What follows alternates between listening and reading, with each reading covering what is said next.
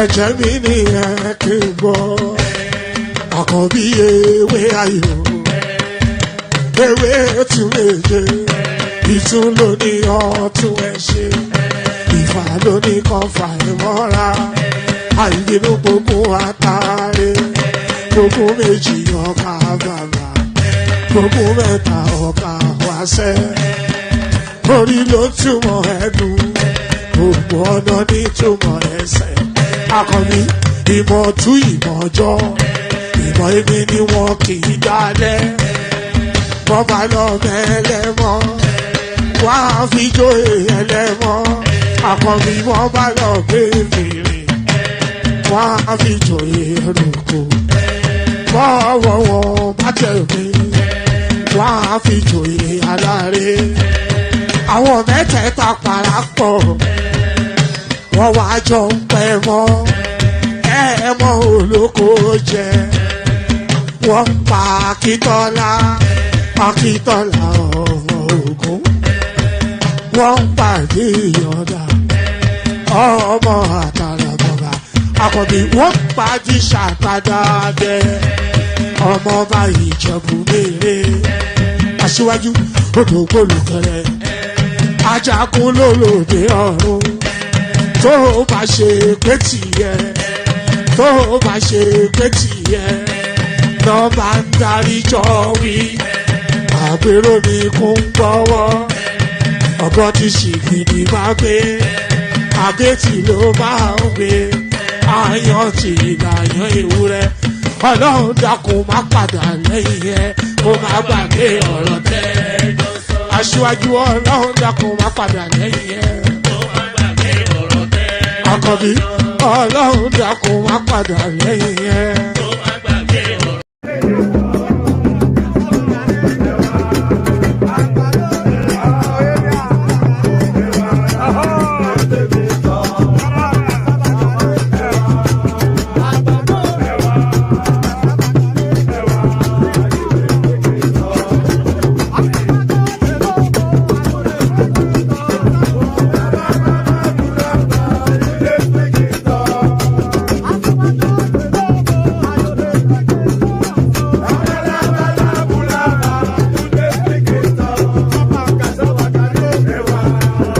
I wish I go back to the old days when I used to be the kid in the 3rd grade, playing in the street with my homies all day. Cause we live so fast, now we can't relate. We come a long way, money can't wait. And no worry about a thing, happy all days. This is how we live, we cannot complain. And nobody leave, keep the old plans. Hey, when I'm better, Mingari Zuda Kari Party. Ko ɗomin mawni ɗomin darti yow goto fone ɓorni boke ese parti an winam bedda omin garti min gari zuude kadi parti ko ɗomin mawni ɗomin darti yow goto fone ɓorni boke ese parti ey cuwagam ne weeli fof ko souvenir film hanki wona hande hanki jamma mbaale sim min ñalla fije nangue jamma lengi mbaɗa tinde on saha courant ala wura men ko ƴaro finde sifti nammo ala cifti ala inde iɗi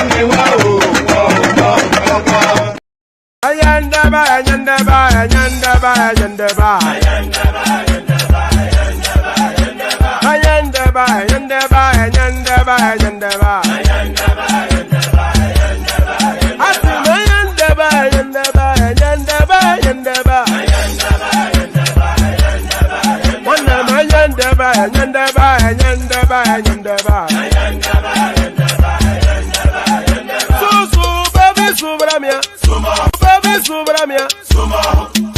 Soko sunu baby Subramia. Soko sunu baby Subramia. Soko sunu baby Subramia. Ejemo, Anamana. Ejemeje, Anamana. Wana mejemo, Anamu. Karatuba dodiri chukuma tukutuba dodiri ndimmawu egummawu ego. Karatuba dodiri chukuma tukutuba dodiri ndimmawu egummawu ego. Obodo jisike n'ụbọchị ego na oyibo obiego. It is everyone, befere.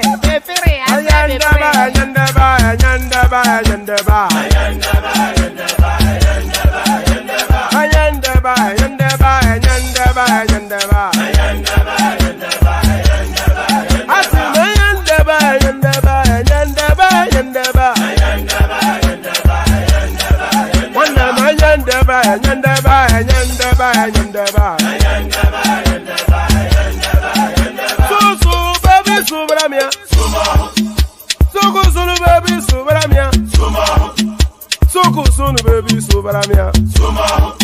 Soko sunu baby Subramia. Ladies and gentlemen, sometimes you just have to act like you are drunk, like you are crazy. Confuse your enemies, confuse them. Oh, that's yeah, we mo. Yeah, we mo. Oh, that's yeah, we mo. No basa ye ga ponto mo. Iye de gugeme. Okwitara kara mi nguru ma mi ga kwuru mu gwo ya baby mo.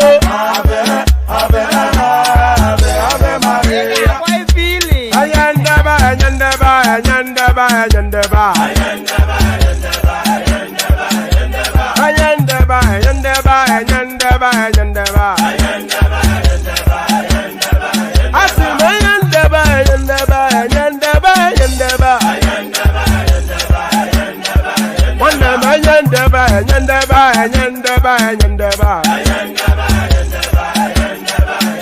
So baby Subramia. Soko sunu baby Subramia. Soko sunu baby Subramia. Soko sunu baby Subramia. Ase kwa nefo ya banyo si akuna nyego bamukambasi ozo. Since I was born, but now I am getting youth. Akuna mota akuna koga book. And there it is right there. I don't know quite. My glasses look blurred, so let me sort that out. I'm blind as a bat without these glasses. But there it is. So there it is right there. And since I was born, and now that I'm getting old, so there it is right there. So here we go again.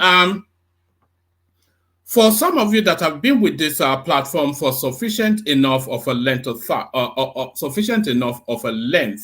time, you remember that I used to start off with "The Eagle Has Landed." That used to be my intro. That used to be my that used to be my whatever it is. That used to be how I used to start off the session. I used to go, "One man went to mow, the eagle has landed." So one man went to mow, the eagle has landed. But the eagle lands somewhere else today. So I am not the eagle in this instance. What am I talking about? Watch this.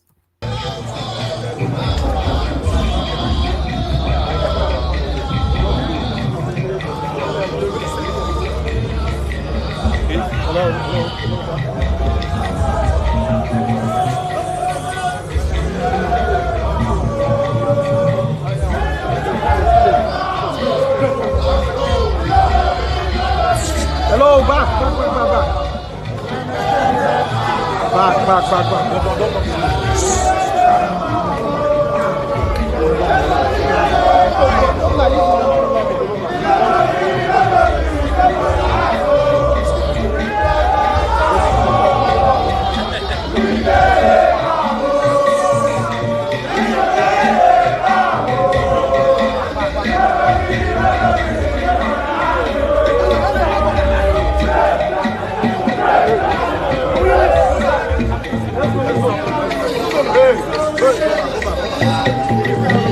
Claro, boss.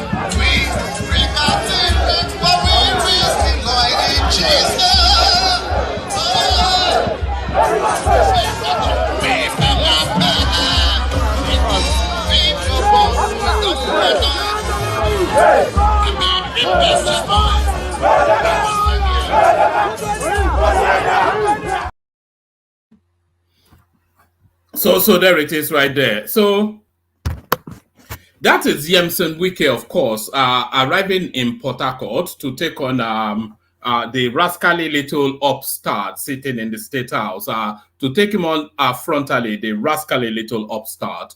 Wike lands in River State. FCT minister, accompanied by Senator Barry Peggy, Senator Orwell Onyeso, and Minister of State for Petroleum, Heineken, whatever his last name is, River State Assembly members, and some local government chairmen.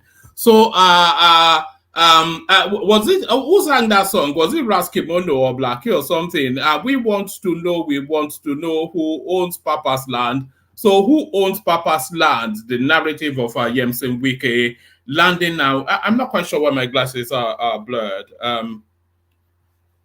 Who owns Papa's land? The narrative of Yemson Wike now landing in Port Harcourt. Or is it the screen? I wonder. So who owns Papa's land? The narrative of Yemson Wike. Let me switch off the spotlight. Maybe that will help a little bit.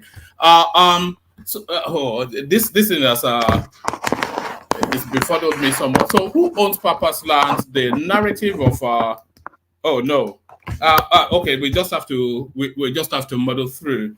Who owns Papa's land? The narrative of Yemson Wike landing in Port Harcourt to assert his authority and dominion over that space. So that's Yemson Wike, of course, going the alpha route as we know him for. Yemson Wike is nothing other than an alpha, and he goes there to assert authority. So he goes there to assert authority. So now, news lined up. So let's just get straight to it, and then let the session settle in. So let's get straight into it. Let the session settle in.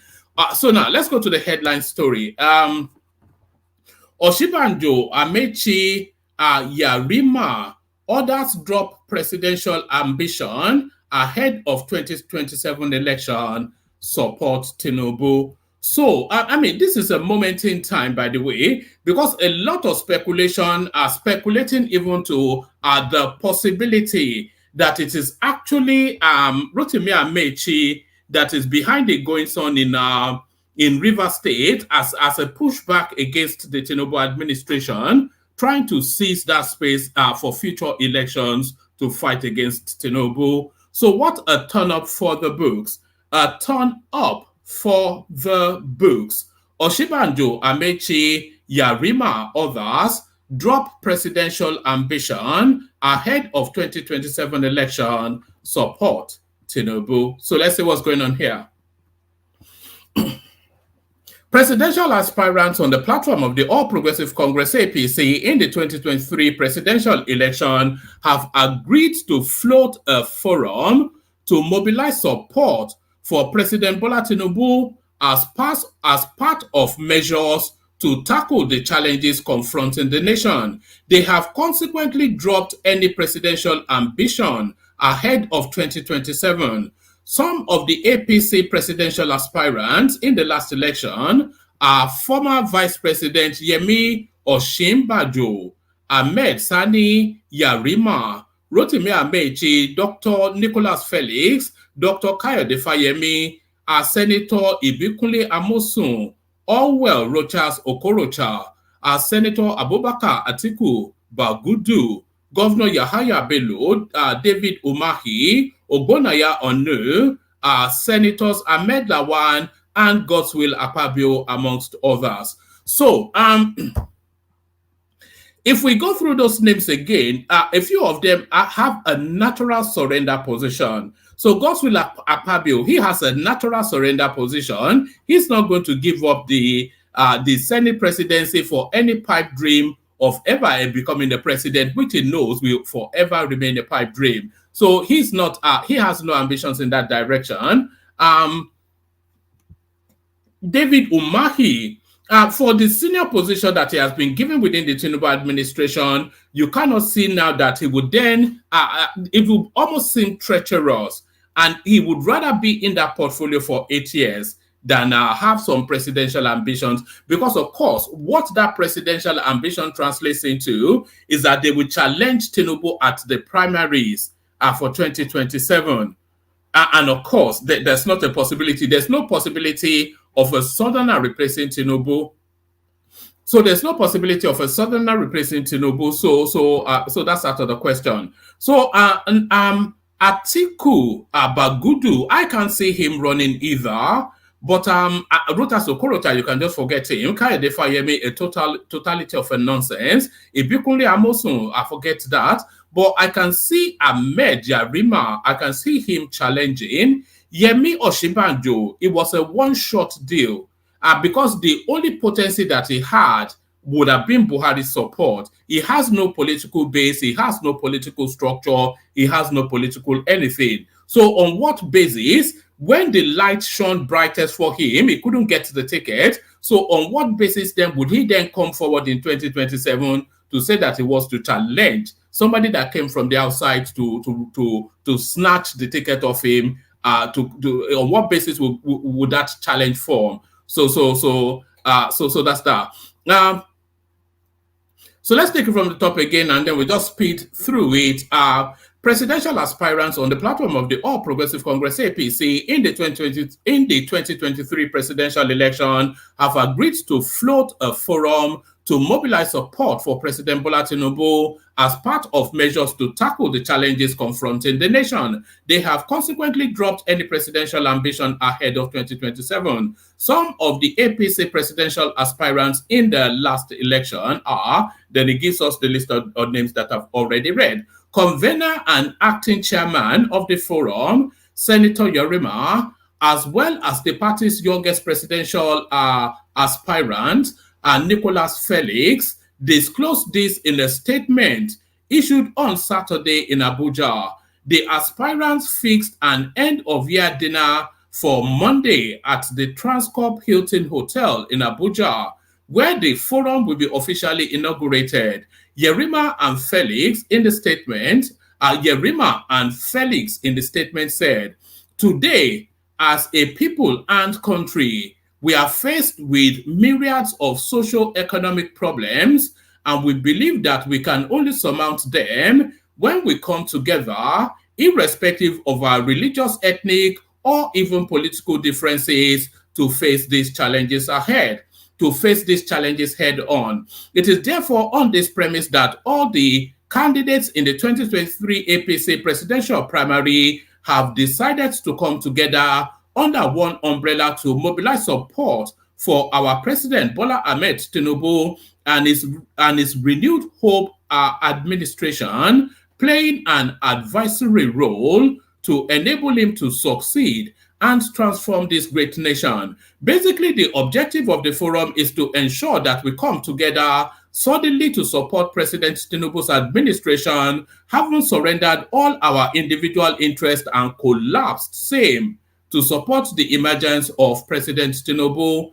As critical stakeholders, we have decided that it is not enough to sit back behind the scenes, but to come out and mobilize support for the government's policies and programs. This forum, from time to time, will play an intermediary role of ensuring that all the policies and programs of the government are well decimated down to the people, especially in the grassroots. To fully stay on track, the forum will push to constantly have direct engagement with the president as a way of feedback mechanism, and at the same time render positive advice where necessary. This forum will leverage on our individual and collective international contacts to ensure that the Nigerians in diaspora are adequately informed and mobilized to give the president a rousing welcome. We will always go ahead and make adequate preparations in this regard. Also, this forum will be there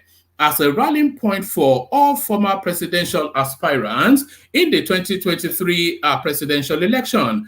So that is to say that they are reaching beyond just the APC as aspirants. So that's what they're saying. It says also this forum, so it's a surrender forum, essentially what they are forming. That's what it sounds like, a surrender forum.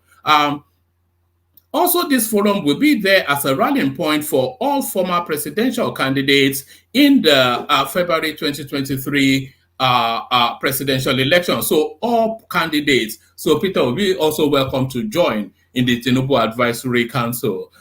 We will endeavor to invite the president to our quarterly meetings so as to share our minds on a one-on-one with him. Also, this forum has laid all the framework to ensure that members' political and economic interests are well protected using the strength of the forum. We will stand by and for all members at all times. It is an all for one and all for and one for all forum. Because we are committed to the success of President Tinubu and his administration, all members who hitherto had presidential aspirations have all agreed to drop such even ahead of 2027, so as to pave a smooth sail for President Tinubu to seek a second tenure. This project we are already working on and will leave no stone unturned. So I just want to land on that point where they drop their sword and take to the knee. So drop their swords and take to the knee. So drop their swords and take to the knee. Let's go on to this one. I think we touched on this one yesterday. So it has come to its full-fledged now in the news cycle. So let's go frontally to it. El-Rufai becomes Gbobaniyi of Ijebuland, first from the north. So there it is right there. El-Rufai playing astute and cute politics. Nasir El-Rufai, former governor of Kaduna State, has been conferred with the chieftaincy title of Gbobaniyi of Ijebuland. Oba Sikiru Kayode Adetono, the Awujale of Ijebuland, conferred the former governor with the title on Saturday. Jimmy Lawal, a former governorship hopeful in Ogun State, and his wife Mariam were also conferred with chieftaincy titles by the monarch. El-Rufai is the first person outside of the Southwest to be conferred with chieftaincy title by the monarch. So I think that is really the seminal point of it also, and that is El-Rufai. Look at that. But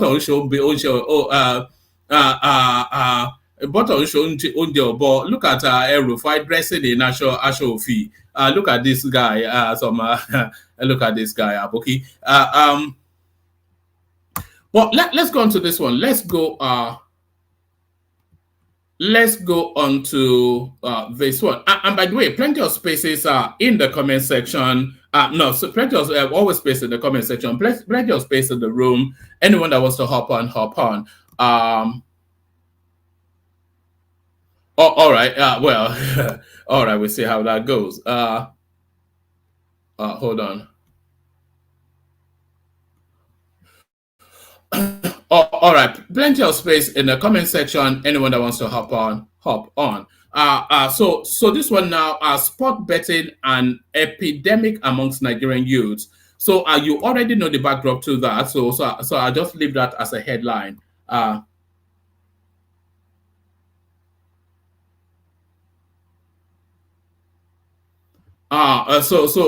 yes. So I'll just leave that as a headline. Sport betting and epidemic. Okay, let's just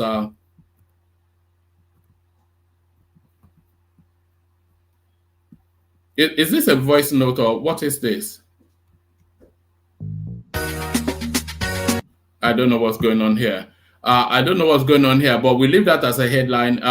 It says gambling online is an appealing extra source of income for more and more young Nigerians struggling to make ends meet in the battered economy. Gambling is not a source of income, or it's a source of losing. I don't know anybody that gambles that win. I don't know anybody that gambles that win.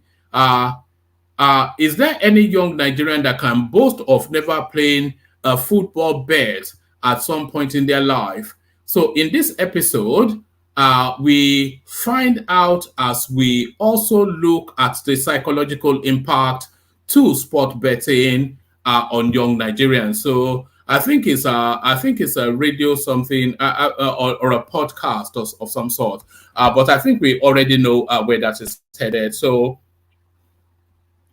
we already know where that is headed. Let me bring you this one.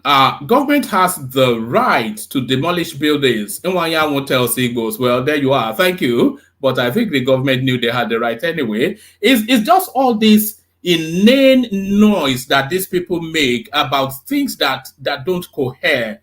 You go and build you go and build a house on a canal. Nobody gave you any approval. They gave you warnings, yes and yes. They told you to cease and desist in the course of building. You complete the building, they demolish it, and then you start to tribal war dance. And that is the narrative of everything from that space. You do it, and everything always boils down to that basing state. Everything.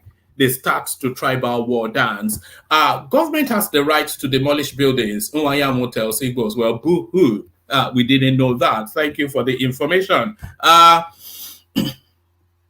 The President General of Ohaneze Indigbo Worldwide, Emmanuel Nwanyanwu, has advised Igbos whose houses have been demolished in the Abule Ado area of Lagos not to cry over the development. He asserted that the federal government has the right to demolish buildings for the public interest. He, however, insisted that those affected should be compensated. I really hate that language, that these people should be jailed rather than compensated. You go and build an illegal structure to block off an important infrastructure. You've caused flooding in the state. They told you to stop, you did not stop, and then they come and demolish it. Rather than them throw you in prison, you're asking for the audacity of some of these people, man. These people should be jailed rather than what are we talking about here? He, however, insisted that those affected should be compensated. The Ohaneze chieftain urged that those whose buildings were demolished are not to cry over spilled milk, adding that moves are being made to mitigate aggrieved Igbos nationwide. So, I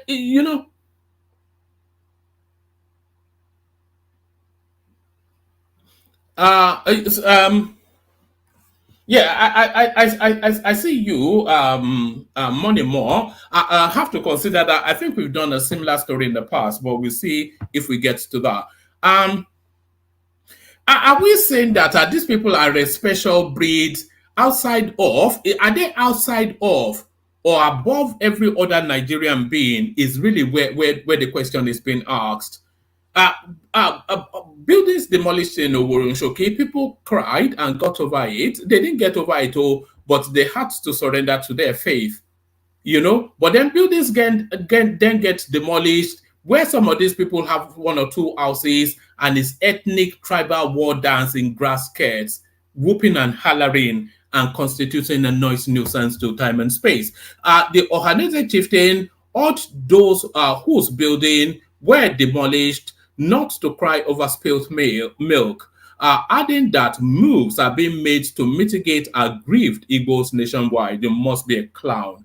Nwanyanwu stated this during his visit to grieve with the Igbos in the community. He said, the government has the right to demolish for public interest, but the affected citizens should be compensated. There is no need to cry over spilled milk. In any country, citizens' rights are sacred. Senator Ume has briefed me, but I came here to know the main issue. what are we going to fight? What we are going to fight for are our rights. You only build a country based on truth. Recounting his ordeal, one of the affected property owners who preferred to remain anonymous said, I am unable to recover from the needless ordeal. I moved into my dream apartment, and on the third day, they came with bulldozers to bring my dream apartment down. There is an urgent need for the power to address these issues. I just don't get it, man. It's just a ridiculousness. I hope the Lagos State space don't pay any heed to this, and I hope it doesn't slow down, because if there is flooding in Lagos, and we find out that it's as a result of our drainages and canals being blocked, and the government didn't do anything about it because they were intimidated by some of these elements, there will be trouble. So whatever needs to be done to clear the waterways in Lagos has to be done as a matter of urgency. Responding to their grief, Chief Umayanwu disclosed that Igbos in diaspora are seriously concerned about how Igbos at home are being treated. We have decided to set up an Igbo relief. We have decided to set up an Igbo relief agency. They just want to use another. This is another Simon Ekpa's type scam, isn't it? Then they start canvassing for money, and then they will start drinking champagne like Simon Ekpa. We have decided to set up an Igbo relief agency where every aggrieved Igbo will be funded. I will also advise communities to treat Igbos fairly. Because we are peace-loving, you must be a clown. And we are the highest indigenous people that are added to the GDP of this country. You must be. This guy has no concept of anything. In terms of the wealth pyramid in Nigeria, by the way, the richest people are the Yorubas, followed by the Hausa Fulanis, followed by the South, and number 4 are the Igbos. Go and check the statistics. All the data's out there. Let's go on to this. Nigeria ranks second highest in paternity fraud in the world.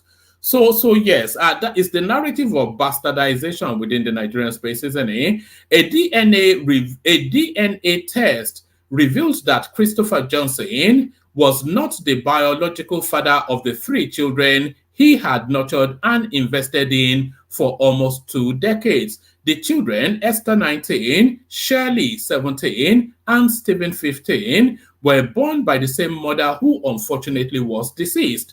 Christopher, a successful but retired architect, was compelled to find out the truth about the paternity of the children after a stranger turned up one day to claim he was the biological father and challenged him to a DNA paternity test. Christopher received the shock of his life when the result proved that the stranger was indeed the children's real father. It turned out that the man and his late wife have been involved in a long, secret love affair that produced the 3 children he erroneously assumed belonged to him. DNA paternity tests are unraveling a lot of buried family secrets. Keeping family secrets isn't as easy as it used to be. Just one DNA test could change everything for better or worse. Many children are experiencing paternity scandals by learning that their father is really not their biological father. So, it's losers all the way through. In this sort of storylines, it's losers all the way through. The man is a loser. The only person that is not really a loser is probably the culprit, which is the woman. The man is a loser. The children are losers as well. But I suspect that you will want to say that the man is the biggest loser in that narrative. Imagine that. Imagine that. You've nurtured all. I don't know. If you're a parent, then you know what it is. All the nappy changing, all the tears before bedtime, all those moments that they insist on sleeping on your chest, otherwise they will not go to sleep. You know the experience is when your son or your daughter, she will never go to sleep unless he or she sleeps on your chest. All of that 19 years, and then you discover that the child is not yours. Can you imagine that? Imagine that. That's a pokunso sort of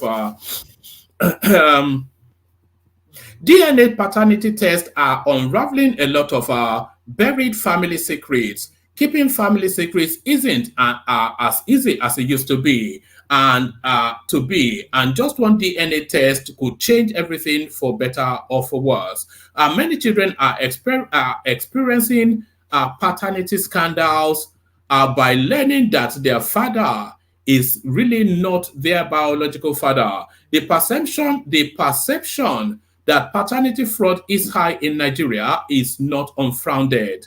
Reports have been making the rounds that Nigeria has the second highest rate of paternity fraud in the world after Jamaica.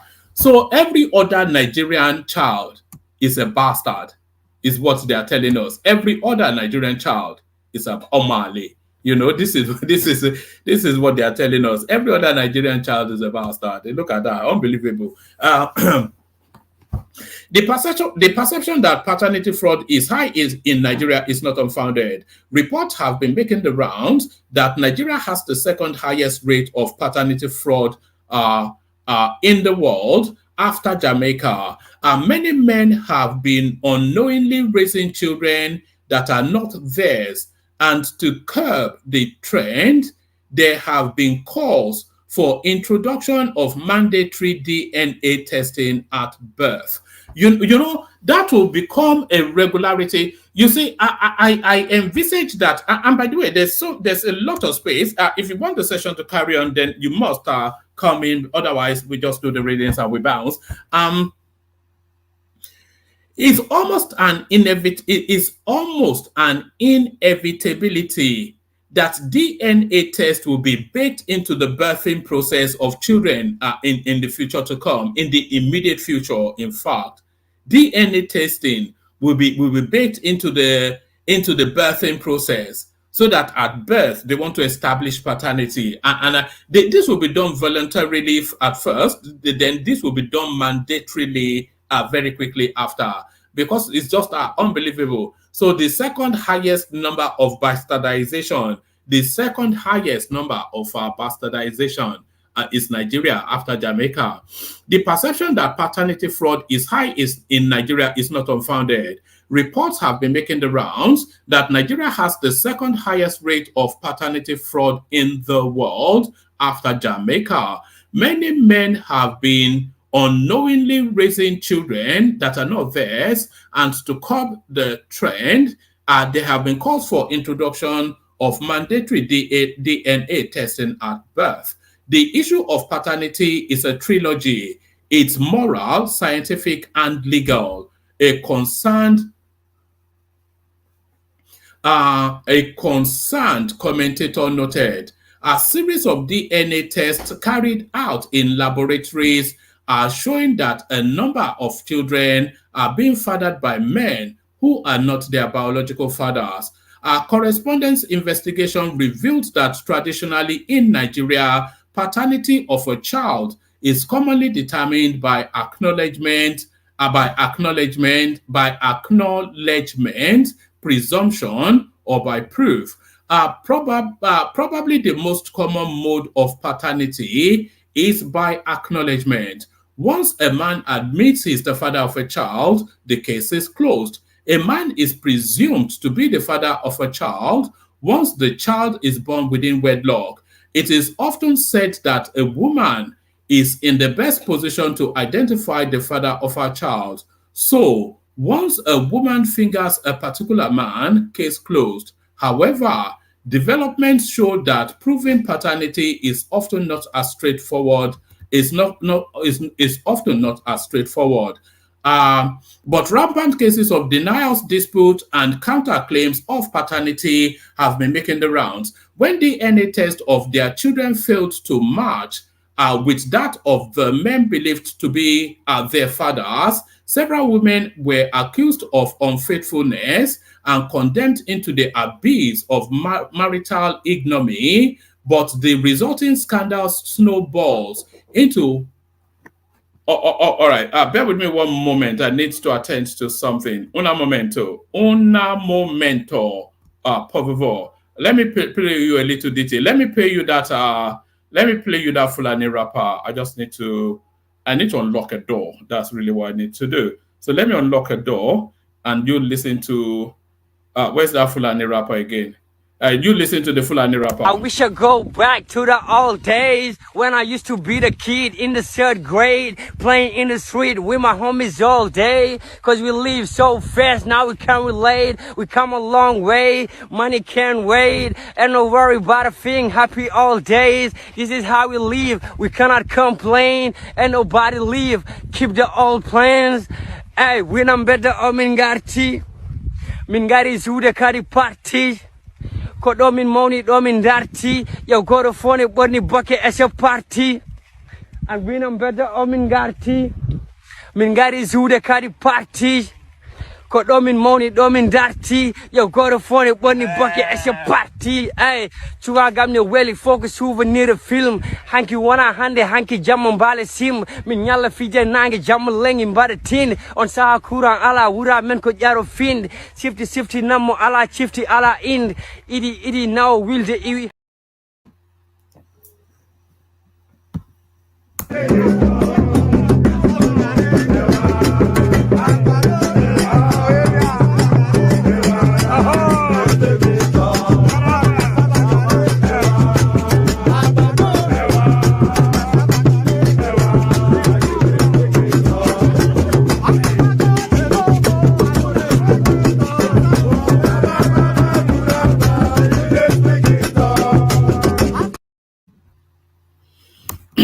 And there it is right there. Agbado Ewa. Oh, okay. I think that's sufficient enough from that. I think we get the drift of where that is going. So we get the drift of where that is going. So I'll just give you the rest as headlines and then we'll kick it off. Former APC chairman Adamu announces retirement from politics. So yes, the one that tries to foist Ahmed Lawan onto the party. The former national chairman of the All Progressive Congress, APC, Abdullahi Adamu, has announced his retirement from politics. Adamu stated that he is beginning to develop an allergy to political activities. The ex-APC chairman disclosed this at the launch of a book titled Progressive Governance, showcasing the achievement of His Excellency Governor Abdullahi Sule of Nasarawa State 2019-2023, written by XYZ.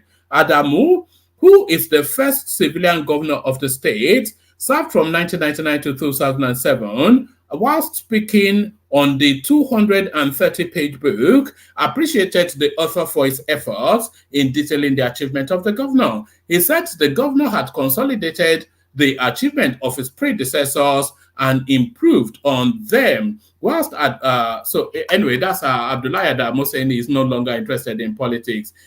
Let me just give you this as a headline as well. So Nigeria ranks second again, but in the crime index, Nigeria ranks second in Africa on organized crime index. So let me see. Can I expand this? Let me see if I can expand it. So that's the organized crime index right there. So the most criminal in Africa, they are the people of Congo. But I'm surprised that they beat us to it. The second most criminal Africans are Nigerians, South Africans, then Kenyans, Libyans, then Central African Republic. I didn't even know they understood what criminality was, but there you have Uganda at number 7, Sudan, Cameroon, Mozambique, Tanzania, Somalia. Where is Ghana on this list? So they don't commit crimes in Ghana. There it is. So there it is. So that one just speaks for itself, doesn't it? I'm not sure we can add or remove to.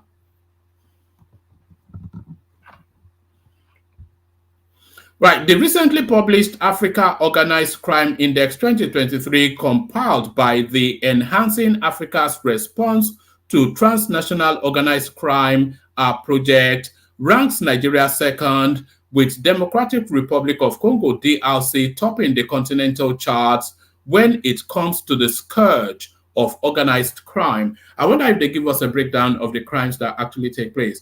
According to the report, the most pervasive criminal market in Africa was human trafficking. So if we're talking human trafficking, then I suppose that explains the Congo.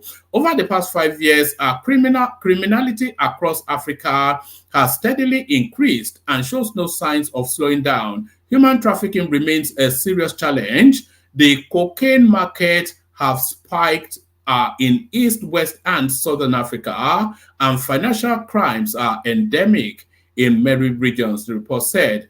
This is the third edition of the index, which has been published every 2 years since 2019. The ranking are based on a scale of 0 to 10, and Nigeria's 2023 overall criminality score is 7.28, up from 7.15 in 2021. The ENACT project is implemented by the Institute for Security Studies, ISS, in partnership with Interpol and Global Initiative Against Transnational Organized Crimes.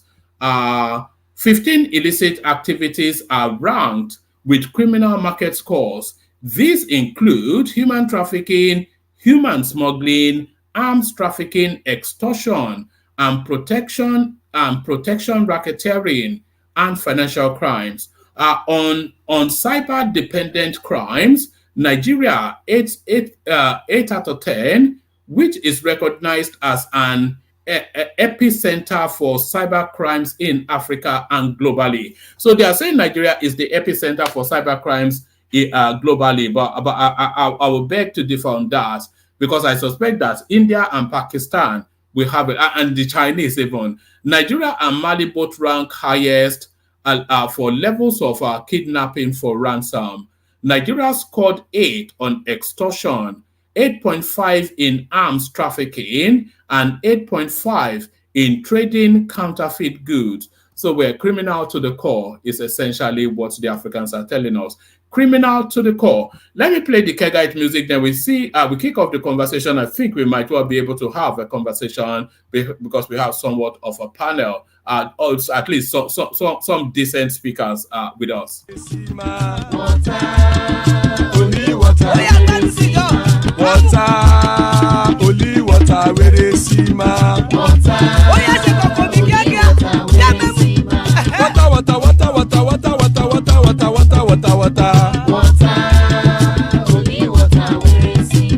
Hapa o naido.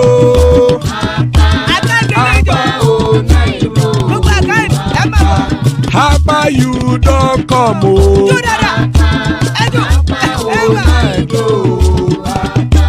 Hapa o naido.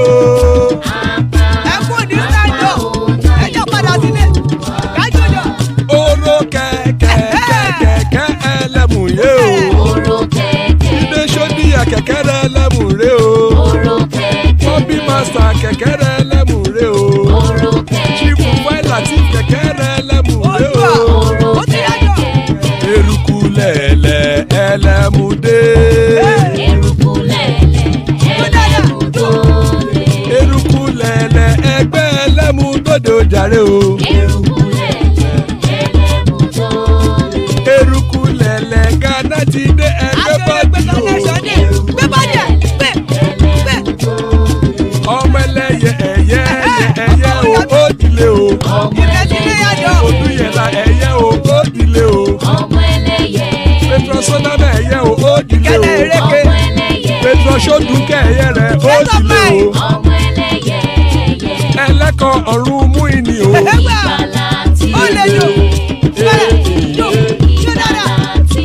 Àkùkọ ọ̀run méjìkọ.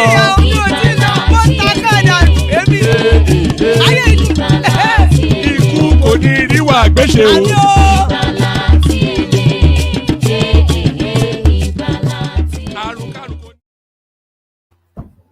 And there it is right there. Ikú kò ní ríwà gbéṣe, may death have nothing to do with us. So there it is right there. Before we get into the session, let me signpost you to the session that we're having tomorrow. Remember, I promised you Ijele Speaks.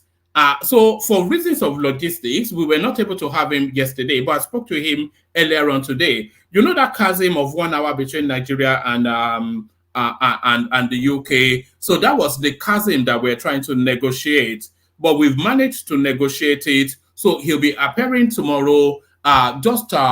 He'll be the main guest for tomorrow's session. So the conversation will wrap around him. So for some of you living under a rock, not knowing who Ejele Speak is, here is the mighty man right here. Yeah, my people, we are live again. I don't know what stopped it.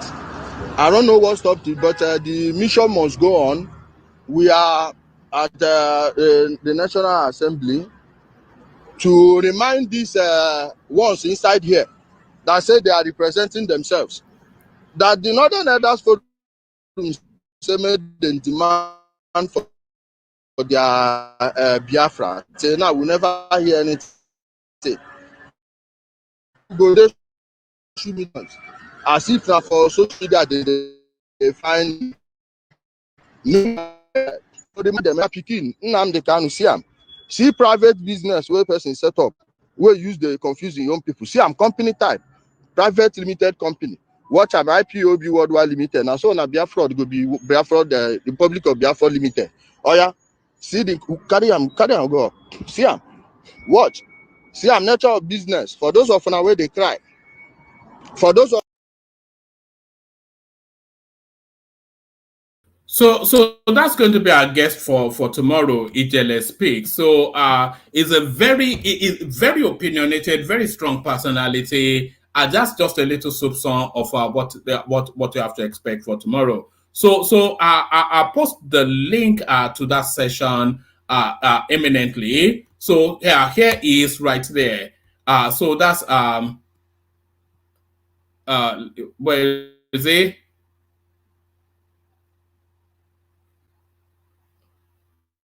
It should be on the screen. So there he is right there. So that's the session for tomorrow. So make sure you are all prepped and ready because it's going to be a blockbuster session with the majestic Ejele Speaks. So when Ejele speaks, the earth moves. So some ground shaking. I'm only really talking because I'm trying to grab the link so I can post it. So when I post the link, just make sure you go and bookmark it for tomorrow. So this will be the session for tomorrow. Ejele Speaks, the majestic, mighty one himself. So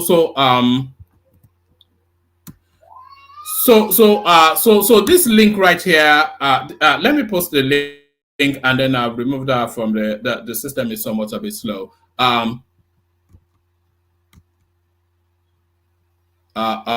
Wait 1 second.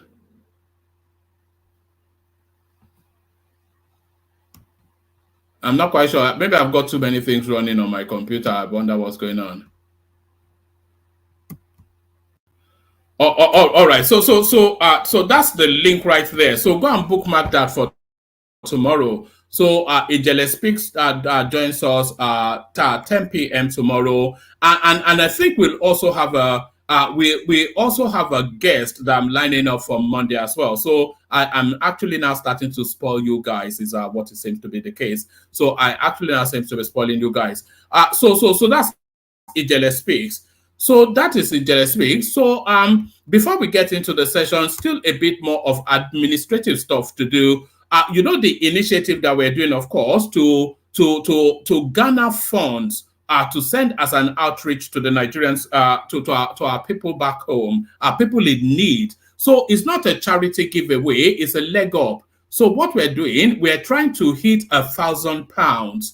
And then with that £1,000, we send it to Nigeria with the proviso that the monies will be given to especially women who find themselves in difficult circumstances, but they're trying to fight their way through it via some sort of small business. So these monies now will parachute into that small business to level that business up.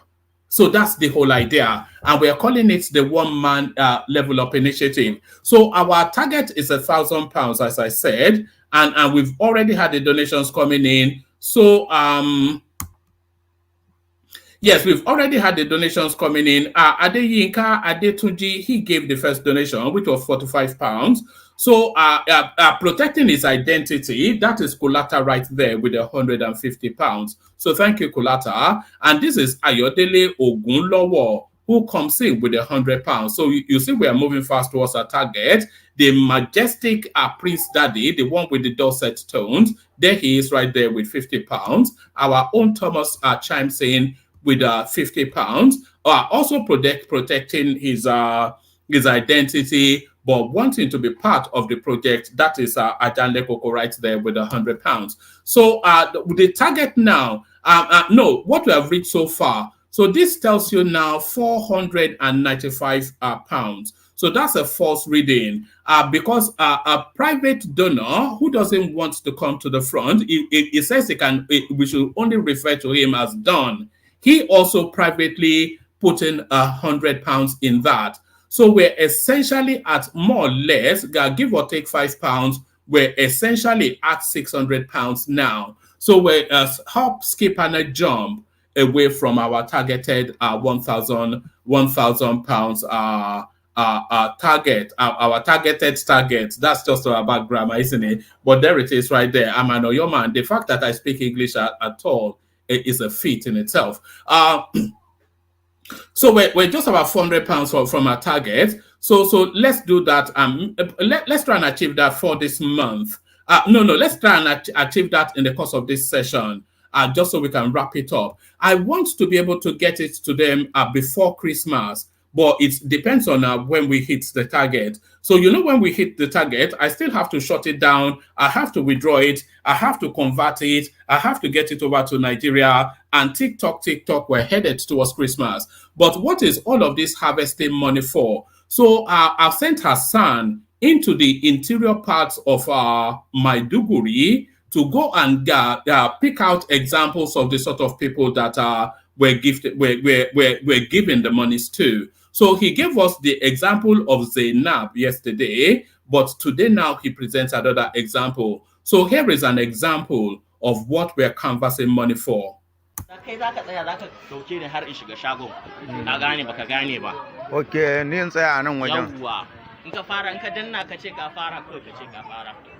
Bismillah na fara. Hello everyone, my name is Hassan Abdullahi. So I'm just approaching our mama's shop here. You can just zoom around. This is a very this is Wenge Laim Bori, Kusada Bariki. So we have an old woman that we are trying to help today. We have an old woman that we are trying to help today. Mama has been somebody who has been resilient. She has gone through several things from displacement, to abject poverty, and then she still had the wherewithal to sell things like this, and she sells some food too. So Mama is somebody we are trying to meet. However, my Kanuri is not that good, so we'll be switching between me and my friend here who will help interpret what we are going to discuss with Mama. Please, Mama ina wuni? Ina gajiya? Ba ni kameran kai yanzu. Bari in dauki Mama. Mama ya kokari? Ya kasuwa? Kai sannu Mama da kokari. To na zo ne daga mutanen One Man Platform, kuma kowane ƙarshen shekara ana yin taimako ma mutanen da suke kokarin taimakon kansu. Na ga shagonki yadda babu abubuwa da yawa a ciki, kuma muna son ya zamto a samu dalilin da za a taimaka miki. Yanzu dai kuma na ji kokarin da kika yi da mutanen da ke karkashin ki da duk abubuwan da dai ya shafe ki. To dai ina miki albishi na cewa insha Allahu za mu kai kukanki gurin su, kuma abinda Allah ya rabonki ne insha Allahu za mu dawo mu zo mu baki insha Allahu. To yanzu me zaki ce game da mutanen nan?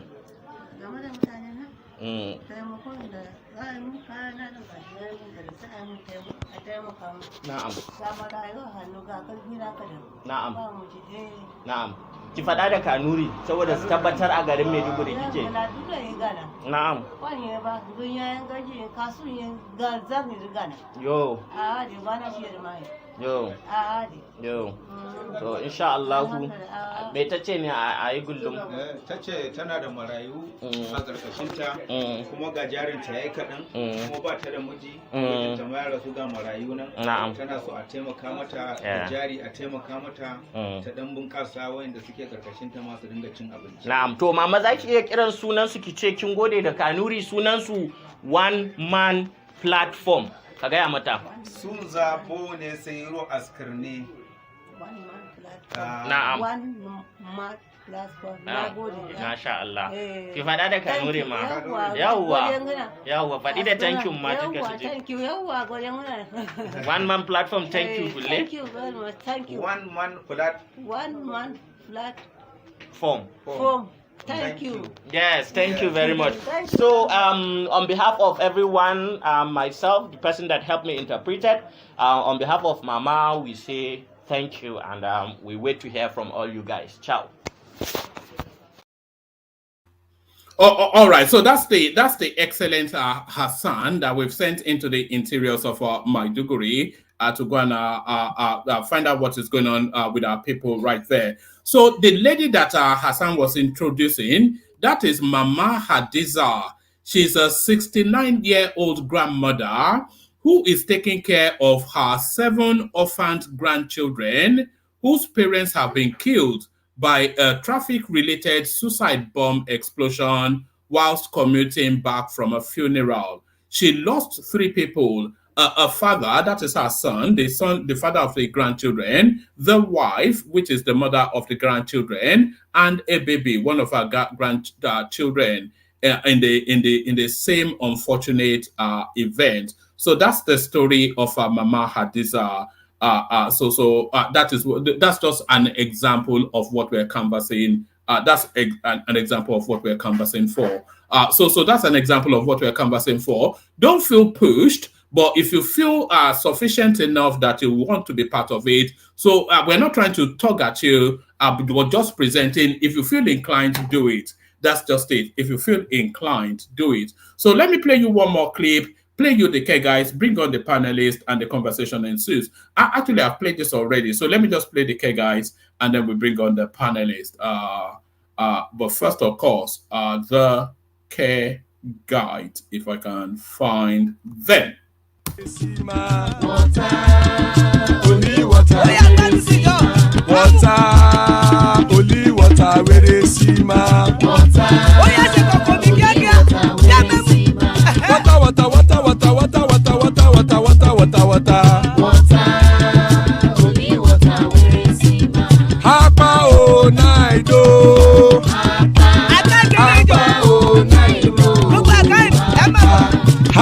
You don't come home.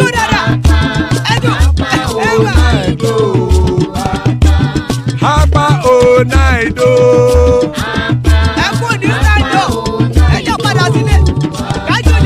Oro keke elemu ye o. Ibe shodi ya keke elemu re o. Bobby master keke elemu re o. Chief Waila ti keke elemu re o. Erukulele elemude. Erukulele egbe elemudodo jare o. Erukulele Ghana ti de egbe body o. Ọmọ ẹlẹ́yẹ ẹyẹ o òdìlé o. Odúyẹlá ẹyẹ o òdìlé o. Petrosonana ẹyẹ o òdìlé o. Petrosodunke ẹyẹ rẹ òdìlé o. Ẹlẹ́kọ̀ ọ̀run mú ìní o.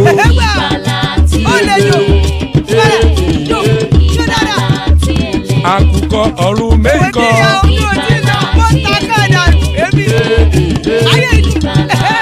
Ikú kò ní ríwà gbéṣe o.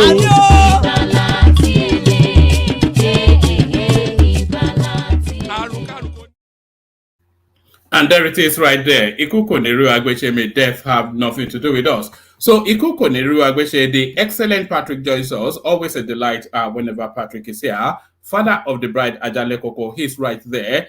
Thank you for the contribution to the initiative. Adewale Prince, King to Obalola, he's here, and the excellent Zita in the house as well. So that guarantees already a banging session. So a banging session loading, and let it start to bang with Patoski. Patrick.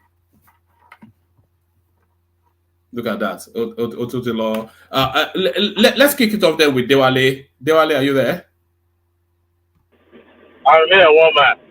All right, brilliant. So kick it off for us then, Dewale. Actually, let me replay this clip because I think this clip might well be an excellent space to start it off. This is Wike asserting his authority.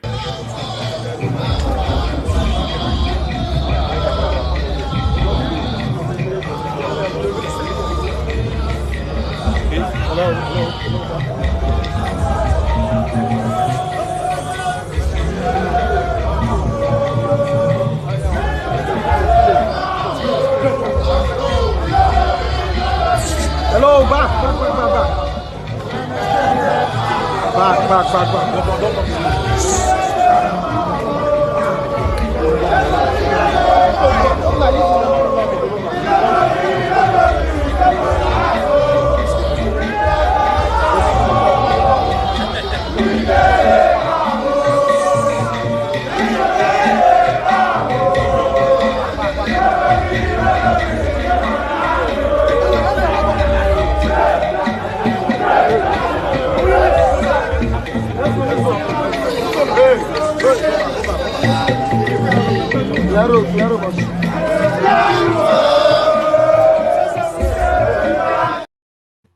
So Dewale, that was Yemson Wike right there, arriving in Port Harcourt to take the fight frontally to the rascally youth in State House. Thank you, woman. Good evening, everyone, all our listeners, and everyone in the studio. Welcome back to One Man Show, the only show that is the authentic show now online, where everyone can hear their views. So, welcome everybody. So, by the way, a woman, it's not EMC, it's ESN. You don't have I think Y is silent. Why you always pronouncing the Y in his name? I take the correction. You know me and names now. What can we do? Maybe I'm dyslexic. I don't know. You have to get familiar with some of these ways of pronouncing some of these names. You can't be caught pronouncing Nigerian, the African names like this. Come on now. Don't do that. All right. Go ahead. Okay. One man in the military and other forces, there's something called show of force. You don't necessarily apply force, but your presence speaks volume. And that is what you see there. I watched today on Dr. Damage's shows where Yemson Wike was, flogged and condemned for, his activities and action against his protege. Look, Ikwere has been rolling Rivers State for a very long time. But this is the first time the job people will have a shot at the house. So what that means is this. You may think your hand is on the sword now. Not that I agree with Wike's action though. I totally condemn godfatherism, but it has come to stay and is made in our politics from time immemorial. However, him coming home towards this Christmas festivities period is just to not just assert his authority, but just to let them know, just a reminder that I still in charge here. But you see, I don't know why he's putting his friend against him. I guess it has to do with, it can't just be about power, being financial issue. But you see, I don't know what Brother has put in place that will make him or establish him as a power to reckon with in River State.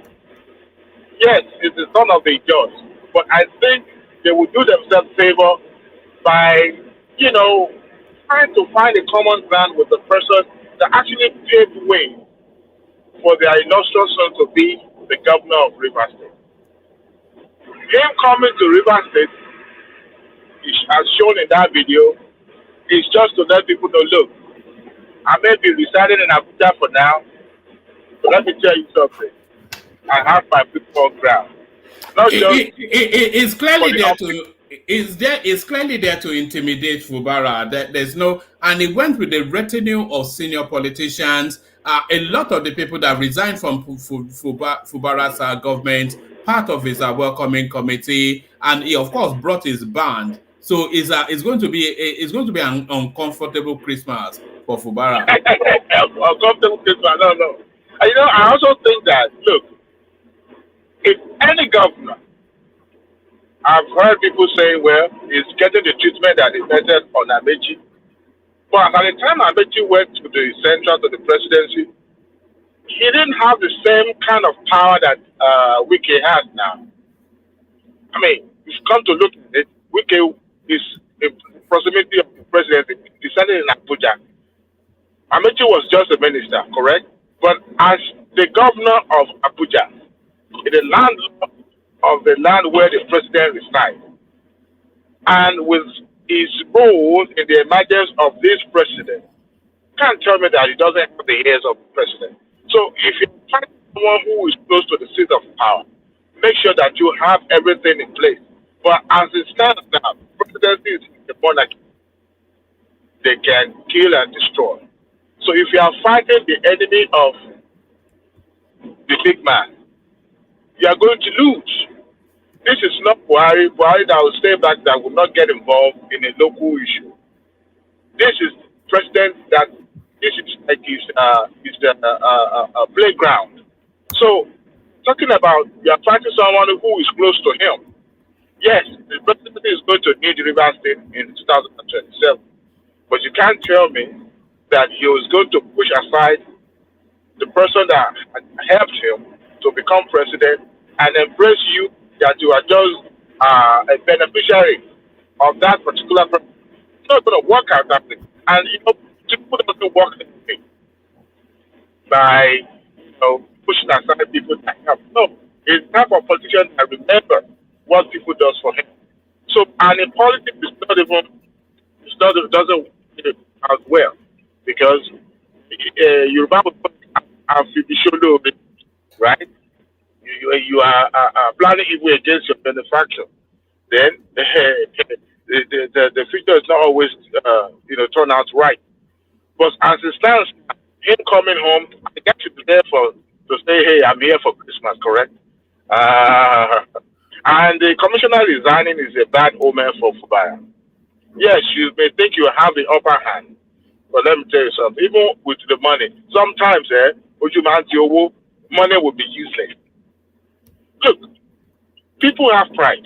It's just that you have not handled that price very well. That's where you will know that people can be compromised. The people that are singing his praise today, if tomorrow comes, as long as we're talking about center power, national power, they will dance to the tune of the presidency. I can tell you that. And for someone who has all the power invested in his hands right now, ain't no way a governor will have a say. But you see, we can play and wrestle power from PDP. You know how powerful PDP was? Wrestle power with the likes of Atiku, publicly declare against his own party, and you are saying that you are going to find them, and yet it's also with the incumbent. There's no way he was going to lose that fight. I can bet it. There's no way. But you see, I hope that Fubara will retrace the step, play the game the way it's supposed to play. Yes, you may say that I'm going to teach out the same way you teach it to your predecessor, but hey, sometimes it doesn't play out that way, because sometimes others learn from other people. Would it be too far a reach to say that Wike is the second most powerful politician in Nigeria after Tinubu? I cannot see anybody more powerful than him. No, I beg your pardon, one man. You see, the power that be actually is not in the public. They are way behind the curtain. What people that you see manifesting in the public has just the handwork of those power brokers. That is why you will never see them hugging microphone or camera talking to them, because they wouldn't want to reveal themselves. So the power, those people behind, we can establish some people's interests, whether we like it or not. You don't even say that he has established himself as the former governor of a state. But I tell you, certain power blocks put him there as governor then.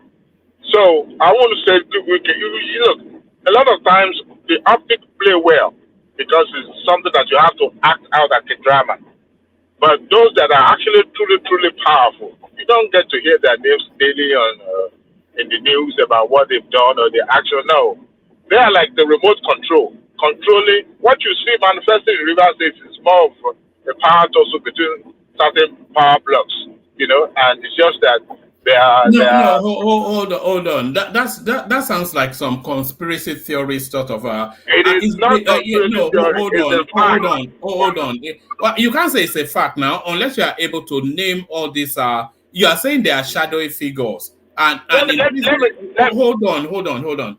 You are saying there are shadowy figures. So an implicit in that is that you are not able to name them. So you are in speculative realms. To say that people are puppet mastering the situation. Let me give you an example. Yoruba will say they came from a ward, they came from a constituency. They have people that financially put their resources and all that down for them to emerge. So the people surrounding Wike, as it was being welcomed in Rivers State today, those people are from Edo or Lagos State. They are river, how do they call them now? River people, right? So who would have thought that where these people be hiding now while all this is ongoing? Look, I tell you, it's not conspiracy. When you have politicians talking, they are not talking to the trees and water. They are talking to people that can help them in their local constituencies. And by the way, people that have invested their resources and their time saying this person imagined as the public pressure that they wanted. So, look, I may not put names on it, but I can tell you they exist. Okay? They exist. There's no way just two individuals would be playing this, what can we call this? Is it a chess game or Ludo game, in between them? Throwing the state into a flame, and you think everybody's gonna. I mean, we've had a former governor in the state, right? So where is the position of those people? I'm talking about the likes of Peter Otti, those of this world movies. Just be like, let me sit down, look and watch these kids. No, they have their own game being played behind, but it's just that you never see that being reported in the news. So who do we see? The person who has been elected to be in a public office are the ones that will be here from time to time. It sounds conspiracy, but that is the truth. That is the fact. All right. People going to the north before the election, pre-election, talking to the likes of the Sultan, the Crown family and all that. There was a particular individual that he was vowing to keep going into, because he knew that the position these people hold and their opinion in their constituents and the community. Those are the power blocks that I'm talking about. Thank you, Moma. All right. Dewale, your connection is a bit choppy, but I think we can make you out somewhat. Let me take you to this space. I did not read this one out, but I came across it in the course of the day. Turkey's central bank chief moves in with her parents. Let me do it again. Turkey's central bank chief moves in with her parents over her inability to afford a home in Istanbul due to inflation. So this is the narrative of so imagine the governor of the central bank having to go and live with his father because he's not able to afford the house in Abuja. What are you making of that vis-a-vis our own situation in our country? As far as that, how comical it will come across. That is the reality of the state, I mean, the country that he lives. But you see, I don't see that happening in Nigeria, where you have everyone wants to claim big man and egocentric and all that.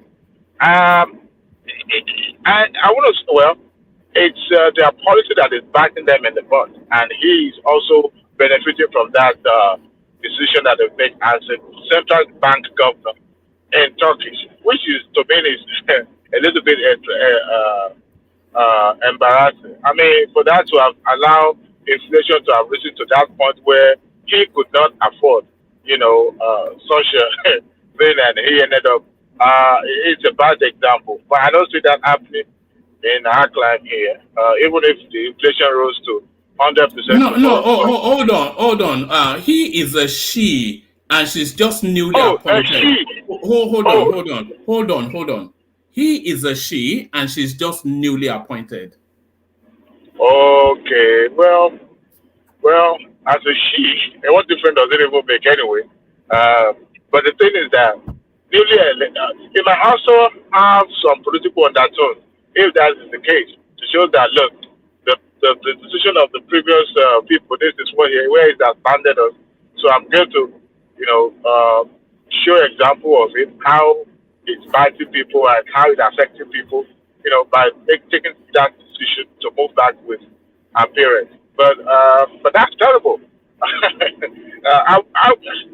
It's a central bank government in Turkey. How, I'm trying to look at it and how possible is that?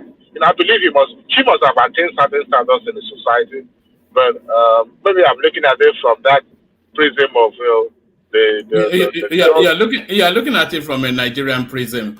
Possibly, yeah. All right. Let me take you to. I'll take you to a couple more talking points, only because the connection is quaky. We can hear you, but obviously we know you're driving.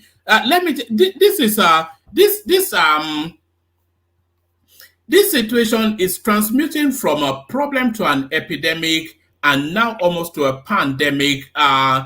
Sports betting an epidemic amongst Nigerian youths. So this is a narrative of the financial situation of the Nigerian space. These people, they are now at the end of their tether, and Kalo now. This is now you know this is actually people dress up pretending like they're going to work and this is Honestly, addiction is not just limited to alcohol and drugs. Addiction could be betting, which has been known for a very long time. People are addicted to betting. You're talking about free money. What we have in Nigeria, I've seen so many videos popping up on social media where people complain and talk about how addicted they were, to betting in Nigeria. But you see, the kind of betting that we have in Nigeria is the chronic one that will suck you in, like the way bedbugs suck blood, and you to untangle yourself becomes a problem. And people don't usually speak up. I think the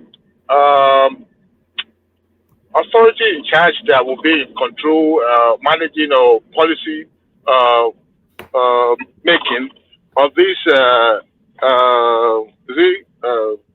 industry should do a lot to sensitize people, because what we have is more of you call it, is it pandemic or endemic?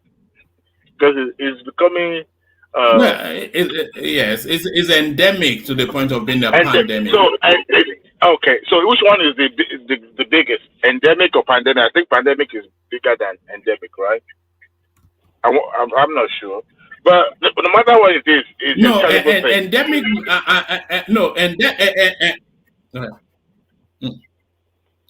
Carry on.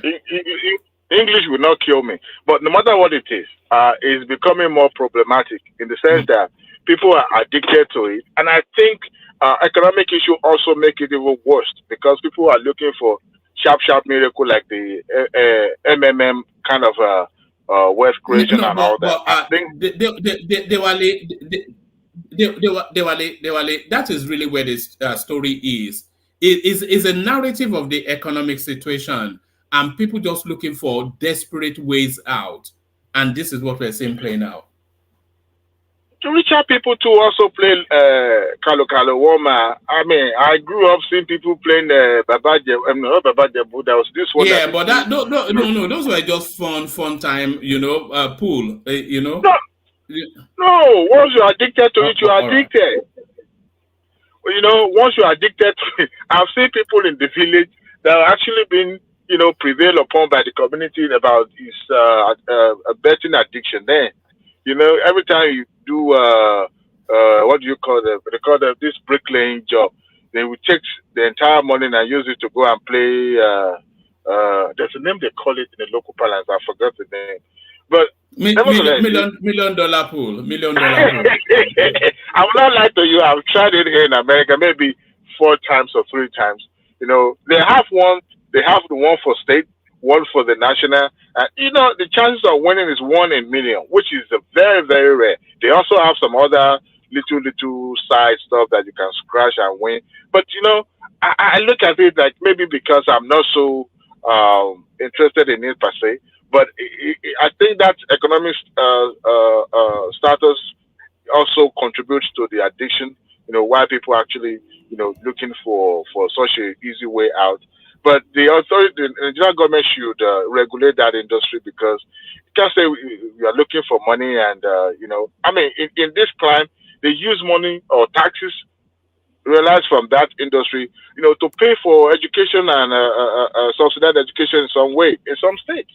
So I think the government need to look into it. At the point, it was criminalized in some part of the country, if I'm not mistaken. But eventually, they lifted the ban. Now we have, it's terrible. We have Naira beds, Nigeria beds, all sort of those young, and they target young Nigerians. And those ones are the ones. If you are 50 or 60 above, you can spend your life away. You're on your own. But when you are in your 20s and they give you school fees, you are spending it on the Kalo. that right there is something else. I don't know what names to put on it, but governments need to regulate that industry. It's becoming out of hand. All right, let me take you to one more space. A brief commentary on this, and then I'll go on from you to Zita. Nigeria ranks 2nd in Africa on Organized Crime Index. So that comes as no surprise, I suspect. Well, as you are reading that, I'm trying to, the industry that I work here is into something like that in terms of determining the index, the data and all that. But, without spilling so much information, I don't know what data that was used to arrive at that point. But I also know that crime is everywhere. Organized crime, as they say. What kind of organized crime are we talking about? Is it? I know Nigerians can be, the Yahoo thing is, of course, in some ways. But what about, is it globally or is it limited to African only, woman? No, this is an African index. Okay. They're talking about people trafficking, cocaine dealing, cyber crimes, arms trafficking, extortion, protection, racketeering, financial crimes, those sort of stuff. I don't think I will go with that. I don't think I believe that, because reason being is that, look, sometimes these things happen in all this country, but because the way Nigeria is always in the news, that also could lead to people assuming that is the way Nigerians are, and they decided to, I think it would be best to put them, rank them certain way. What about South Africa? What about, the Guineas, the Equatorial Guinea, all those smaller countries? They also need to organize crime. They also need to. Even there's a story. Yeah, but not at the level that Nigeria is now. You'll be surprised. See, there was a documentary. No. I would not be surprised. The size of the Nigerian economy, the size of the Nigerian population, the education level of Nigeria, all of it is just it's a heady mix for criminality. There was a documentary by the BBC on YouTube dealt with women trafficking, prostitutions, in the Arab world. It was actually the main actor was focused the Kenyans and other neighboring country around it, and they were trying to unravel those people that were perpetrating and involved in such organized crime. But I don't know what position is Kenya is in this. I don't know what the position of other Eastern Congo is number 1. That's the most criminal space. Nigeria is number 2. South Africa number 3. Kenya number 4. Libya, CAR, Uganda, Sudan, and Cameroon. So those are the top 10. In as much as I'm trying to, go against that report, part of me is also saying, well, we are criminal-minded in some way. So it's a little bit hard to fight against, such a report. But by and large, you will be surprised that crime is everywhere. What is termed as organized crime? Is it financial? As you read it out, in terms of financial organized crime, gone are the days where we have the local badge, but now we've gone international. All those ones have been apprehended at the international stage. Not even give us a good reputation. So those could also contribute to the ranking of Nigeria as number 2. But I will bet you that other African countries are also into that kind of organized crime. But because Nigeria is always out there, we are always seen and heard about. So, and that put us in that pedestal of number 1 in the ranking. But Nigeria as number 2 is I don't think it's correct. I don't think so. Of course, we're up there, but I don't think we are number 2. The like of South Africa should be number 1 because that country is as big as the economy. Also, they are also, they have a lot of organized ring group that are also running their society. All right, brilliant. Stay with us, Dewale. Let me go from you to Zita, see if she's ready. Zita, you're up next. Zita. Hey, woman, how are you? Adeo, Wagwan. Nothing. What's happening? Not a lot of Nigeria matter again. A myriad of topics to go through, but let me kick you off with this one. It says Nigeria ranks second highest in paternity fraud in the world. So this is not even in Africa anymore, in the world. So that tells you it's a narrative of bastardization, and they're telling you that Nigeria has the second highest number of bastards in the world, only after Jamaica. So every other child is not the father's son. That doesn't make them a bastard anyway. What does it make them? It makes them a bastard now. The word is too harsh, Abi. Yeah, that word. They have mother. No child is a bastard because there is a union of the other side before they came out. Anyway, the first time I heard that thing was long time ago from a Frenchman. He called. We said Nigerian women are very wayward. I took a deep offense to that. Although he later apologized, but that was about 10 years ago. More than 10 years ago. I was mad when he said it. But, man, after so many years, I found out he was actually somewhat saying the truth. But let me say this. This idea of giving another person's child, that is the bit I don't understand. Zita, I think one instance might be a mistake, but some of the examples being cited in that readout, an instance of a guy, his daughter, whatever her name is, 19 years old, a second daughter, 17 years old, and then a son about just under the teenage. But all three of them, none of them his, but all three of them belonged to another man. That means the woman was doing this thing inside her marriage. That's what it means. Yes. So yes, Esther 19, Shirley 17, and Stephen 15. But the twist to the narrative is that so the guy nursed all this all those going throughs that you go through bringing up children, 19 years, 17, 15. So the mother now deceased, and then knock, he heard on the door, and then he opened the door only to see a man telling him that he's come to claim his children. The fight ensued, DNA test requested, and the man that knocked on the door walked away with the children. Hey, one man, that could be very devastating. That's if that guy is not strong, that's to go and drink a sniper now. Is it not sniper that they drink in Nigeria? But I think traditionally he owns the child. If I were the man, God forbid, I would never be the man. I would take it to court of what do they call it again? Traditionally, he owns the child, but scientifically, they are not his. I stumbled into another report that said 45%, which is a very large number of every first child in Nigeria, probably the man that is being called his father is not. That's another fraud that I stumbled.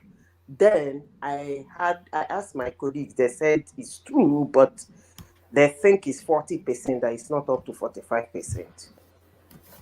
So I saw a similar report, but that report said 60%. What? Yeah. No, one man, it wasn't 60. No, it stands to reason now. If they are saying we're the second in the world, then it stands to reason now that every other child does not belong to the guy that they call father. The first one, they said the first one. But why, by the way, one man, can I ask, why should somebody do that? I should be asking you. You are the woman. No, women that are doing these things. Well, this one is eluding me anyway. I don't really know what to say, but I'm just trying to wrap my head around it. You know, the one that is that story of that guy that killed me. So is it that the man is not fertile? Yeah, that might well be the narrative. The woman might well feel that she was even doing him a favor. But they didn't say the man was not fertile in the story. No, they didn't say that. But the sequence of it are all three children, none of them his, and those are his only children. No, that's suicidal, honestly. That's suicidal. But so what are we going to do about it to Nigerian women, one man? No, Nigerian women are a lost cause now, you know. Your wife is only your wife when she's in front of you in your presence right there. The moment she steps out of the house, she's not your wife until you say her again. I thought the problem was outside of Nigeria. I didn't know the problem is also inside of Nigeria. I thought it's Nigerians outside that is actually having this kind of problem. I didn't know that. Anyway, one man is a terrible situation. I don't know what to say. I can only say a pity to the man. I don't know, but I believe some time ago I had a colleague, the son, actually was the second child, not the first, had some kind of health problems. Rushed to the hospital, blood this, blood that. To the blood, none of them is matching. The doctor told the man that it doesn't necessarily mean the child is not his, blah, blah, blah. But if he insists, unless he wants a DNA, we all pleaded with him because we know he has some heart issues. So don't go, just forget it. Let it be in the air so that you have a portion where you will believe that probably the child was yours. The man insisted, went for the DNA. Unfortunately, the child wasn't his. But the first child was his, but the second one wasn't his. But I think maybe they can make it compulsory. Yes, I think we're headed towards that. Yeah. I think increasingly you'll be seeing people doing DNA tests at the point of birth. Yeah. And then very quickly the law will even insist that you do it. Yeah. So that part of the birth record is Are you there? 17 years in a child, and somebody just walk in. I wouldn't even go for the DNA in the first place. The man was stupid going for a DNA. I wouldn't go for. Are you mad? My children in my house for 17 years with a wife, legally married. You stumble into my wife's house to talk rubbish. These are things you really knock somebody out with. Honestly, it's ridiculous. All right, let me move you to another space. I was going to move you to the headline on the screen, but I think this clip is more your space. Let me just play 20 seconds of it.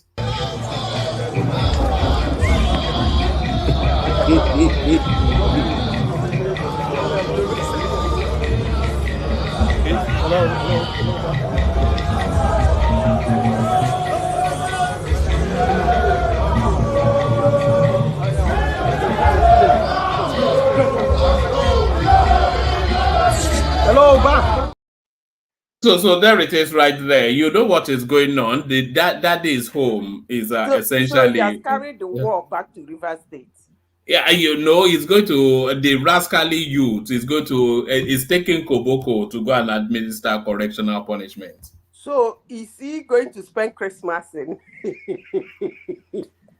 Wike is troublesome, but what I have to say that I don't know why Fubara is doing what he's doing, but you won't take out the personality of Wike.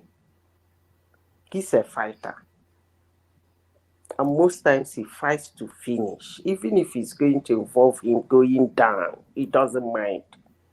So when you are fighting with such a person, you have to be very careful. Look at him as a minister. What Amaechi could not do. He got how many commissioners resigned? Now, I heard 3 others resigned. The other, is it yesterday?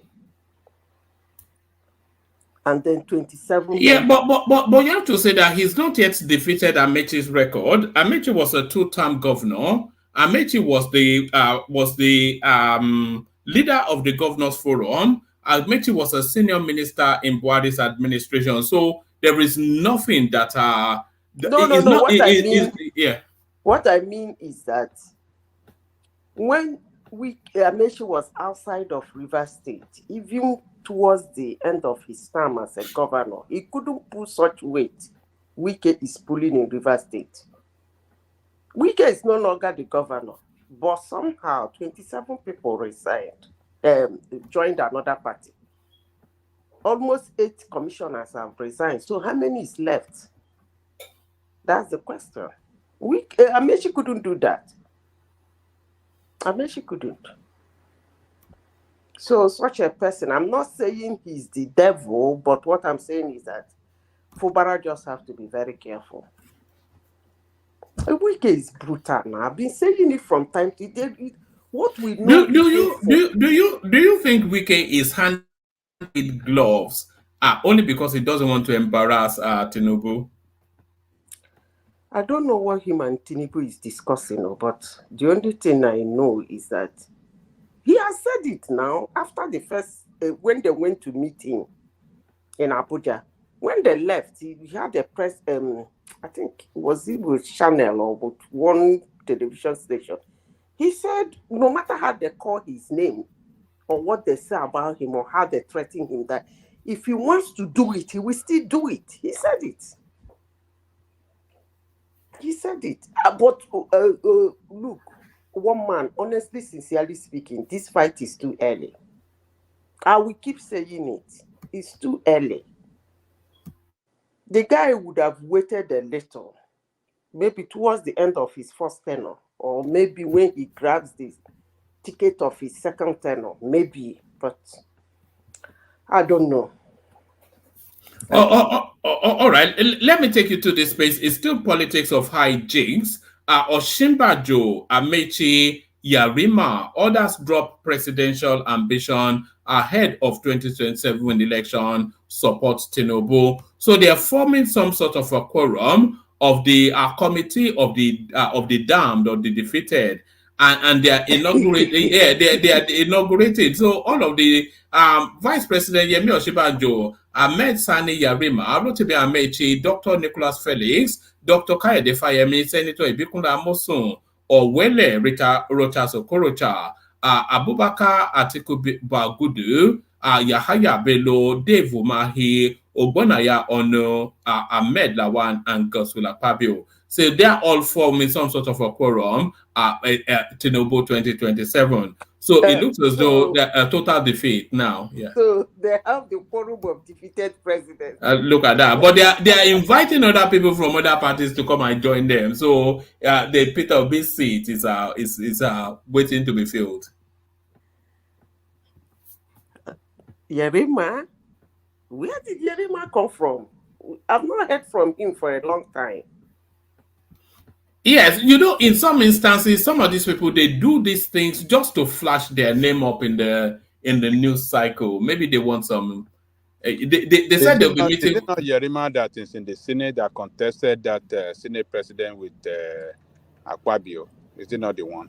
Former governor of Zamfara. Is it not the one? Yes, the one that married the little girl, Egyptian girl. Yes. Oh, is it that? Yeah, it's that one. Is it the senator or the former governor of Zamfara? No, they are both the same now. It was the former governor, then turned senator. Was that not the case? The Yerima I'm talking about is the former governor. It was the first one to introduce Sharia into that northern space. Oh, yeah. That was before. So they have Amechi is dropping his ambition for Tinubu. But that would make sense, would it not, Zeta? Because the window doesn't open for him anymore. The only thing he can do now is to contest the primaries against Tinubu, which he will lose. So why not just show some magnanimity rather than take humiliation? Woman, let me say this. If everybody can calm down, let's see what we can get done in Nigeria. All this politics is really becoming very annoying, honestly. If they can calm down, support whosoever is there, let's see if we can get some few things done. At least electricity. That electricity is so annoying, honestly. I don't know about any other person. But if they decide to form quorum of failed presidential candidate, that's okay. But I'm surprised for Amechi. I know Rocha Sokorocha has fallen in line since. I'm surprised for me. But that electricity is the number one thing now. I mean, why don't they just fix? Is it beyond the realms of their capacity to fix it? I mean, what's going on? We are not asking them to. If you be following the problem of electricity in Nigeria, there was a time I asked that question on your platform. I said, I don't know. I know how old I am, but since I was born, I have never seen constant electricity in Nigeria. I've never. And I asked the question, if anybody who have seen constant electricity, like there was a time there was a total electricity in Nigeria for areas that have electricity, it's just normal electricity, like something you have in the West. Let the person tell me, and nobody was able to tell me that. It's a sabotage something. A lot of things need to be banned for electricity to stand in Nigeria. Such as generators. How can you ban generator when there's no electricity? That is what I'm saying now. You remember the problem Obasanjo have with, I won't call his name, when Ajip, the plants, the electricity supply Ajip was giving. You remember the saboteur who sent boys to go and destroy those transformers? You people don't forget that story. Wasn't it a major importer of generator into Nigeria that did that?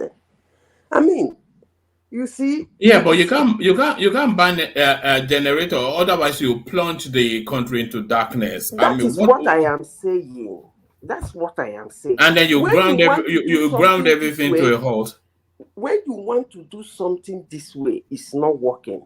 There are things you can put your feet down and. I've said it several times. Let people buy gas turbines, generate power in a particular area, and sell to them. I've said that several times. They have to sort that electricity problem. It's important they do so. You know, Zita, we're not actually asking them to invent electricity. I think that was done about 100 years ago. All we're asking them to do is to go and some of our monies, don't steal all of it, give some of it to Oyinbo people, tell them to come and build this thing, and so that we can go home and switch on a light. I mean, what's so difficult? The Arabs do it. They will take their money, give it to Oyinbo people, and they will come and give them electricity. Why can't they do electricity the way they do for this our GSM? How do you mean liberalize the space? Yes. They do. Yes, I think they do. They should actually. I think they should give out more licenses. Power your house. Let it be a charger. You want 1,000 naira charge, they give you 1,000 naira charge. You go and slot it into your house, and it powers your house for what of 1,000? Forget they used to use such a thing in the UK before. Remember in the olden days? No, they still do now. We are prepaid. Yeah. So why don't they do it in Nigeria? Let there be companies that generate it, put it in a card or in a metal. You go slot it in your house, and that's it. You buy the quantity you can use, just as they use their GSM and their data and blah, blah, blah. That's it. You keep running it. When it's about to finish, you go charge again. Some big people might have 3, 4 chargers. Why can't they do it like that? What is all this madness of electricity in Nigeria? Honestly, it's becoming very shameful. But you know, over and above everything else is the one thing that is holding us back. Yeah, because it's over and above everything else. So electricity is the one thing that is holding that country back. Yeah, let me tell you. And it's an easy reach now. It's not something. Just pay and have it. It's a template now. It's like going and buying something off the shelf. It's an off-the-shelf product. So what? I don't get it. Let me tell you something that I tell you that if there is constant electricity in Nigeria, the level of unemployment will be reduced by at least 30%. I agree. And insecurity will reduce also by the same percentage. Yeah, because I remember when I was in Port Harcourt, there is a place they call Share Barracks. Share supplied them 24 hours of power supply. These policemen, their brothers and sisters that live with them, do you know what they do? They come to us. They take your clothes, they wash them with their washing machine in the house, they iron them, arrange them, bring it to you, you pay them. I have one girl, that was the job she was doing. Every Friday, she takes all the clothes, wash them. By Monday morning, everything is clean, sparkling clean. I pay her every week. So she's a graduate. She wasn't working, but she was making her good money. One day I asked her, how much do you make in a month? She said she make 70,000 naira going round us. I was like, what? She said yes. I wonder how many of you were making 70,000 yourself. Huh? I said, I wonder how many of you how many graduates are making 70,000 a month? That is the thing. Yeah. But she was going around us up to 15 of us. Every week, we are loading money into her account. She watches it, she does everything. With Papa, she brought her sister. They started the cleaning pattern. They will clean your house, clean your refrigerator, clean everything. Load blocks, because they do ice blocks. She will do ice block and come and load for you. I mean, if there is electricity, a lot, I promise you, a lot. So many of these young people... You know what electricity is in Nigeria? Electricity is like about it's about a 30,000 naira gift to every household. Do you know? Because you are able to buy food in bulk and then keep it, and then the money you spend on generator, that's every night 3,000 on a petrol, that goes back in your pocket. All of those things, it may well amount to about 20-30 grand a month back in people's pockets. One Olodo in the comment section is saying shell quarters. You think I talk rubbish? I said shell barracks. It's called shell police barracks. It's within the IA. The quarters is in Aru A residential area. That one is called shell barracks. And you think I don't know what I'm talking about? Olodo. Please, let me you and your parties in the comment section. All right. Let me take you to this place, Zita.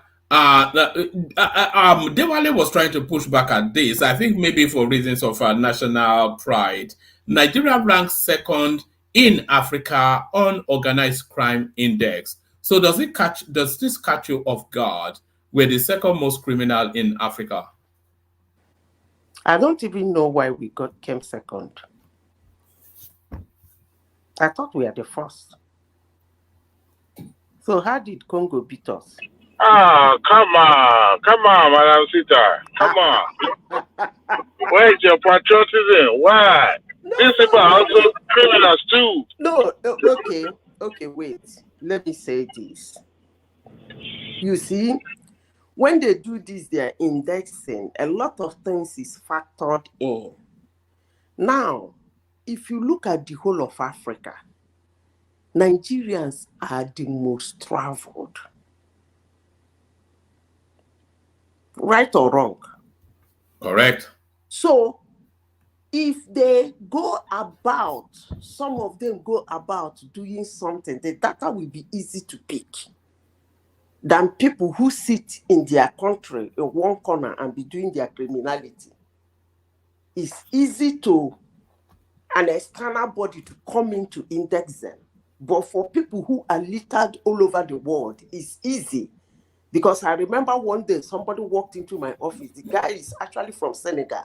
They asked him where he's from. He said he's a Nigerian. I asked him where is he from Nigeria. He said Lagos. I asked him, where in Lagos are you from? He started stammering. I said, if you don't tell people where you go, that was in the United States. I said, I'll call the police on you for doing something wrong and saying you are a Nigerian. That's wrong. So what am I saying in essence? Because when you talk about Africa, is the first country that comes into mind is actually Nigeria. I mean, outside of Africa, it's actually Nigeria because they are the most traveled. In every walks of life, you must see a Nigerian immigrant there, all over the world. Even in the most ridiculous place, you think no person will go there. Nigerian is there. So so that's why on that basis, I'm saying I'm surprised we came second. We should actually be the first. All right. Yes, I think we should. I think they've used matrices like human trafficking and things like that. So I think that came into play. Let me take, this one is somewhat of a maybe light-hearted, but certainly embedded politics within it. We were talking about it yesterday, but it has now happened today. El Rufai becomes Boba Niyi of Ijebu land, first from the north. So this is the first time that the Awujale of Ijebu land has reached beyond the Niger to confer a chieftaincy title on somebody, and it's the little mini-me from Kaduna that got the honor. So what politics do you think is in play here? El Rufai becomes... Yeah. You see, that's why I sometimes I respect the Yorubas. Not that you people are really very nice people anyway, but the thing is that you know how to cajole somebody into your side. You guys are not that frontal. And it's good. It's helping. Because You see the way you guys are cornering, what's his name? What did you call him? Little man. You see the way they are cornering him. I won't be surprised if another Yoruba prominent, they will say he's the force that it has been given in Yoruba land. They will call him again. But I was saying that before you move forward, you said not because we are that nice. What do you mean? You people are not really actually very good people. Okay? Yeah. I'm offended to hearing that. No. Let her land it now. Let her land it before you know. Offended. Yeah. No. Don't get offended. Let me say this. I'm saying that on one basis. We all will agree that help and upliftment is divine. When you have an ethnic group that do not disrespect or disregard help and upliftment, they go far. That doesn't really mean that they're very nice people, but there are things they do not joke with. But if you find an ethnic group that everything is everything and everything is nothing, they have issues. So based on that, I can comfortably say that Yorubans are not actually very nice people, but there are things they don't joke with. And I give them respect for that. They are not frontal, no matter what. They can fight you behind, but they cannot come out to tell you, and then what did you do? And so what? They're not that kind of people. But that doesn't mean... Zita, would you describe that as cowardice or guile? Is it cowardice or guile? Which one is cowardice? It's guile. How can it be cowardice? How can it be cowardice? Let me give you a typical example. Somebody helped you.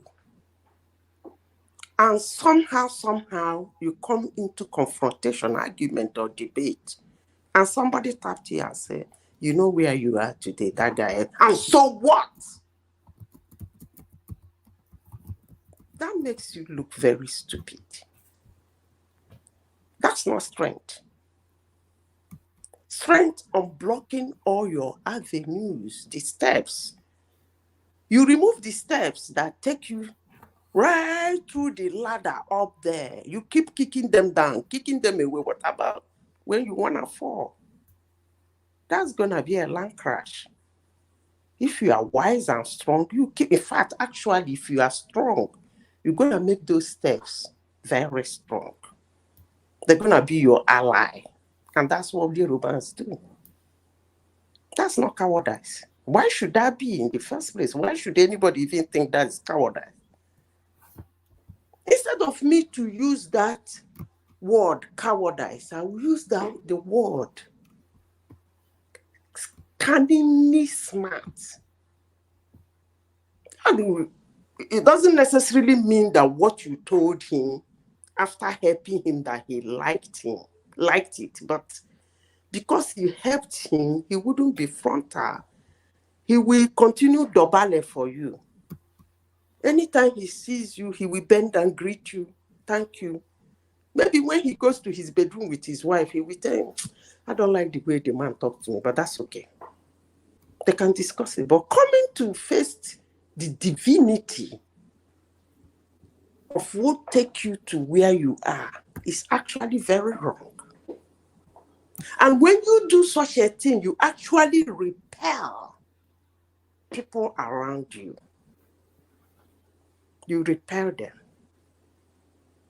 When people watch somebody help you, and they watch you say something like, and so what?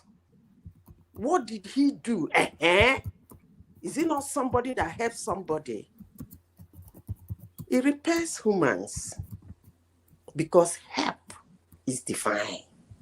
Upliftment is divine. That's why most times when you need them, you never can be too sure where it's coming from. It can come from the most ridiculous place. That's why it's divine. So nobody should disregard, disrespect, or ignore the divinity of help and upliftment. I like what they're doing anyway. I like it. I just think it's funny to be giving, but there's a lot of mutually beneficial politics in play there. So El Rufai, he gets the luster of being the first ever northerner that man, the Awujale of Ijebuland, he has been on that throne for 64 years. So it's not even, I'm not even sure it's a money thing. One man. Let me correct you. Please. Sometimes Madam Zita. One man. Please, I just want to talk. I just want to say something. Before you say, let me finish this, please. I don't mind you interjecting me. No, I'm not interjecting you. I want to talk to you. Before yesterday, I told you I'm ready for them. The fool at the comment section asked him where the police in Shell are. Who's that? Is that WSR?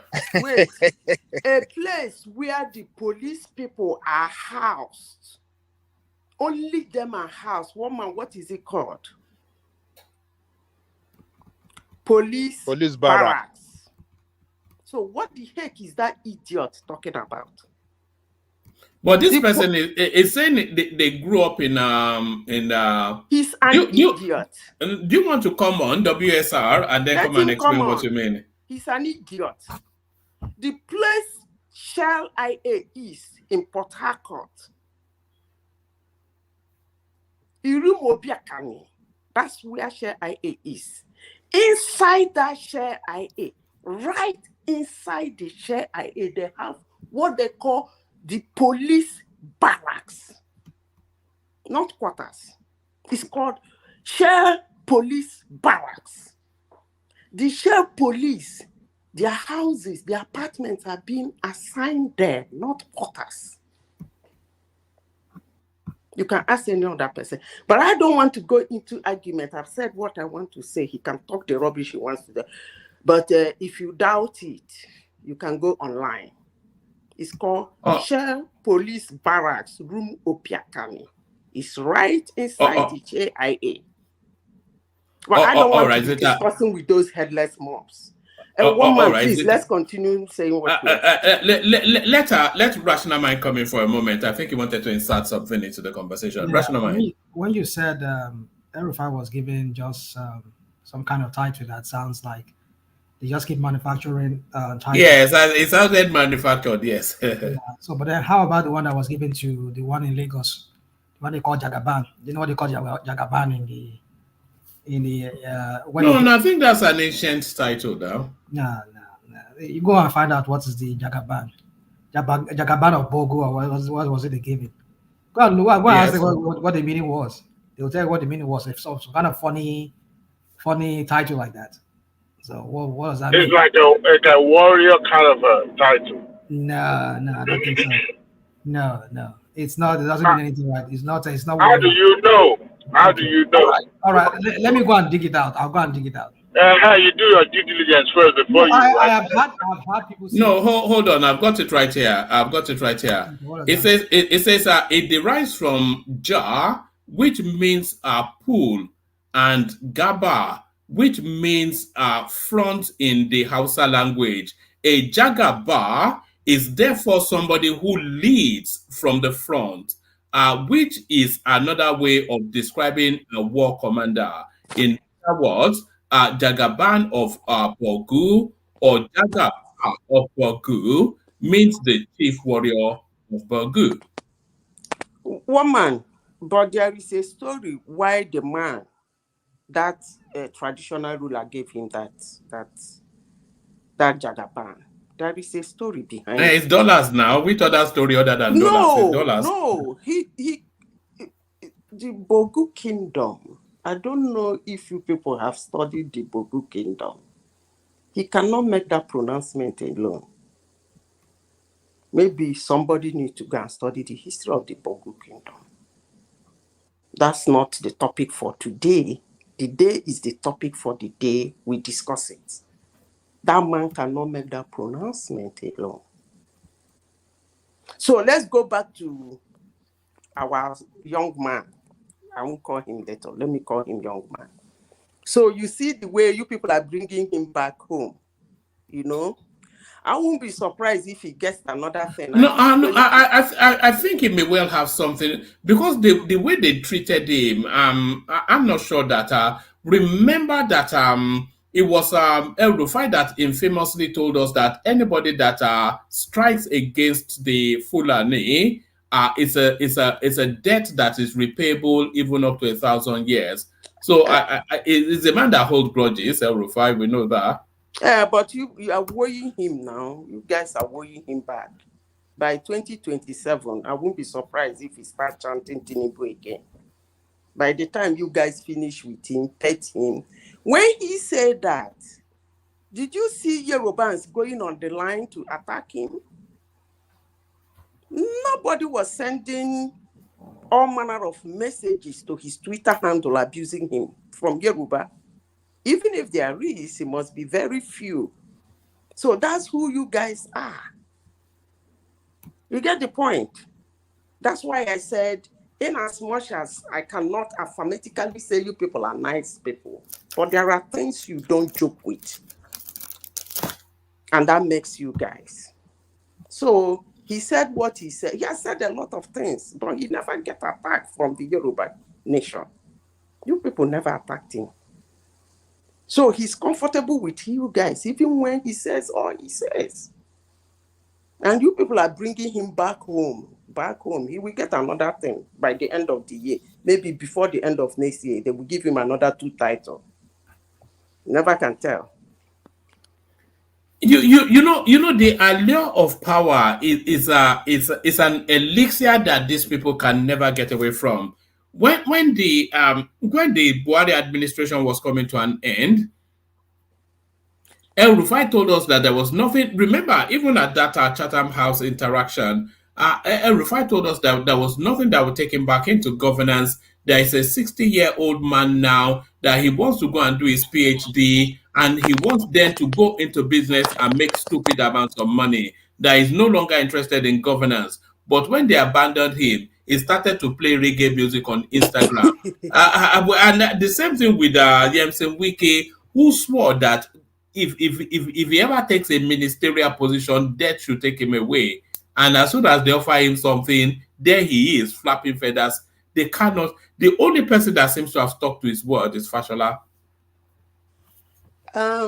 If they give Fashola something, he will take too. He will take it, though, if it's big enough. He wanted Gbajabiamila's job. That's the only one that would have kept him there. I would have loved him to have that job because I think everybody would have. He would have. Yeah, the guy that is doing that job is not doing a good job. He's useless. And he doesn't have that charisma. I don't know, but that's me. Please, you people should not shout.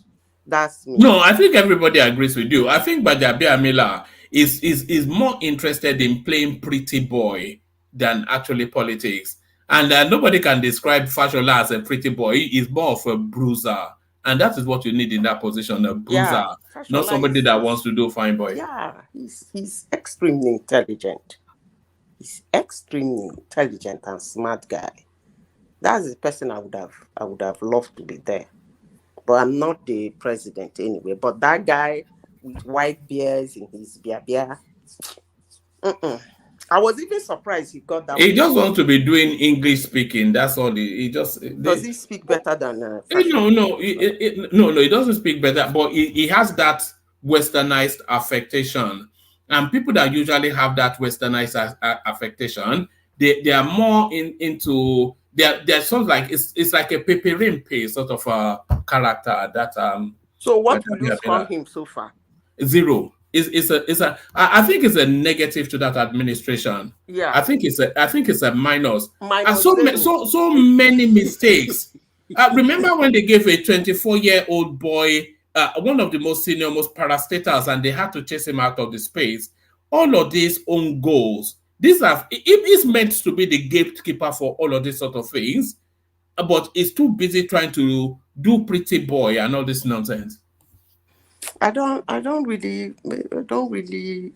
know. Say the man, Tinubu knows how to pick the best. But that I don't think he. Maybe something else, but that job.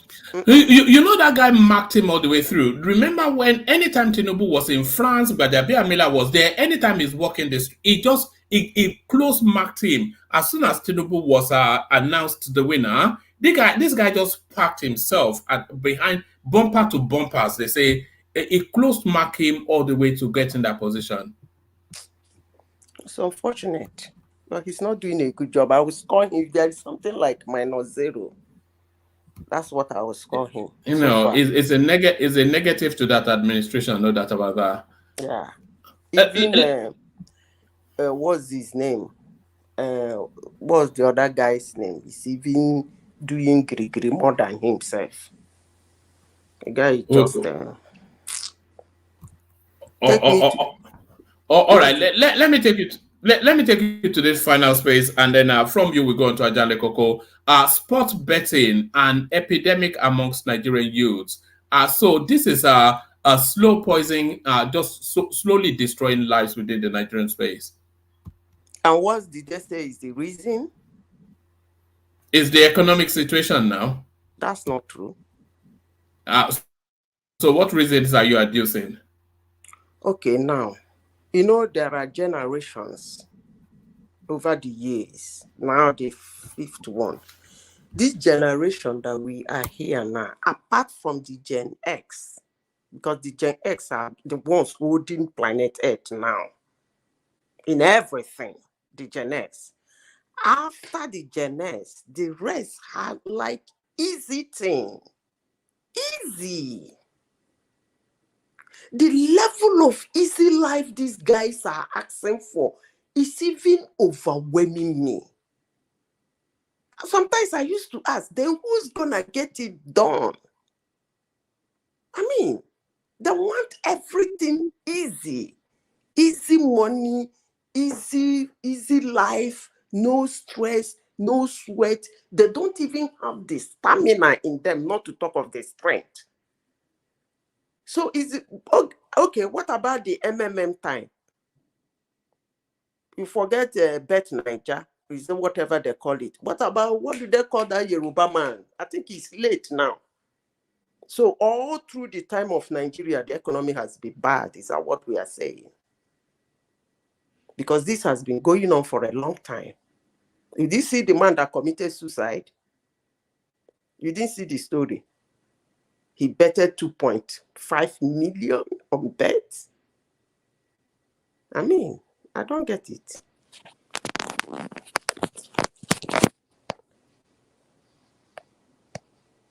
Is one man stay there? Hello? Hello? I think I went off. We can hear you.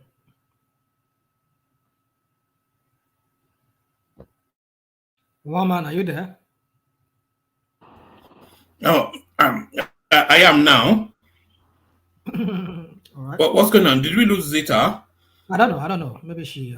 No. I think her system dropped. And she's back. Zita, back to you. Yeah, I said, are we going to say that from the beginning of Nigeria that the economy has been bad, and that's what is pushing them? If you say that, I will say, okay, that's the reason. But if there was a time Nigeria was a little bit good, but betting has always been there. What about the Yoruba man that died some time ago? You own a bet. But not to this level now. It's a pandemic. Everybody's a gambler now, looking for an easy way out. Oh, one man, maybe you don't have people that do these things in the olden days. Growing up as a child, you forgot the pool. What do they call it? Pool house? Pool.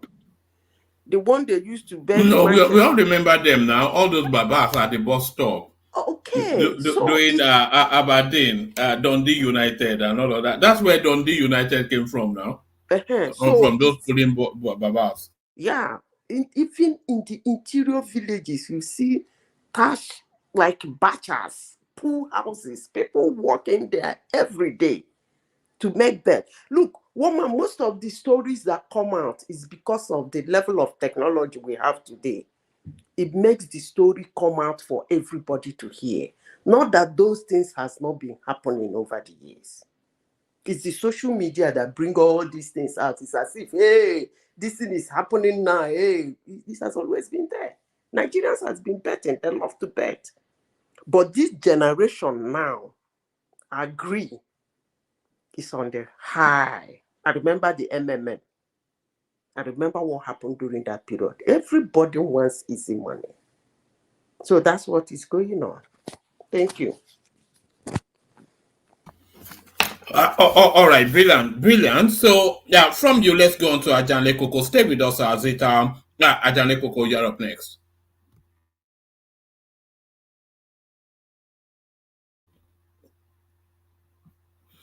Okay, let's go to Uptown. Who is in Nigeria? Uptown, are you there?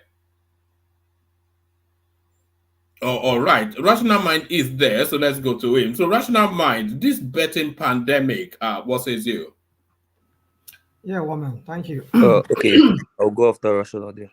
I've been trying to research what I was arguing with you here. I'm still trying to come up with all the people that I see they have trail on the web, all just those paid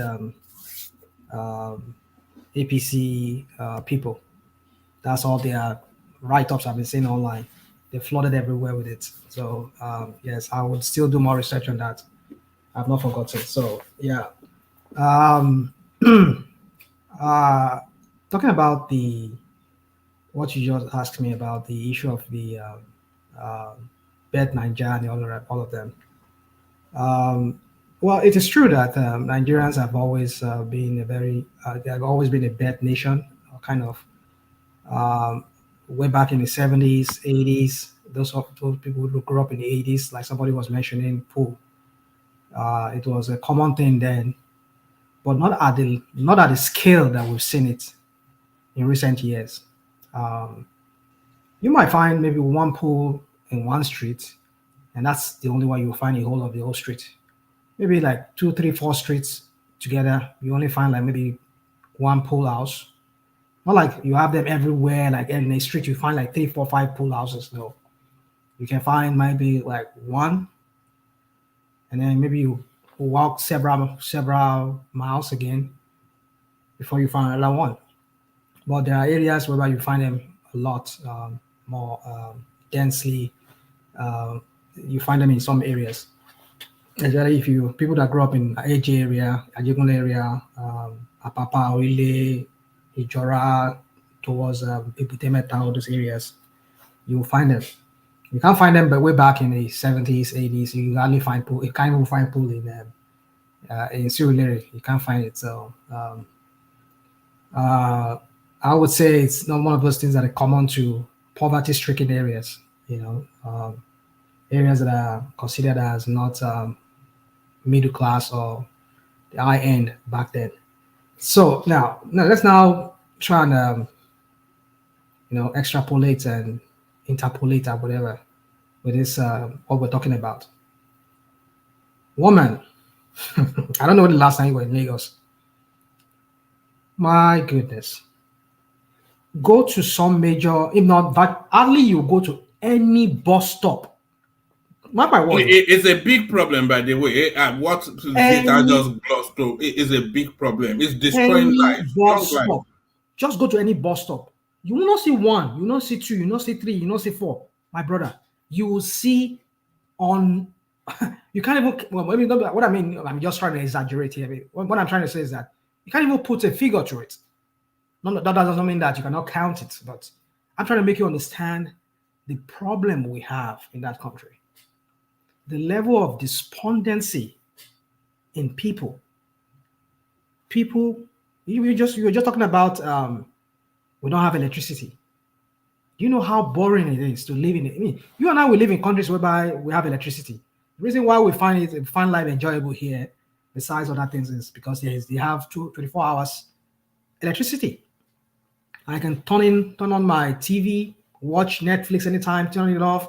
I can go anywhere, even turn on. Just go out and just. My house is secure because there's light everywhere. There's cameras everywhere that is connected to my to my Wi-Fi, connected to everything. Everything is running, everything is synchronizing, and everything. You see, and there are people who are making money from like I pay security my cameras, my cameras at home here and outside. I pay. There are some services I pay for that. People supply me lights, I pay. My gas coming in, I pay. I mean, there are people who are working. If right as I'm talking to you right now, I'm working from home because there's light. Although I have to charge my laptop or whatever, but because there's light 247, I need to be online to be able to monitor what I'm doing, and I'm making money on the side. You can just imagine the kind of industry that will spring up from when we have 24 hours electricity in that country. But when people wake up, you see young men, women, I mean, even married women now, they all go into, and for you to even know where they are in the East now. Sorry, can I ask a question? Maybe the question from Loving, but boy, you can land now. You can land. Okay. But the question was it now?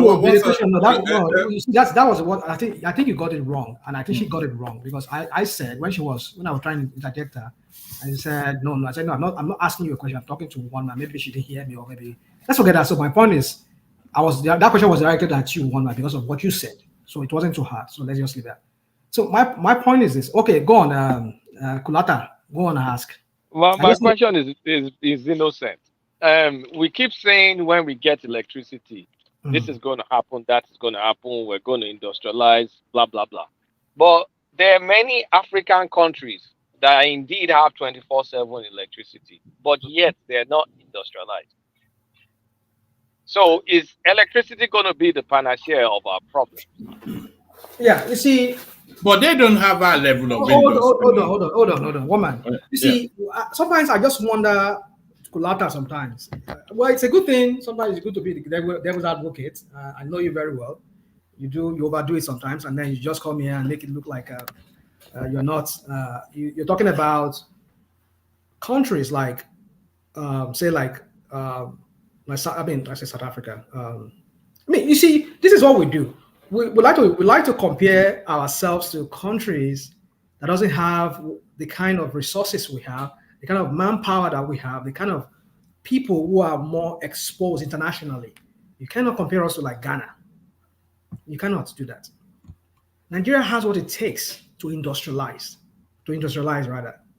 Look at, you're comparing us to, you see, it's so funny sometimes when people come here, you just want to justify the failures of your criminals that are leading that. No, rational mind. What Kulata asked is very valid. Don't just push it aside. I understand. That's a very valid question. Okay, let me not make it sound like rational. Can I interject? Can I interject, sir? You see, interjecting is going to make me lose my train of thought. Sorry, go on, please. Just go on. Make it brief, please. Okay, please. What Kulata asked now, let me put it as an analogy. See what Kulata asked. Kulata asked that between a lister and a Tiger generator, the lister does not have fuel, the Tiger generator has fuel. And then we are supposed to power a skyscraper. And then because the Tiger generator has fuel, but is unable to power the skyscraper, we use this to justify that what the lister, because if we argue that the lister needs fuel to power the skyscraper, we all know that's true. But somebody brings an analogy that look at the Tiger generator. That has no meaning to us because we don't live in a third world country like you do. Wait, I'm coming. So, if me and Rational Mind are arguing that, see, all we need to power this skyscraper is to put fuel inside this lister because the lister has the capacity to power the skyscraper. Somebody like Kulata comes and say, oh, no, that won't work because look at the Tiger Gen. It has a fuel inside, but it's not able to power the skyscraper. So that's what Kulata is asking. Rational, I just want to put it in a layman perspective for people to know how. I get it. I understand what he's asking, but my point is this: you see, Kulata, people like Kulata like to they like to do this. What about? And they take it to the extreme, and it sounds ridiculous sometimes. You want to compare us to? It's not extreme now. Do you know there are many African countries that have? You cannot compare us. Listen. Let me land. You want to compare ourselves? Okay, 5 seconds. Do you know there are many, many African countries that have 24/7 generators? And absolutely, I can say almost all of them are not industrialized. Okay. So what I'm saying is, when we get power, eventually, there are no guarantees that we're going to be industrialized. Yeah, so here you go. Here you go. Just hear yourself. There's a rational mind. If you give me a minute, I want to support Kulata actually. Okay, no problem. You supported him. I had you. Okay, let me make my point. It's a combination of policy, not just electricity alone. Look at this way. Look at it. You have electricity, but you don't have policy that is backing up production. It means nothing. Even though Baba will substitute its electricity, we take generator away and use electricity.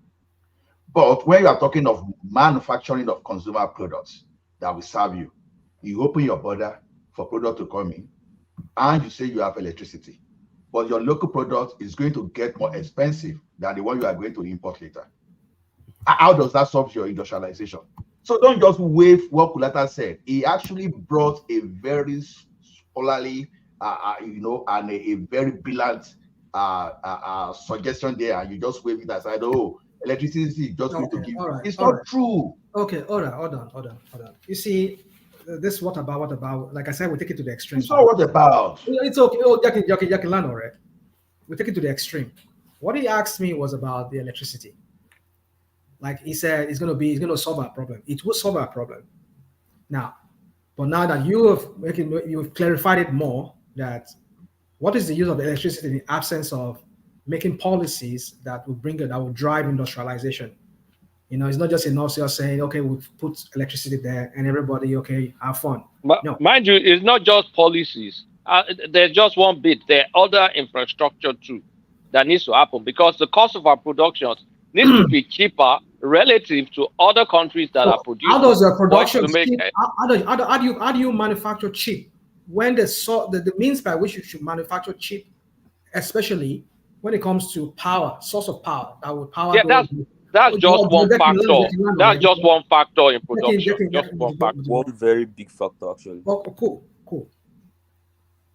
You imagine why a lot of the companies are exiting, besides the issue of the monetary policy and all of that, the issue with dollar. Let me not pack too many things. I don't want to, because I tend to go off tangent sometimes, because I have so many things I just want to pour out. But let me streamline it. Now, the point I'm trying to make here is that at the core of our not being industrialized. Now, take a look at those countries that are industrialized, like China. Imagine China is producing on just the kind of way we have. Do you think it will industrialize?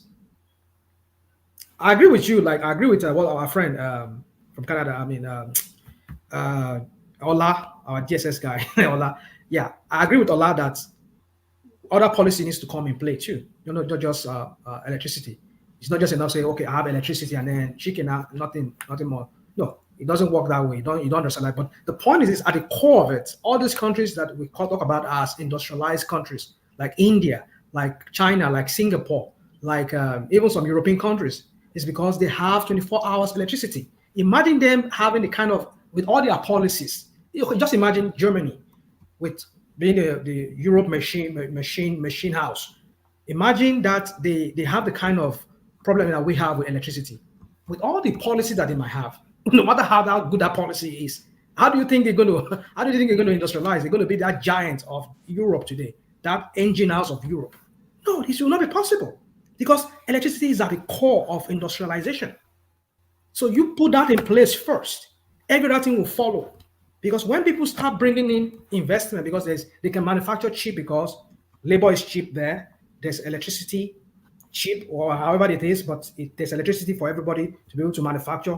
They will drive that policies that government will see into it, that yes, we want to make policies that will bring in investors to come and bring in their machineries and come and manufacture locally within Nigeria. That is why electricity is at the core of it. If you take electricity out, no matter what you do, no matter how good that policy is, you will not go anywhere. China here, look at Japan, look at Germany, look at what's it called, India. They are all manufacturing. Look at Cambodia, look at Vietnam. They have electricity. Look at Indonesia. They have electricity 24/7. And that is why the economy is just speeding, because, I mean, to produce there is cheap, because there is that infrastructure of electricity is there for their industries to use to power their. No matter how good their policy is, we just take that electricity out, let them have the kind of life we are living in Nigeria. They will not go anywhere. They will not be that industrialized country that we refer to them. Why is the United States industrialized? Besides the policy.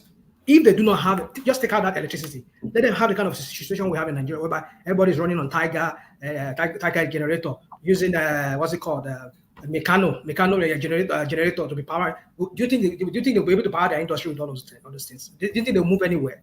So at the core of it is electricity. So let's not just downplay it like, electricity is not enough.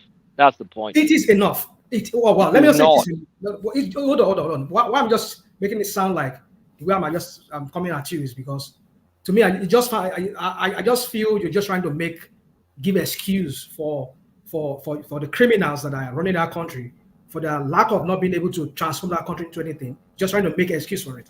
I just gave you an example of countries that without electricity, they will not industrialize.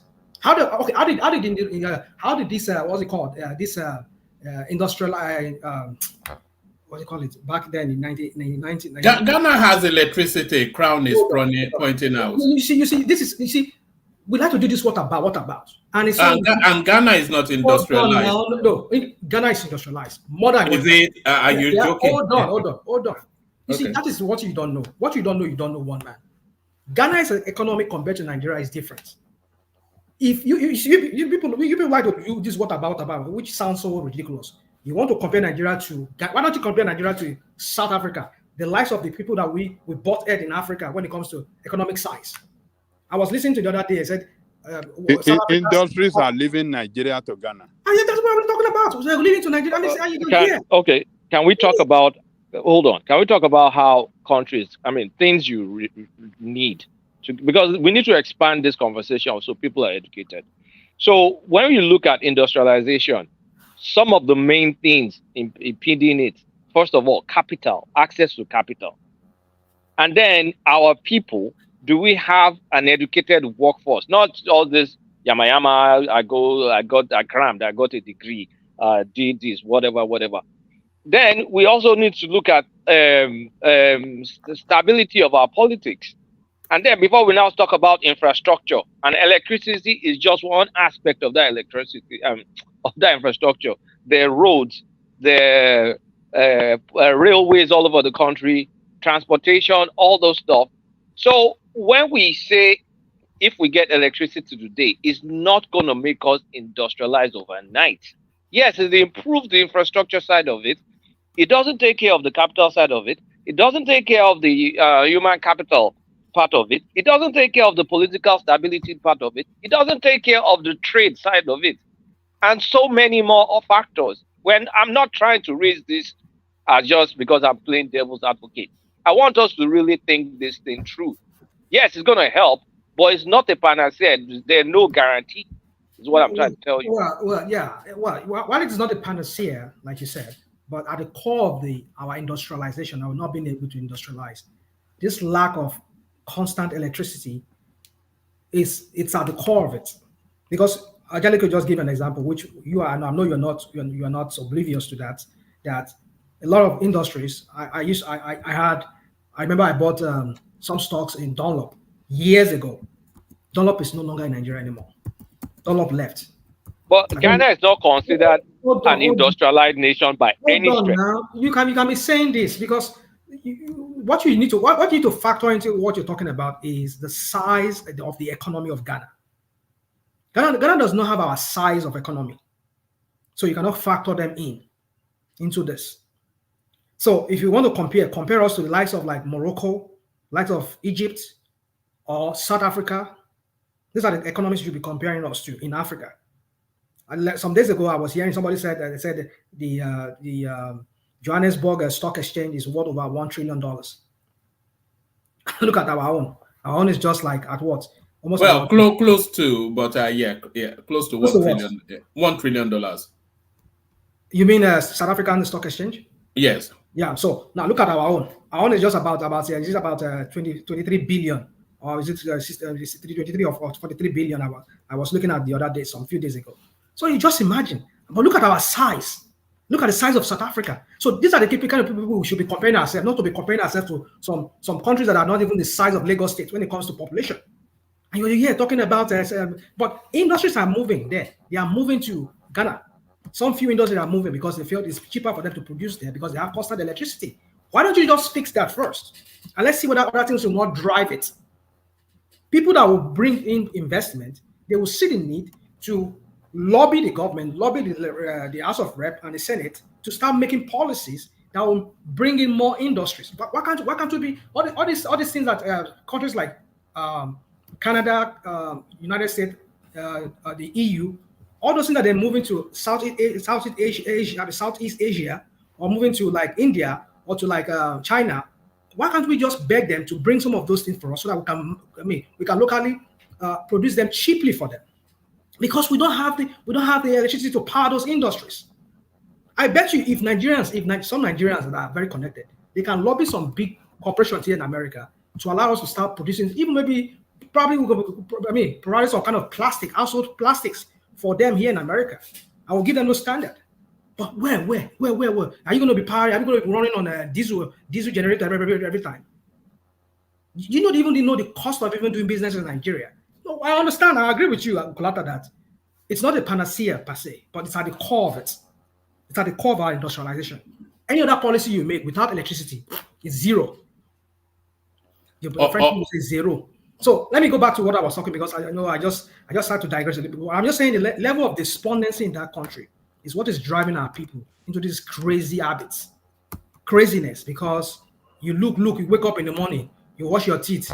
That's even if you have money to even buy clothes up. And you can use Paco now if you don't have Paco. When was the last time I saw Paco, Seth? I mean, let us leave that. Maybe when I go to the African shop, I'll get some. It's been a while since I had contact with Paco, you know. So my point is that our people are just, they're just wasting their life. Like, we have 8 years of this boo-boo that just left. People's life wasted like 8 years, and we have another. No, you know that boo-boo, that was probably the worst experience that Nigeria has yet had. So you can imagine, everywhere you go to every bus stops, you will see a lot of Baba Jebus. And look at that guy now. The guy has been able to open an airline company. I call it United Nigeria now. He's been buying fleets of airplane now. Which guy? I mean, that guy that owns is it Bet Nigeria, one of those bets. Right. Okay. Yeah, he has ventured into aviation. Now, my point is this: you see, you see, our government is not planning for the people. There's no plans for the people. All they just care is you just want to be president, they want to be vice president, they want to just be in power. At the end of the day, they live there, nothing is done to the people that they're supposed to serve. That's why people are going to all this craziness, trying to look for a quick way how to make money. Baba Jebu or whatever, Bet Nigeria, so as they can get some quick money to fix whatever problem. Because there's no job for them to do, there's nothing for them to work. And where are the industries? Who will bring in industries there to come for them to work when there's no electricity? So that's the point. I'm not saying electricity is the whole and all solution to our problem, but it's at the core of that problem in that country when it comes to industrializing and getting our people to start working. Of course, yes, our people need to be trained, because I tell you, the last time I knew Nigerians were skilled were in the 80s, maybe up to the early 90s. Any people from after late 90s, mid 90s to this time, I don't know about their skills. When you talk about real professionals who are skilled, trained in technical education and all of that, up to the 80s, early 90s. But now, and all of these people we're talking about, a lot of them, they are in their 50s, they are in their 60s. So our kids today now, in Nigeria, what do they have? What kind of training? Besides they doing Yahoo, I know how to become a prince on the internet and sweet people and go back to Baba Jebu. And go. You see, the point is this, I'm making it.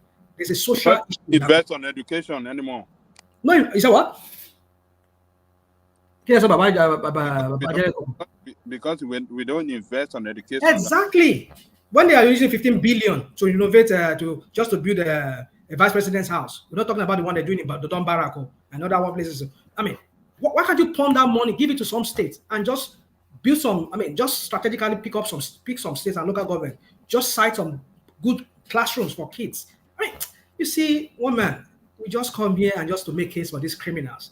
What about this? I don't know what to say anymore because I'm just perplexed when people ask questions like this. It just throws me off balance sometimes. All right. Let me move it to a different space. But on the way to a different space, Rational Mind, let me flash up again this outreach initiative that we're canvassing for at the moment. One man went to more Level Up Outreach.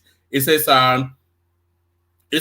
are fundraising to level up 3 or more Nigerian families. The idea is to identify low-income but earning Nigerian families, preferably in some sort of businesses, who we can parachute funds to take their business a level up. So this is an initiative that we're trialing, and we set the target at £1,000. So this is where we are at the moment. It says 495 on your screen, but that's a false reading because somebody privately donated £100. So that is actually 595. So we're just short as makes no difference, £5 from £600. So we're effectively just about £400 from our target. So achievable. I was going to shut it down today, but people are saying let it roll just for a couple more days. So I will do that. So people responding, maybe not at speed, but they are responding. Adeyinka Adetunji was the first to respond, and very quickly matched by Anonymous, otherwise known as Kulata, with £150 right there. And then Ayodele Ogunlowo, he came in with £100. The Majestic Prince Daddy, you can see him right there. So that's Prince Daddy right there. And the General Thomas passed with £50 right there. And Anonymous again, you may call him Ajane Koko. So that's Ajane Koko right there. So there it is. So we're about £400 from our target. So easily achievable, I suspect. So to achieve it then. So that's the initiative. So what is this all about? You may want to ask. So what this is all about, this is an example of what this is meant to be all about. So let me just play you a 2-3 minute clip, and then we go back to the conversation. This is Hassan in the middle of Maiduguri, citing out examples, seeking out examples of potential beneficiaries of this initiative. Okay,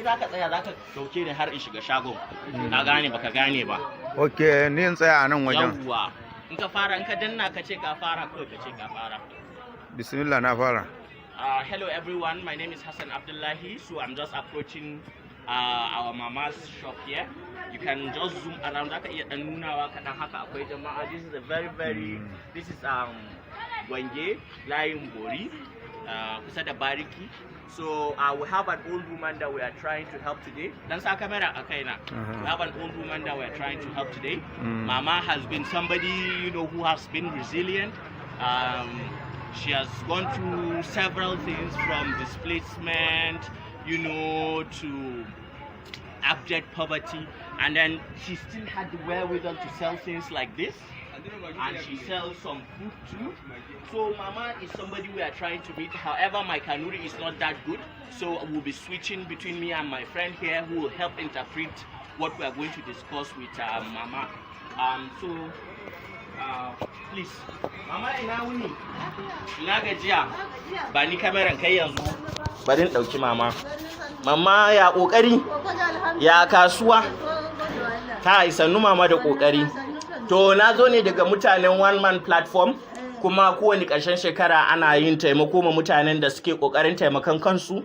Na ga shagonki yadda babu abubuwa da yawa a ciki, kuma muna son ya zamto a samu dalilin da za a taimaka miki. Yanzu dai kuma na ji kokarin da kika yi da mutanen da ke karkashinki da duk abubuwan da dai ya shafe ki. To dai ina miki albishi na cewa insha Allahu za mu kai kukanki gurin su, kuma abinda Allah ya rabonki ne insha Allahu za mu dawo mu zo mu baki insha Allahu. To yanzu me zaki ce game da mutanen nan?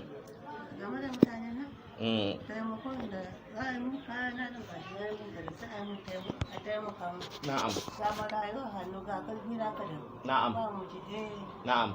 Ki faɗa da Kanuri saboda su tabbatar a garin Maiduguri kike. Na'am.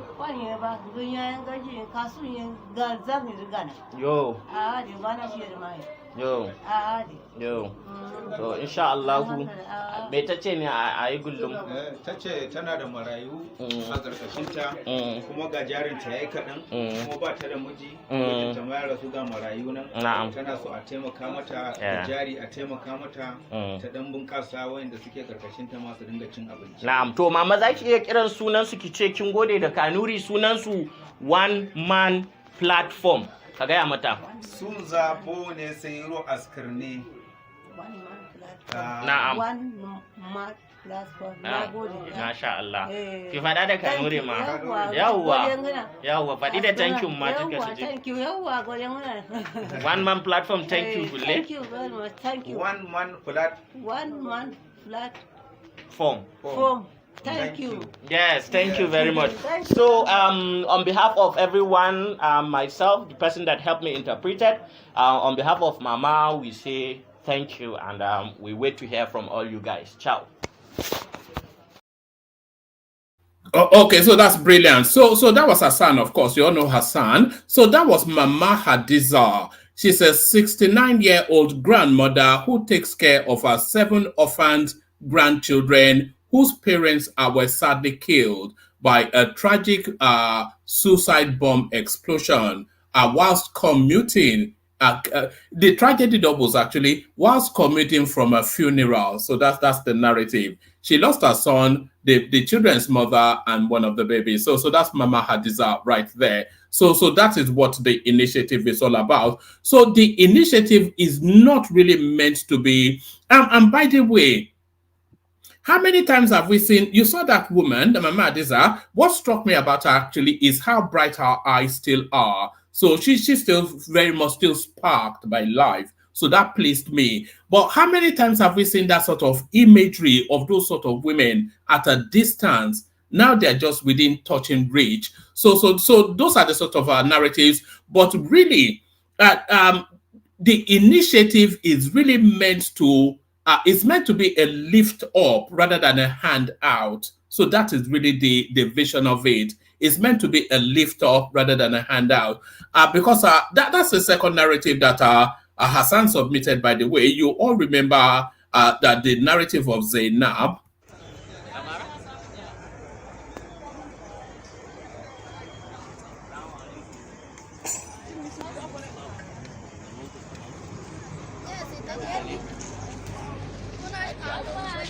Labarin abinci.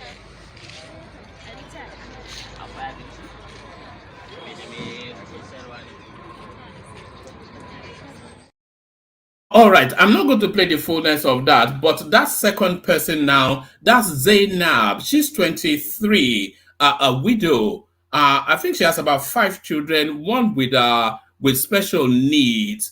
Of course, a victim of the circumstances that are going on in Maiduguri, but she's not allowed herself to be a victim. She's set up a shack where she's selling whatever it is that she's selling there. So that's sort of like a prime candidate of the sort of person we're looking for. So if we're able to parachute into her business to help her stock up, to bring that business up a level, then that is not really just I'm not saying we're going to change her life, because that's too grandiose a statement to make. But hopefully it will elevate her permanently rather than just giving her something to buy food for that moment in time. So it's to elevate permanently rather than just give as a charity act. So that is what the initiative is all about. So let's get back to the conversation. I'm going to send the link to that GoFundMe. If we can hustle through to get the remaining 400, if we can get it down to them before Christmas, that'll be great. Let's get back to the conversation now. So pretty much still aligned. Nigeria ranks second highest in paternity fraud in the world. So the first position occupied by Jamaica. Nigeria comes second. So what essentially the data is telling us, Rational Mind, every other Nigerian child is a bastard. Well, it's another pandemic of its own, or it's an epidemic of its own. For me, I just I have a friend here in the United States who has that. Again, I have let me just speak to one of them like that recently. who had a child with a girl, and they're not married. They just had, so anyway, so they had a child. So that child grew up to like, I think like almost like 5 years. This guy was, would go to Nigeria. Now, there's nothing that guy doesn't send to that child. I mean, because he believed that child was his. Until that child started growing up, and in fact, he was asking me at some point too that child. I mean, like, I never knew what he was even getting at. He was just showing me the picture of the child, and he was asking me. I said, "Oh, it looks like you." I mean, he openly joined. I was like, "You asked the kind of your head, that kind of a thing." He says, "No, that child is not mine." I said, "How do you know?" He said, "Well, we shall find out very soon." Blah, blah, blah. Actually, I was telling him to bring the child to the United States here. Why? You're a citizen, so why do all of this? I mean, yeah, I think he had that child before he became a citizen. So just bring the child. Bring the child. I mean, why just subject that child to? I mean, he has more future here in America than over there. So I think when he was doing the processing, he went to Nigeria one time, and I think he was trying to go get a child a U.S. passport or something like that. And then, of course, I think he became a British citizen. So I think they were asking him to go do DNA tests and all of that. I think he did his own because I think he doesn't want to get into some kind of trouble. I think he did his own separate DNA, which confirms that child wasn't his. And then he had to do that second one. That was how he got to know that child wasn't his. And how old was that child at that time? The child, I think, grew up to like from 5 to 6. I think all those during that period they were doing all those. Was doing the processing and everything. I think the child was around 6 already. He was already 6 years old. So, and he found out that the child wasn't his, and he confronted the girl. The girl said, "Well, during that time he met another one guy, blah blah blah. He doesn't know if the guy was it, but he felt because you and I we had more time together than the other guy, blah blah blah." I was like, okay. So it just to tell you that yes, I know of people who have had that experience of paternity fraud and all of that, and this guy has spent a lot to this girl and this child. But then at that point, that was where I felt sorry for that child because I so much like that little boy that I was like saying to him that no, I mean you can't just walk out of this child has always known you as his father. I mean, he said, well, like the guy was so brutal. I was like, no, I don't care. That's his mother's problem. I was like, oh God. What kind of? I mean, like I just my is it easy to walk away from that sort of situation? You walked away. This guy walked away. This guy, walk away. I mean, I was just starting to even beg him that look, just set the mom up and all of that. He said, well, I was going to do that, but I don't know if he did that. But I mean, I can't just stand that. I mean, that child is so sweet, very young boy, sweet boy, and I mean, this boy goes to one of the best schools in Lagos. I mean. I think I was going to one of those, what is it called? Lawyer. I mean, one of those school in somewhere in Ibadan. There. Would the mother have the money to sustain the lifestyle? No, this is just a girl from the street like that would have. Oh God. Okay. Yeah, what I mean from the street. I'm sorry, nobody's from the street. Yeah. We know what you mean. So it's just I don't know. The girl is just. I mean, one of the reasons why they did that was because he felt. It's a long story. I don't want to go into all that. Some other details as to the guy. So anyway, the girl is from a very poor background. He doesn't have not even the school that child goes to. That guy spends a lot. But Nigeria has always had we've always had that reputation of illegitimate children. It's such a commonplace story. Yeah, it's just that's to tell you that most women. I mean, let me not say most women, Nigerian women, they pretend to be very, very morally upright and all this. They try to like, oh, I don't do this, but it goes to show that there's a lot going on that we don't even know. Even some of us might be as grown-ups now, we should be wondering if our parents, our biological father, that we give to our biological father, if they are really our biological father. Because in recent years, I've been seeing a lot of things. I was just like, maybe it's this generation, but I must say to you that even my own parents' generation, I know of. I know a few family friends that they turn out to be issue of paternity fraud also came up too. So it's a long thing. It's maybe like somebody was saying. But this generation, they seem to slip around a lot, Well, it could be. It could be. But I know when we talk about morality it declines with time. It's like it's a steep decline, from like I used to say to my kids. I said, when I was growing up, my mom, my dad was saying, and your mom is saying, you this kids back there, you way back there, in our own time, blah, blah, blah. But I could imagine that even they themselves, during their own time, their own parents will be telling them that too. And I too am saying the same thing to my own kids now. So you see, it's just declining. We're just on a decline, this, I mean, and they say every 1,000 years or every 100 years. Is it declining or redefining? Oh God, woman, you learn this in English. Morality is redefining now with knowledge. That's the point. You see, let me start making case here for morality and non-morality, because I know morality means different things to different people now. That's what everyone will define it now. So it's what you make of morality is what you make of morality. My own morality might be different from yours. But then what do we call standard then? So it doesn't mean I can run a red light and give you an excuse that that's your own morality. You see, we need check and balance. We need law and order. If there are no law and order, then we can tell people, say, like, okay, I can run a red light. Then why would you give me a ticket? Because it's my car. I can drive it however I want. You can imagine the anarchy that will come out from that. Because if everybody keeps sleeping around, that's what you get. Because when you say it's my own morality, you see, there's a word nature. We can call it Mother Nature. We can call it the Creator Himself, who has created all things. There's a way He has positioned things. If you go against it, sooner or later the truth will come out. Sooner or later it will backfire in some ways. Because He's the greatest mathematician. That's how God is. We call it Mother Nature. He's the most greatest. The way He has programmed things, if you go against it, sooner or later it will backfire.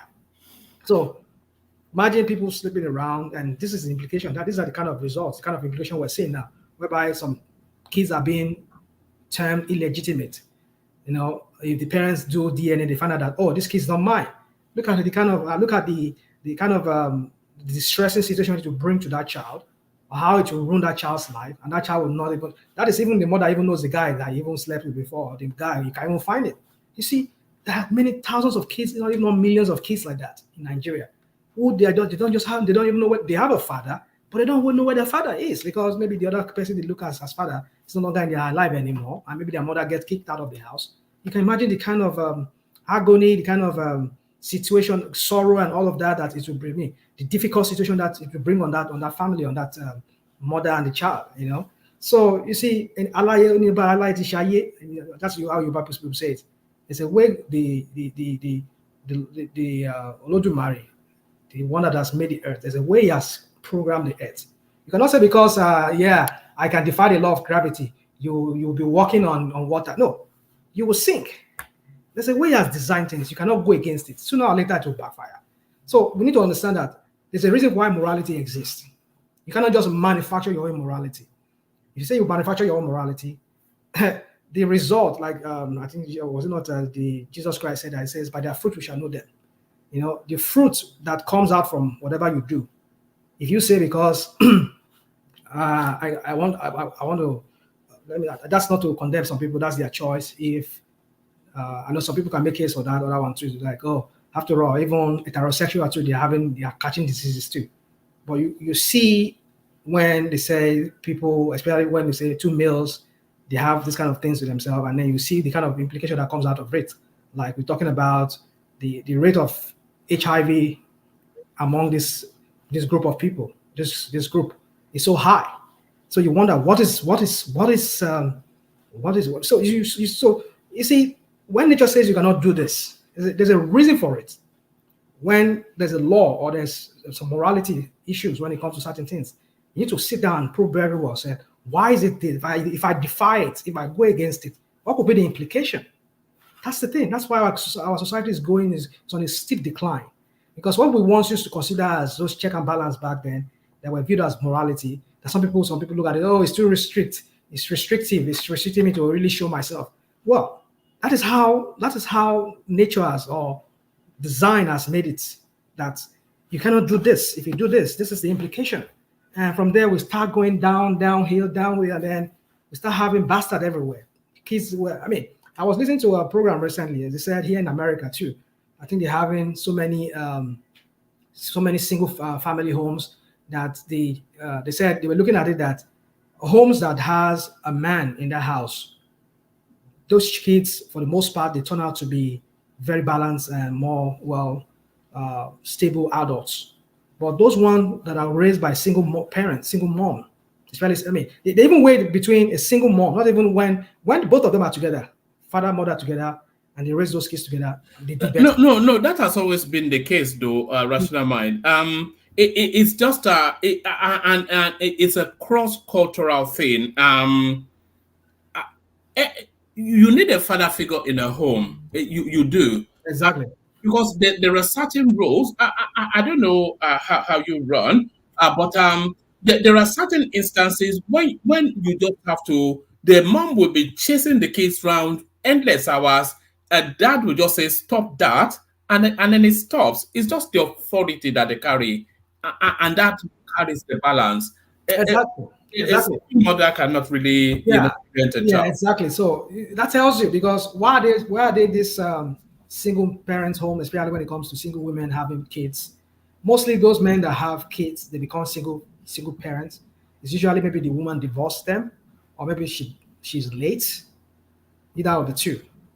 It's very rare you see a man if a man walks out of a marriage, then there must be something wrong. I'm not saying it's not his fault, or maybe he can do it, but usually it's the woman that usually initiates the divorce. So a man usually would, even though no matter how toxic that marriage is, most men would still rather want to remain in it, especially if they have kids. But women, they just want to take the quick exits. So my point is that I'm not blaming the women for any of this thing, but I'm saying, I'm just trying to state how the obvious, what is out there in the public. I mean, maybe not in the public, but if you look very well, if you observe very well, by observation, you will see is that these women, I mean, kids that are raised by women, a lot of them, they turn out to be, they go to jail, they go to, they become criminal. I mean, let me not say they become problematic. That's what also that does happen with male too, but you don't find high percentage among men when they are single parents than when a woman are single. So the reason for all of these things usually in this social ills in society is because you see that when people have kids out of wedlock, you have a lot of single women here, they're having kids, and maybe through one night stand or whatever way they get it, and the child is not in, the father is not in the life of this child, and so it becomes problematic, and that's why the social thing here is also going down. The rate of the S word, and then I try to use the S word, I don't know, it's just high among kids who do not have a father figure in their life. It's very high. So we need to start looking at where this whole thing is going down, because it's so sad that the way we're going at the rate at which we're going, the civilization is going to decline more, and it's going to get bad than this. For me, this whole paternity issue in Nigeria is just to tell you the rots, and to compound it too is the economic, because I must say to you, we're talking about people, you see, you go and buy Baba Jebu, so you can quickly make money and go and pay the children's school fees, or maybe able to buy the next Shoaib that they want to buy, all those kind of things. But if people are gainfully employed, I mean, there is people working. I mean, I tell you, sometimes I go work sometimes like this, I even find times I want to go and have fun. I mean, like when I mean fun, meet my wife or I find it because I'm so tired to even want to do anything, because the next thing is I'm going back to work, I'm thinking of working another. So when people are so occupied with work, I tell you, I'm not saying people don't have fun, don't get me wrong, but it's just because people look for a quick way out to solve their problem when they don't have the means of solving it through a legitimate means or a morally right way. Let me use the word morally, because I know that word now it depends on who is moral. I mean, your own definition of moral. But there are some standards that you cannot ignore. If you ignore those standards, that's what we're getting in Nigeria. So just to cap it up, for me, this paternity issue, I know with as years goes by, it keeps going on the decline. It's getting worse and worse. And I think it's going to get worse, because now that everybody defines their own morality, that's what the problem is. So we need to go back to the basics. We need to go back to what is morally. And it's so sad that I don't think anything can be done to this, because the people that were leading that country, they are morally bankrupt. They don't have morals. So how can you teach people? You don't give people what you don't have. Imagine why people are scared of coming to a country to invest, because they feel that the judges are all corrupt. I don't know if people heard about the issue of, it was one of the banks that some judge colluded in Kolata's state. I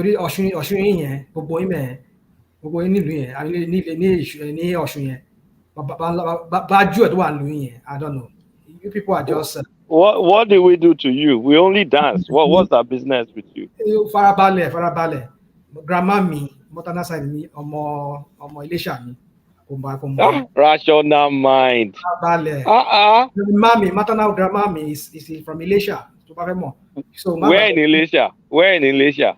I don't know, but I know she's from Elisha. That's what I just know. No, you don't sound like it.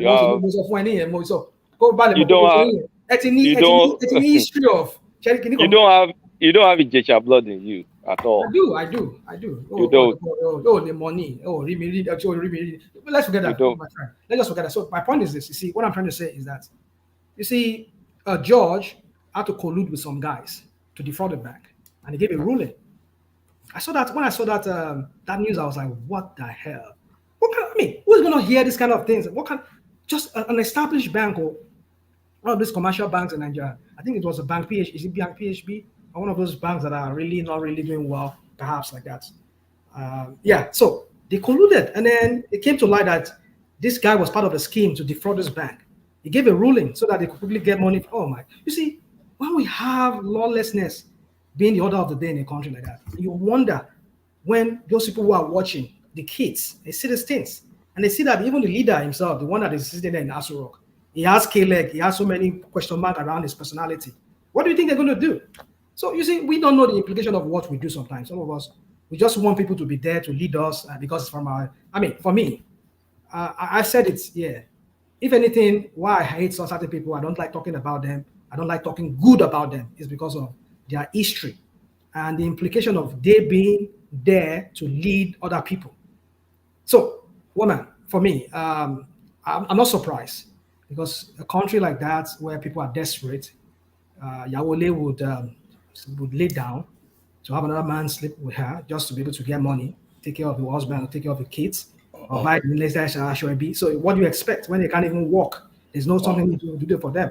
So if she's walking, husband is walking, or at least somebody is carefully applying among the both of them, at least I'm sure she will not be going out selling her body or trying to, So woman is just, it's a terrible situation. Just out of it. All right, Brian. Thank you, Rational Mind. Let's go to Playtown, and then from Playtown to Kulata. Playtown, you're up next. Just free flow at it. I don't think the topics are a bit just middle of the road, but if you want to just flow at it as you feel like you can. Playtown, Uptown. Jason. You see, as soon as I go to somebody else now, he will unmute his mic and then start to bellyache. All right. Let's go to Kulata. Kulata. What's up, one man? I did. We are just we're shooting the breeze here. Just I tell me that so but let me kick you off with this one. Osinbajo, Amaechi, Yarima, others drop presidential ambition ahead of 2027, support Tinubu. So it looks as though they are forming some sort of a quorum. But I was surprised. What do you make of that? All those names essentially they are telling him they are not going to challenge him for the ticket in 2027. But then, of course, there is no challenge to be had. Well, the first two names, they're kind of like dead politicians. Like, what other political future does Osinbajo or Amaechi have? Nothing. They have nothing. They can't run in the primaries against him. It's a waste of time. They're going to lose. They won't even, APC will not even allow them. And they can't wait for another 8 + 4, 12 years. So they're kind of toast. How old is Amaechi now? Is he 60? I don't even know his age. It'll be early mid, won't he? 60s, I suspect.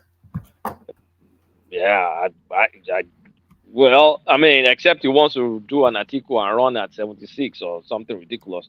But they're toast.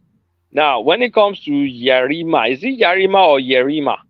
Yarima, Yarima. Is it not the one that married the Egyptian kid?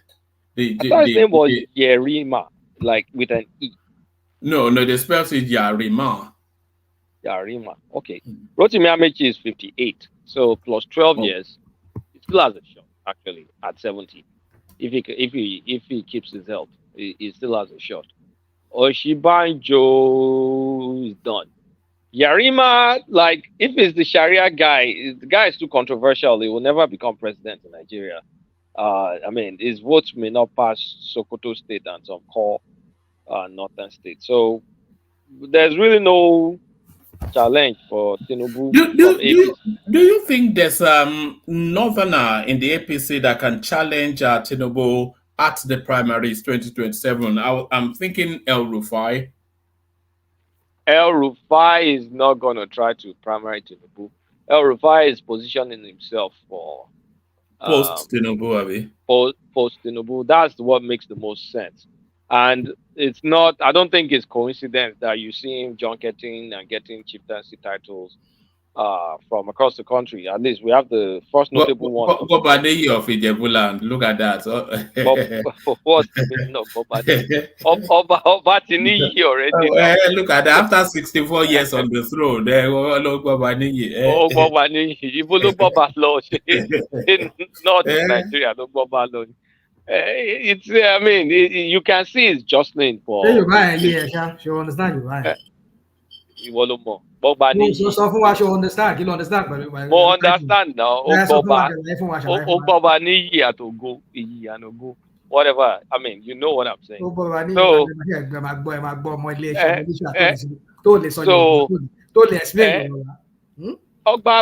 now. Is it not honor or is it glory? Which one of them? All right. But the title is really. Title is ceremonial. It's pretty meaningless. But I mean, El Rufai will run now. Do you just think El Rufai will just like die into the thin air like that, just go away? He wasn't nominated minister, and then all of a sudden everything will end. His recent moves sorry, Kulata, did you know that El Rufai was actually meant to be the president instead of Yar'Adua back in those days? He was too young then now. You know, it was Obasanjo's first choice, but then he was playing hard to get, and then they were sending people like who was that guy that was Buhari's running mate, the pastor before Shibanjo? They were sending people like them, like that guy, to go and persuade him, and he was still, you know how he likes to play up sometimes. So I think he even came out and spoke about it, El Rufai.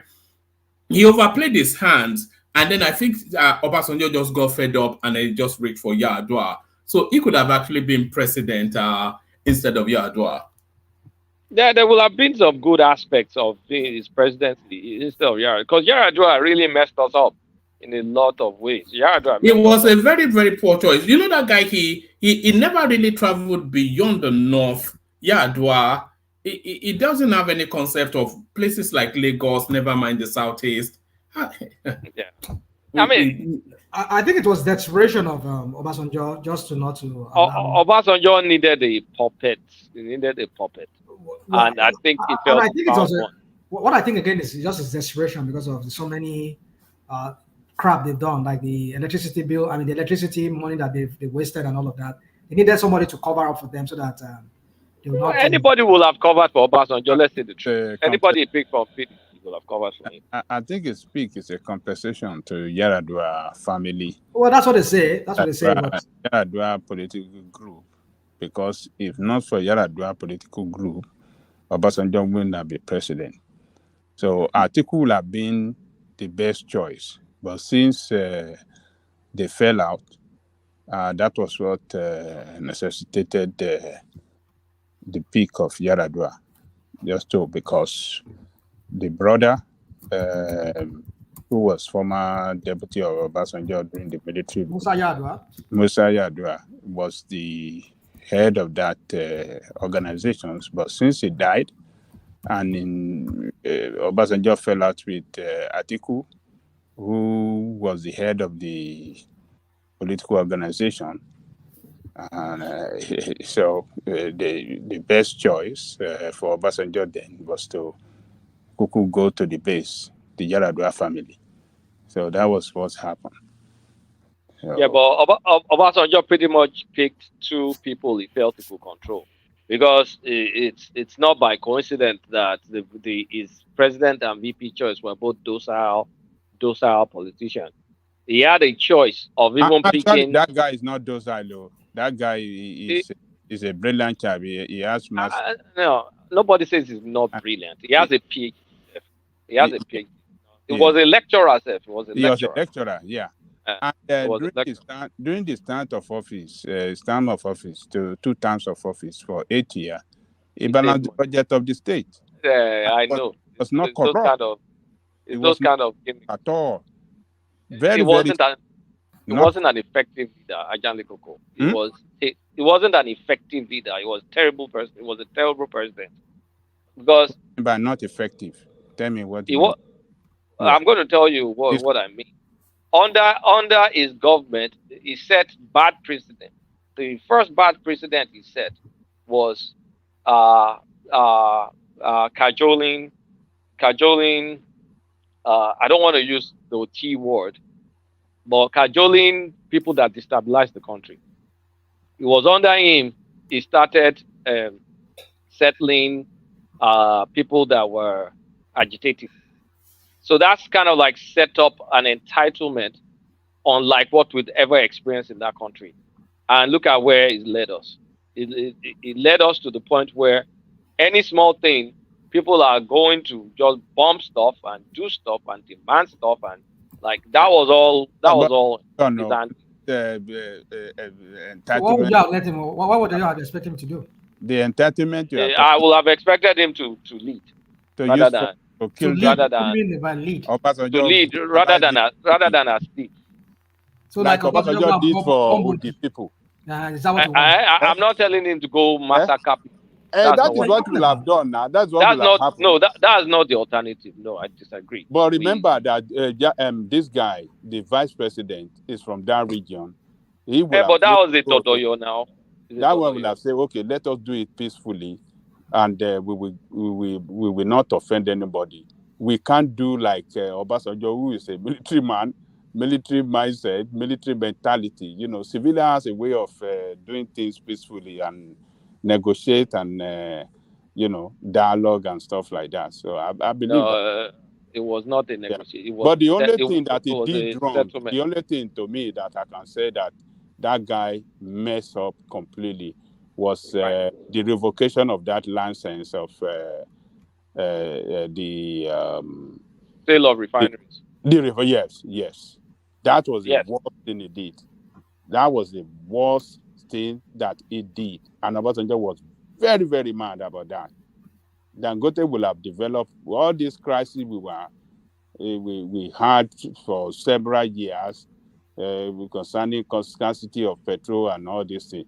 Dangote would have, revamped that refinery, and Otedola would have the one for Warri. There would have been competition, billionaire competition here and there. Both of them will have, they will have developed that. Maybe they will have gone into gas too. They will have developed that sector well, but he messed it up, and that's the only thing to me that I think he didn't do right.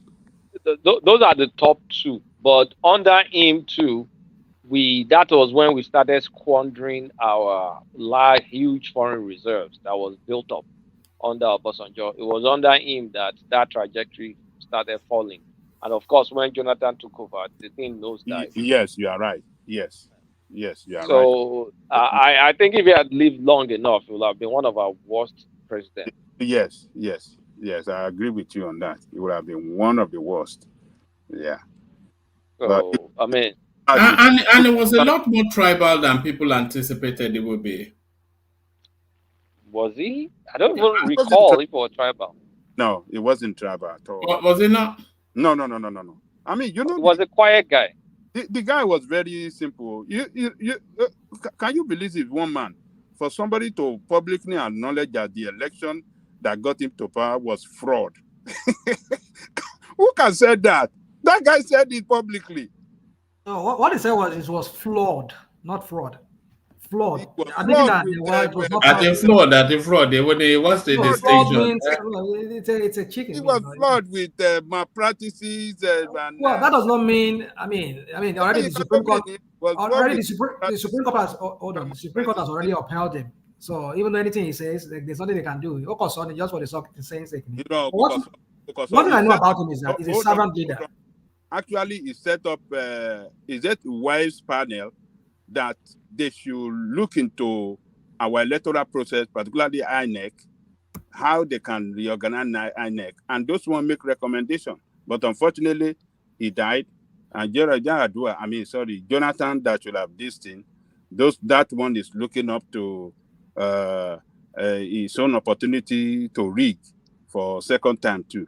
And what do you call it?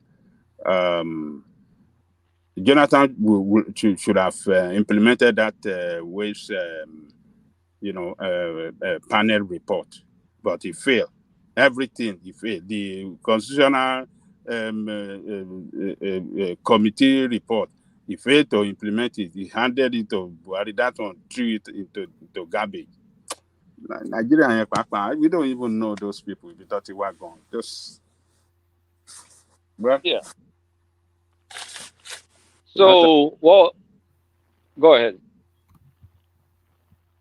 Yeah, I just want to say. I'll tell over to you, Kulata. I think you are the one. Okay. Kulata, talking about what you just said about what was it you were talking about? Anyway, yeah. So my point is that no, the topic that he was given to you, he gave to you. El-Rufai. El-Rufai, talking about this El-Rufai and this permutation for 2023, 2027. You see, I wasn't here when you read it, but my point is this: why would they meet together over 2027? You see, some news are just so ridiculous when I hear that.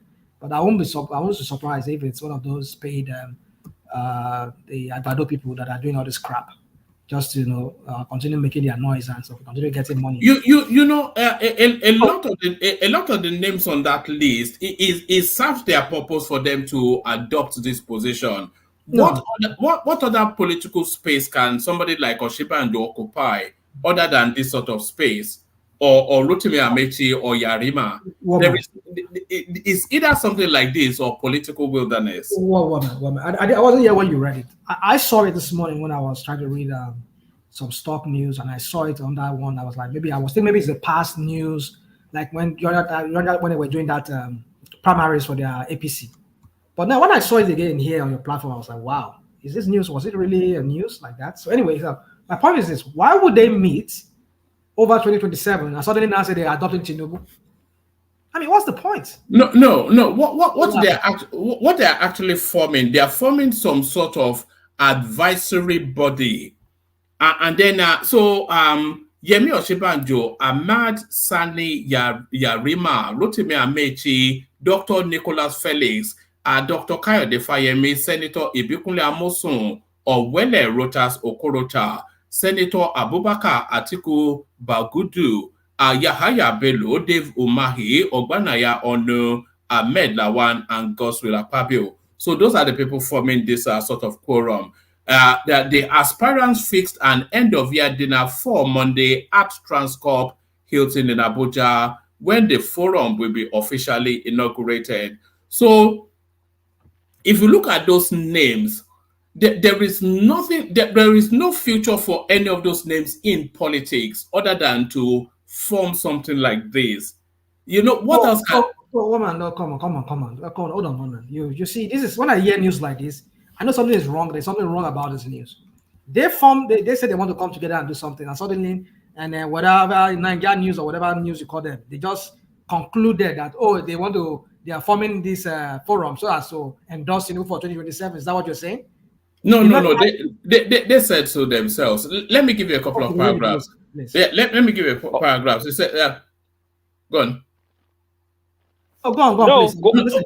Oh, yes. It says Yarima and Felix in the statement said, Today, as a people and country, we are faced with a myriad of socio-economic problems, and we believe that we can only surmount them when we come together, irrespective of our religious, ethnic, or even political differences, to face these challenges head-on. It is therefore on this premise that all the candidates in the 2023 presidential primary have decided to come together under one umbrella to mobilize support for our President Bola Ahmed Tinubu and his Renewed Hope administration, running an advisory role to enable him to succeed and transform this great nation.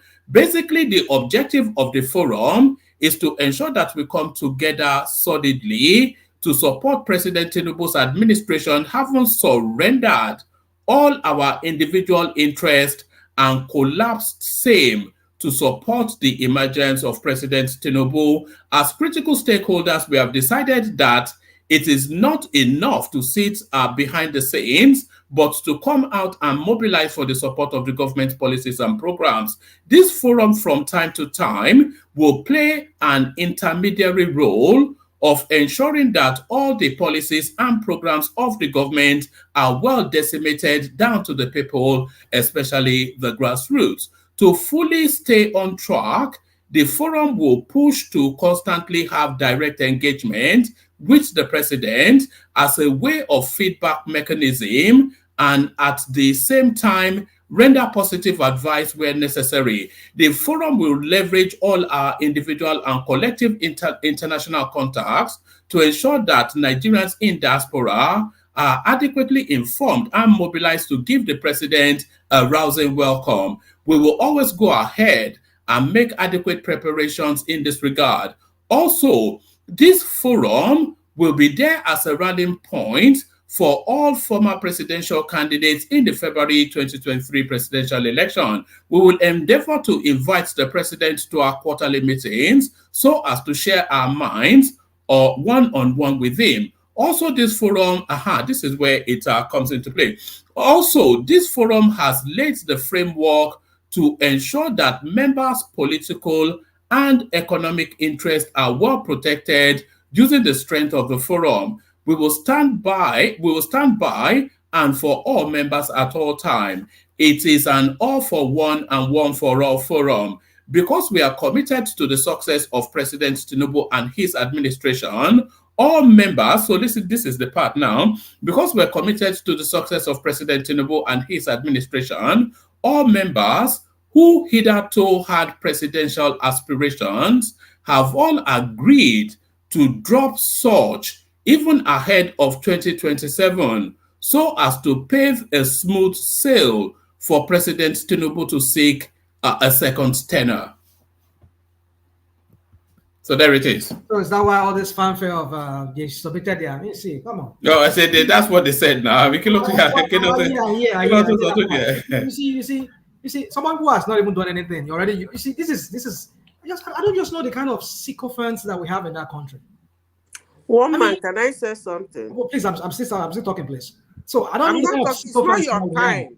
That's not your time. Can I speak? Can I speak, please? It's not your time. It's no, you don't tell me it's not my time. Shut me up. Whoever is, hold on. One man is the one. He gave me the time to talk. I'm having a discussion with him. Please, there's no point. I'm not trying to be rude. I'm just trying to make you understand that I'm talking, please. You see, I hear wedding bells between you and Zita. One of these days, I'm sure we'll be invited to some wedding. How many people will Rational Mind marry now? Rational Mind, you go need money. Rational Mind can't.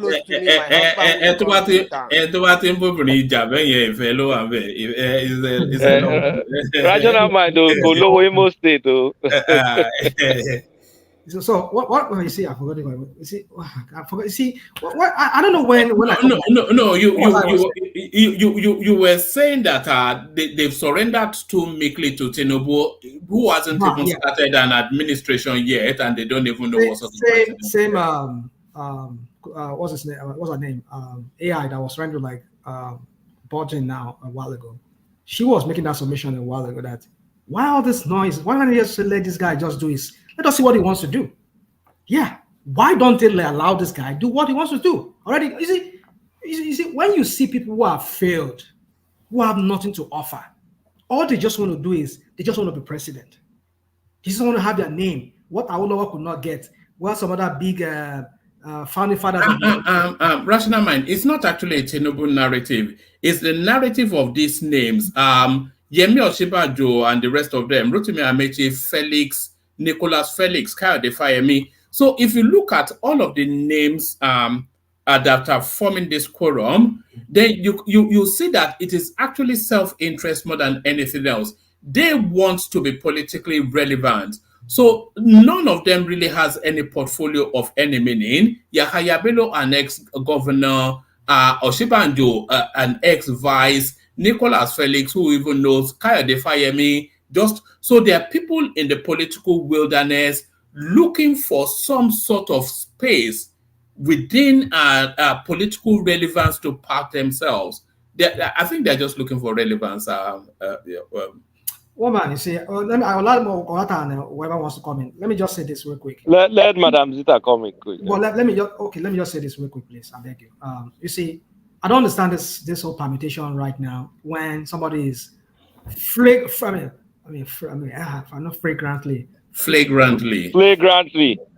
Sorry, your English more. Is that type of spectacularly? She is already spectacularly failing as a leader in that country. Nigeria is at the lower ebb of it. That's an excessive hyperbole. The guy is 7 months in government. No. 7 months. So let us give him and stop this whole noise making. 2027. He has not even done anything yet. Are you already promoting for 2027? Wait, Rational Mind, quick question. Do you realize that Nigeria just got upgraded by Fitch, by Moody's, by there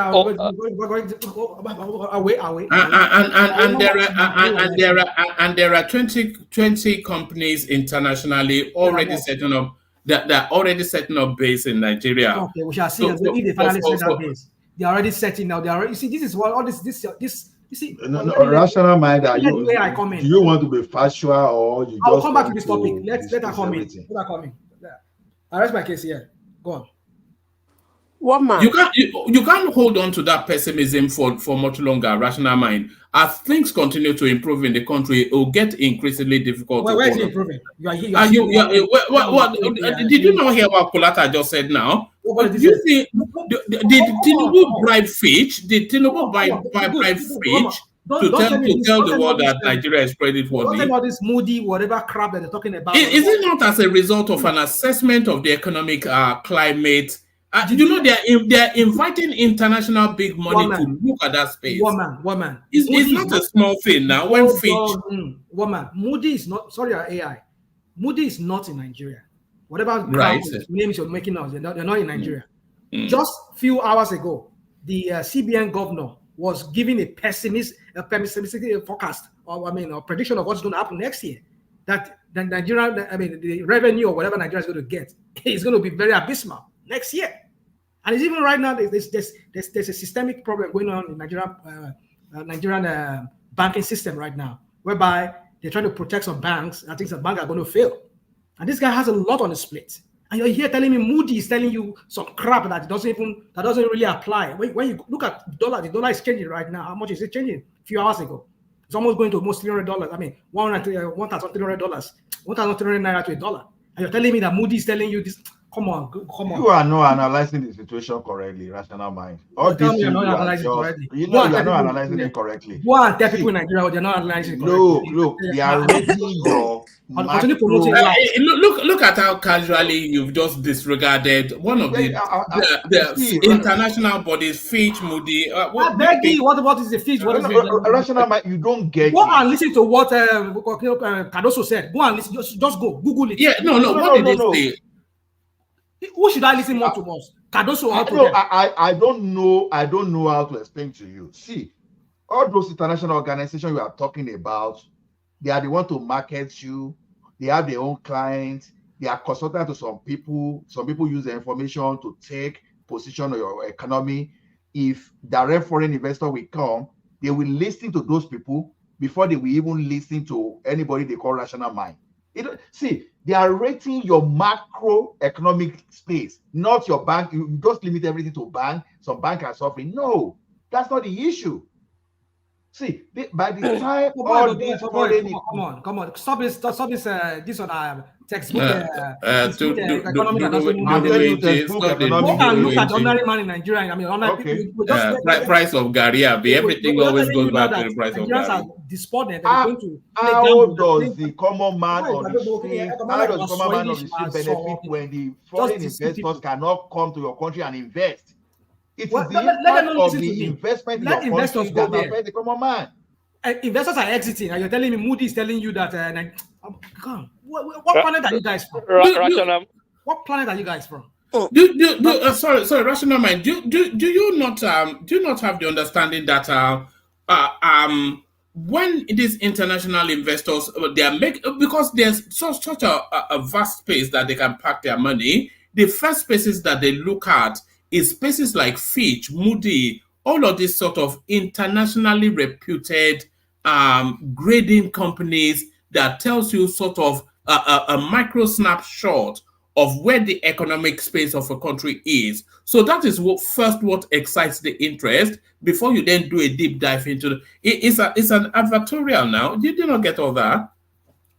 All you just said now is just like you just say something word. I don't even understand. Go and talk to a common man on the street in Nigeria.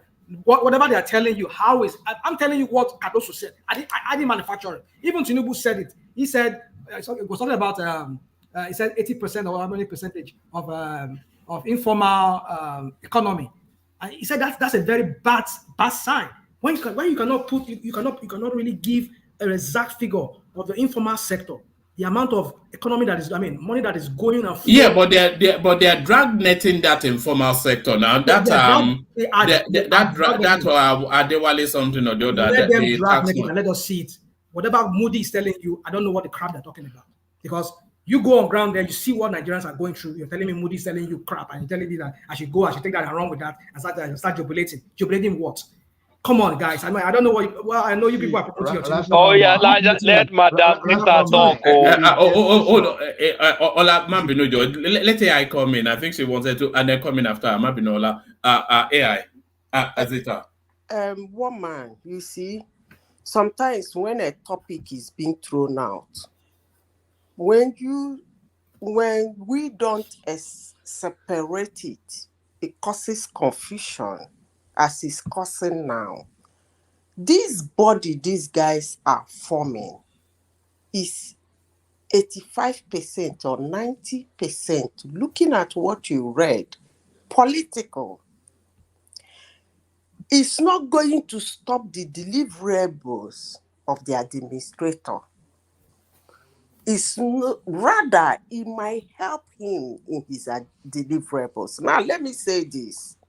You see, one man, when I came to your platform early this year, I made a comment. Although people did not like me about it, I don't really care. I said, among the contenders, Tinubu is the most prepared. He had this vision so many years ago, and he works towards it. Now, let me bring the politics of it. Somebody just won an election. You said they want to be relevant. I want to turn it the other way around. I said, he wants to make them relevant to support him. That's the way I see it. He just won an election. He's already working hard, politically, put the ground running, arranging himself for 2027. And when he wins in 2027, some people will say he rigged the election. He is rigging it now by the work he's putting on ground. But most people will not understand it that way. They will say, what are they organizing? What has he done? Why is the praise singing? It's not actually praise singing. It's like you said they want to be politically irrelevant. No, the other way around. I would say he wants to make them politically relevant so that they will support him. Their names will be coming off from one thing to the other, having meetings with him, saying things. preparing, giving them a room to be part of him so that they will pick some votes for him. He's a man who tried to prepare himself for what he is going into in the future. Some people are there now, no political gathering, no political bigwig. When it comes 2027, they will start running around Nigeria, start screaming. And at the end of the day, they said the election is rigged. That's just what I want to come in to say. It's not all about the deliverable. This is actually political arrangement. Thank you. So let me take my seat back. So Madam Zita is totally right. Look, Tinubu needs political stability. We need political stability to grow. So if all these guys that could have created like a boil in the ass of Tinubu, they've kind of they've lent their voice and their support, then that boil in the ass is gone. So it's just going to be using Obi to divide Article's votes and replaying with a better performance what happened in 2023 that we're going to see in 2027. But I want to debunk Rational Mind. He said Yemi Cardoso said some negative stuff. On the contrary, that's not what he said. This is what Yemi Cardoso said. He said the outlook for the domestic economy remains positive and is expected to maintain the positive trajectory for 2024. Inflation pressures may persist in the short term, but are expected to decline in 2024. Exchange rate pressures are expected to reduce significantly with the smooth functioning of the foreign exchange market.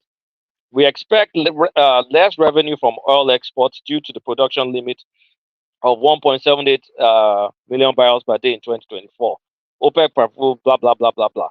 He also said Cardoso's comments on the positive outlook of the economy is buoyed by potential increase in government revenue. And we're already seeing the increase in government revenue, by the way. I hope you paid attention to what was shared last time. And more participation in local private sector and mobilization of domestic funds. So, Rational Mind, the governor. Hold on, Do you want me to continue reading it? I just stopped. You will continue. I just stopped. Hold on. I don't know where you're reading from. So, Rational Mind, what were you trying to mislead us? No. He's lying now. He went to my Egun and did you came back here with lies. Yeah, people have been saying this Mayegun, so I'm starting to believe them now. Rational Mind. What are you talking about? What Mayegun political. Okay, let me continue. On the exchange rate. Hold on. Read what it is. No. Dangote Parabale now. On the exchange rate. You're trying to mislead people. Oh my God! Now. Hold on. Mayegun political. Lile agbára baba. No.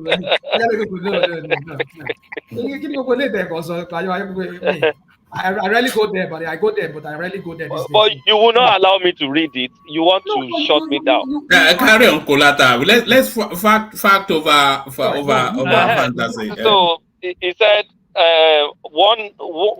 so it continues. He said on the exchange rate, Dangote and Port Harcourt refinery is expected to reduce the pressure of Forex by putting an end to importation. The potential outgoing reform in the Forex market should also make it more transparent and efficient.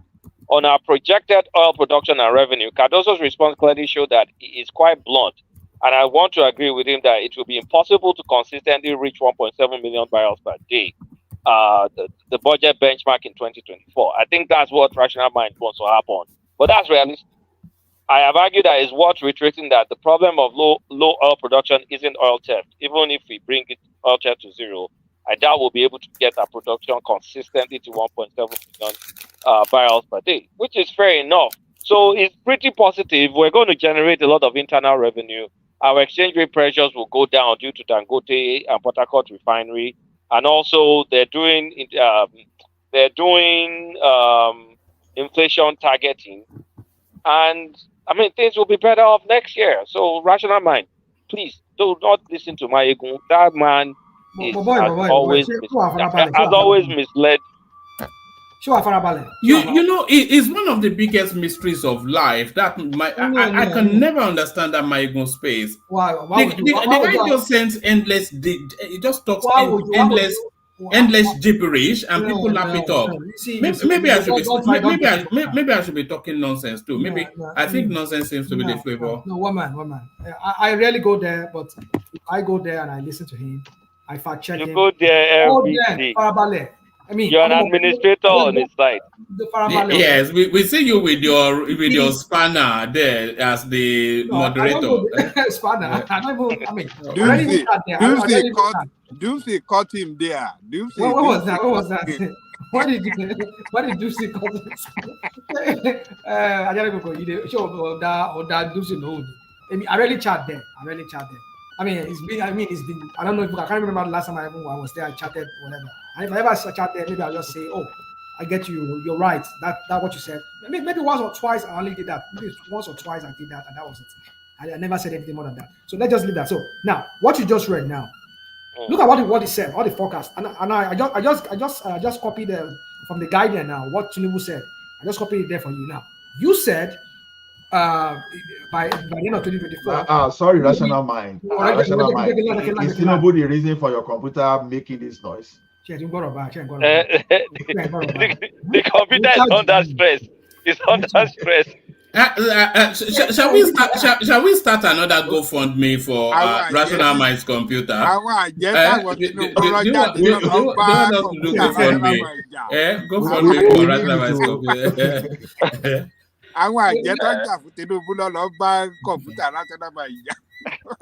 Now look at what he said. Expected. In all of the word he used, expected. Hold on. It's the future now. It's projecting to the future now. It's let me ask you a question. Where did you read that from? Where did you read it from? Kilo Coin is the message now. No. Where did you read it from? Hold on, let me bring it up now. I mean, hold on a second. I closed it because I was done. Let me open it back. Okay, because you see. But what you just go on to what you want to say anyway. Now, I just wanted what Tinubu. I'm looking for that article where I saw it there. I just wanted what Tinubu said. But you are mixing things up. You first initially you said Cardoso said something. I debunked you. Now you are saying Tinubu. So which one are you talking about? I said two of them. I said Cardoso said this, and Tinubu said that an economy whereby almost how many percentages is in the informal sector, and they have no data to even back up what kind of money is going on in that system. How can Moody be telling you some crap that I don't even know where they're getting their data from? If the federal government does not have a data of their informal sector, and which is more than half of the economic transaction is in the informal sector in that country, they don't have any data for that. How can Moody? Did Moody just started to track Nigeria? Yeah, Moody. And I continue Moody. Moody. Don't worry. Let me just look for that article here. Continue talking. Rational mind. What you are missing is this: when economy people are able to see your direction, your fiscal and monetary directions and the forecast based on that. So you are talking now, the people on the street, they are not feeling it. It's like if you were a farmer, you planted your corn some times ago, you will still, no matter how, maybe your corn, you will still have to wait for a minimum of 90 days before you start harvesting. That you are not seeing the impact immediately does not mean that Tinubu is not doing anything. That is where informed mind like you should be able to give hope to Nigeria by encouraging in the good thing you see. You'll be able to tell people that, oh, this is what the good things that Tinubu is doing. Then if you see the one that is not enough, then you talk. But the way you see that when you condemn everything, it's like you are telling people that don't be hopeful without even giving chance for people to be hopeful. So that's just the point there. The Moody you are talking about, they are credible organization, not those people, they are credible because they don't want to mislead the investors that are relying on them because they will become irrelevant once the investors can no longer trust them. So they are not stupid. That's just what I want to say. And at least Tinubu is still doing some handouts to some people, even though it may not be enough. I mean, the government. So all those things, they are just short term. Like the long term will eventually come. Let us be hopeful, please. Thank you. So you see, Nigeria, to positive outlook. I believe Fitch did the same thing. Ethiopia, that everybody was shouting about, like, look at their real system, it's cheaper than Nigeria. They're building, China is helping them do this. Fitch just downgraded Ethiopia to junk territory, to junk outlook.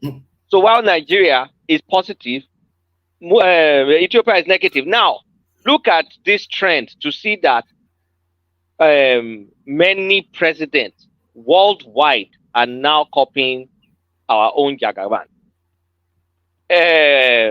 Oh God! Let me talk now. Let me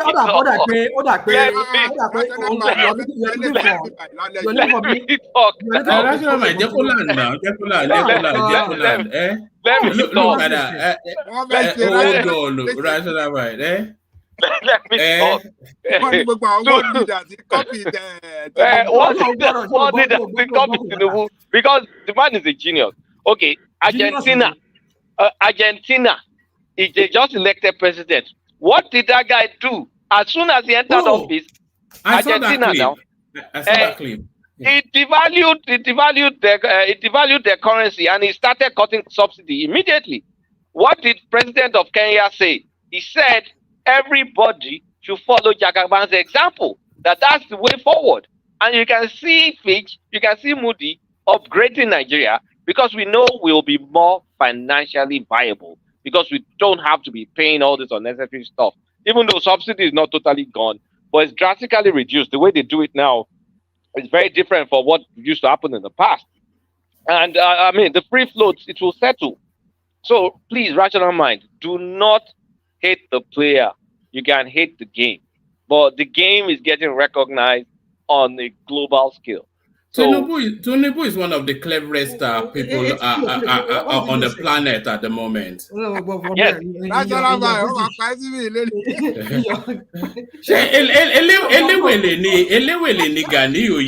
He was the one that the first time, close to 9 months that Kenya had been here, the first time he was rattled was this Ganiyu. And he's now telling us that Ganiyu, man, don't get yourself banned, though. But anyway, sorry. I don't know. Hold on. You see, Kulata, I've always suspected that I think you're looking for a portfolio from Tinubu, or maybe that's at all. If I needed one, I would have gotten one. Forget it, we know how you people roll. I one platform. I beg to apply. I beg to apply. So now you said all this crap that everybody's following Jagaban for what? But am I lying? Where are you getting all this information from that you're talking about? You're just okay. What did President of Argentina? What did he do? So because he did that, does that mean that he's following Jagaban? Okay, which other country is similar to having Argentina's problem? Every country is unique in their own problem that they are facing. But our problem is similar with Argentina. Hold on. What's it called? Argentina is still more industrialized than Nigeria. They're Igbo countries. Hold on. They don't have our population like we have the population. Yeah, how do you know that? Oh, I know they're about 100 million. I think if I'm not mistaken, I saw it. And they're not that big. Bigger. They're just 45 billion. Hold on, they're more industrialized. You cannot compare them. They still produce. The problem with Tinubu and you do not devalue your naira when you are not producing anything. Your oil you're producing, you're not even producing at the capacity that they even gave you. That the OPEC cartel gave to you. You're not even producing up to that. And then even the money itself, we don't even know how to spend the money. Whatever oil revenue they have, and our agro export is even nothing. I think the other day I was looking at this. So it was pegged at about 20,000 and 20 billion naira, whatever. How much was it? Our agricultural exports, and that is in dollars. How much is that? It's not up to $40 million. I mean, it's not up to $400 million. Is that why our economic outlook is getting hold on. But Argentina, you're talking about, despite they have economic woes that is befalling them, they are still they are still producing. They still produce. But so if they devalue, because they still produce for some of the South American, Latin American countries there are some of the things they produce from Argentina there that goes into other countries. So, but your own country, besides your oil, can you answer true or false? That's what? The they copy Tinubu, yes or no? Wait. So anybody that does see now, they don't copy Tinubu. If China devalue their currency, they copy Tinubu. Come on, let me make this point. As a matter of fact, are just so ridiculous. It's Tinubu that copied them. This is not time. This is not the first time that Argentina will remove subsidy on some. No, I can't let Coco. No, they've not removed subsidy lately. No, I think it's this radical guy that is doing all this stuff. No, this is not their first time to remove subsidy on certain products that is commonly used in the country. Brazil has done that before.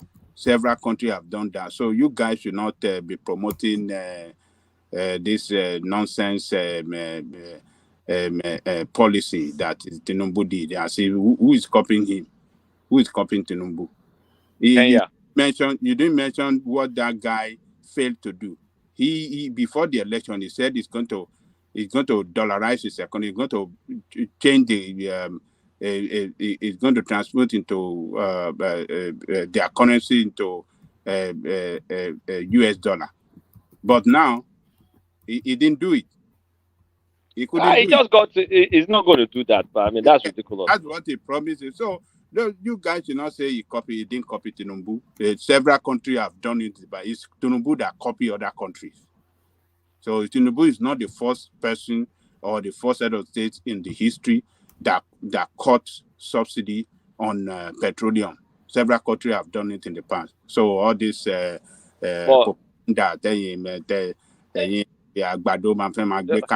stop where.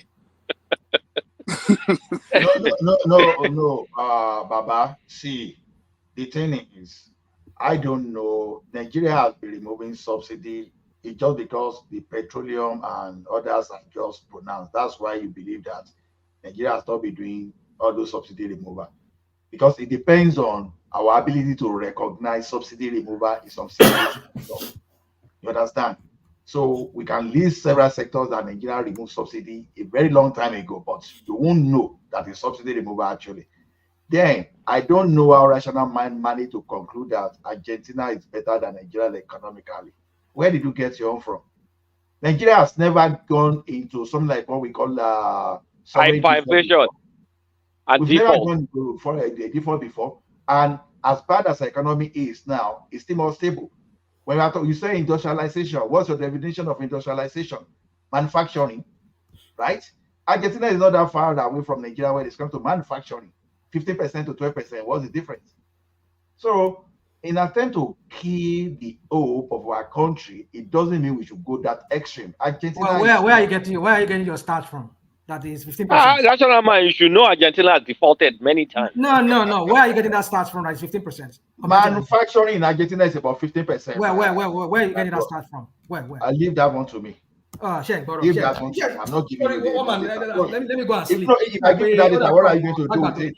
And Nigeria is about 12%. Even though we don't have electricity. 15% to 30%. I'm not twisting anything. Rational mind. Where are you getting the first start from? That I'm asking you. Say I should leave that to you. So I should believe whatever you say. Go to World Bank page or an IMF page. I'm not scoring over the internet. You just give me where you found. Okay. It's on Statista. It's on Statista. 15.39%. So 15.9% in Statista. See, rational mind. Even if you even look at that figure, what can you make out of that figure? That's another thing. What can you make out of that figure? Because the question now is that you have an economy that is heavy, that tilts heavily towards services, and another one decides to tilt towards some kind of manufacturing, right? They have better electricity than us, but yet the gap between us and the manufacturing is not that wide. So you are talking of Argentina as if we are talking of China. So to me, you see, between you and myself, pick an investment destination. If you go to Argentina, good luck to you. Maybe one day, things will happen there, and you wake up, you won't be able to touch your money in your account. Has that never happened in Nigeria history? No. So we have a better issue when it comes to economy. And the chances of us getting out of this economic quagmire is greater than you projecting India because they are Argentina. You know how many times in the history they bail out Argentina? Like seriously, Nigeria has not been bailed out like they used to bail Argentina. Never compare us. Argentina is copying removal of that subsidy. It has been on for a very long time. In that critical season, Argentina is copying Nigeria. Thank you. This thing, Argentina did not copy Nigeria. Ajale Koko, please. Argentina is copying Nigeria. Nigeria, wait, Argentina, we know, but for a very long Ajale Koko, wait. For a long time. Ajale Koko, let me make this point now. Look, nobody, we're not making new economic policies, right? So let's get that clear. But in a long time, no president has been bold enough to set his agenda day one and start enacting it. It was in a long time. It has been Tinubu and then a lot of copycats. Kenya is a copycat. Angola is another copycat. Argentina is another copycat. Go and check it. So let's because all these countries are doing this, they're copycat. They want. The reality of their economic why are you so sick of their economic circumstances that call for the removal. Exactly. But they do not do it. They don't do it day one. Ajale Koko. They don't do it day one. It's not the first person that did this in this world. Tinubu has been the one with the brass ball. It's a propaganda. You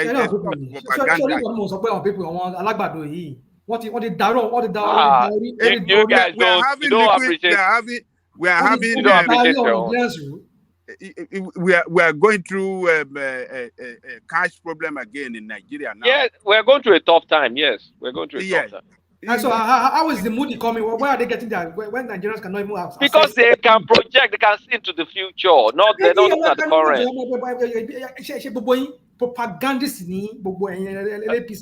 So Moody that are professional, Fitch professional, S&P professional, Moody professional. They are Agbado people, Abi. I mean, are they Agbado people? People here, I don't know. It's okay. I mean, back on borrow, I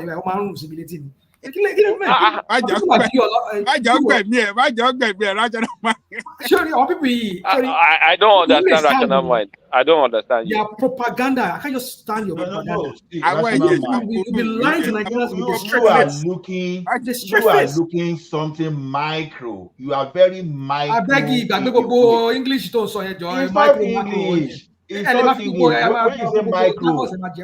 When we say micro, you are taking one family economy. You are taking one family economy to run the entire economy. That is exactly what you are talking about.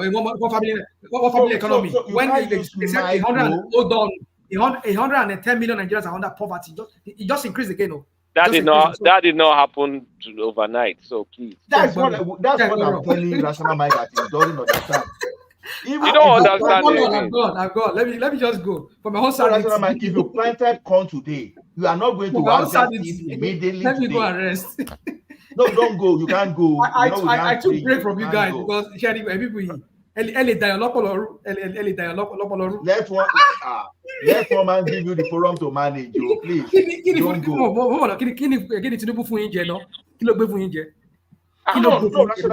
People are just singing his praise everywhere. It's not every time you can sing his praise. Like, what is wrong with all of you? No.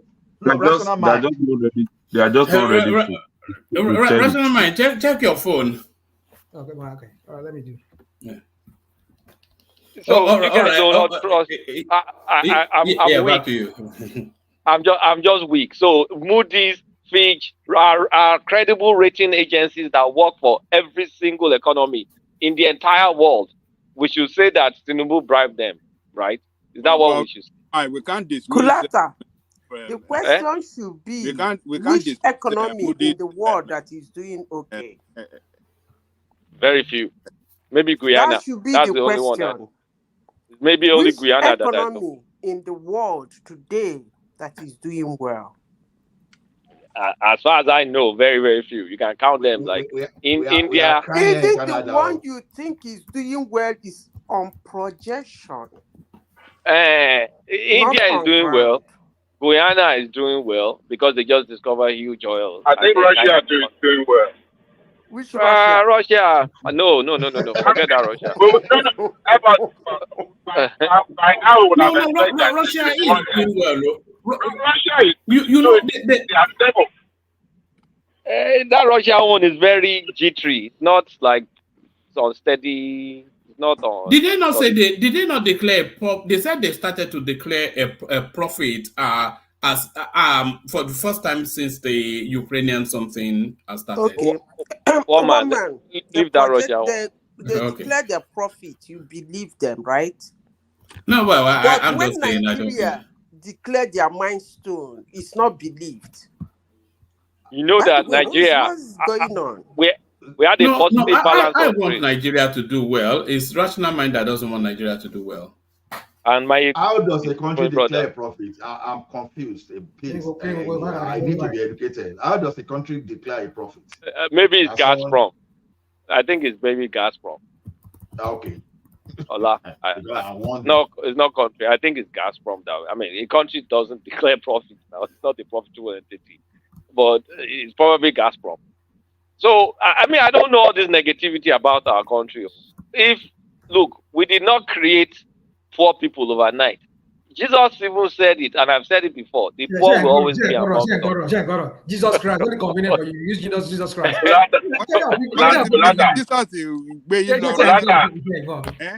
you people jokers? National man hasn't been to Nigeria in the past 20 years.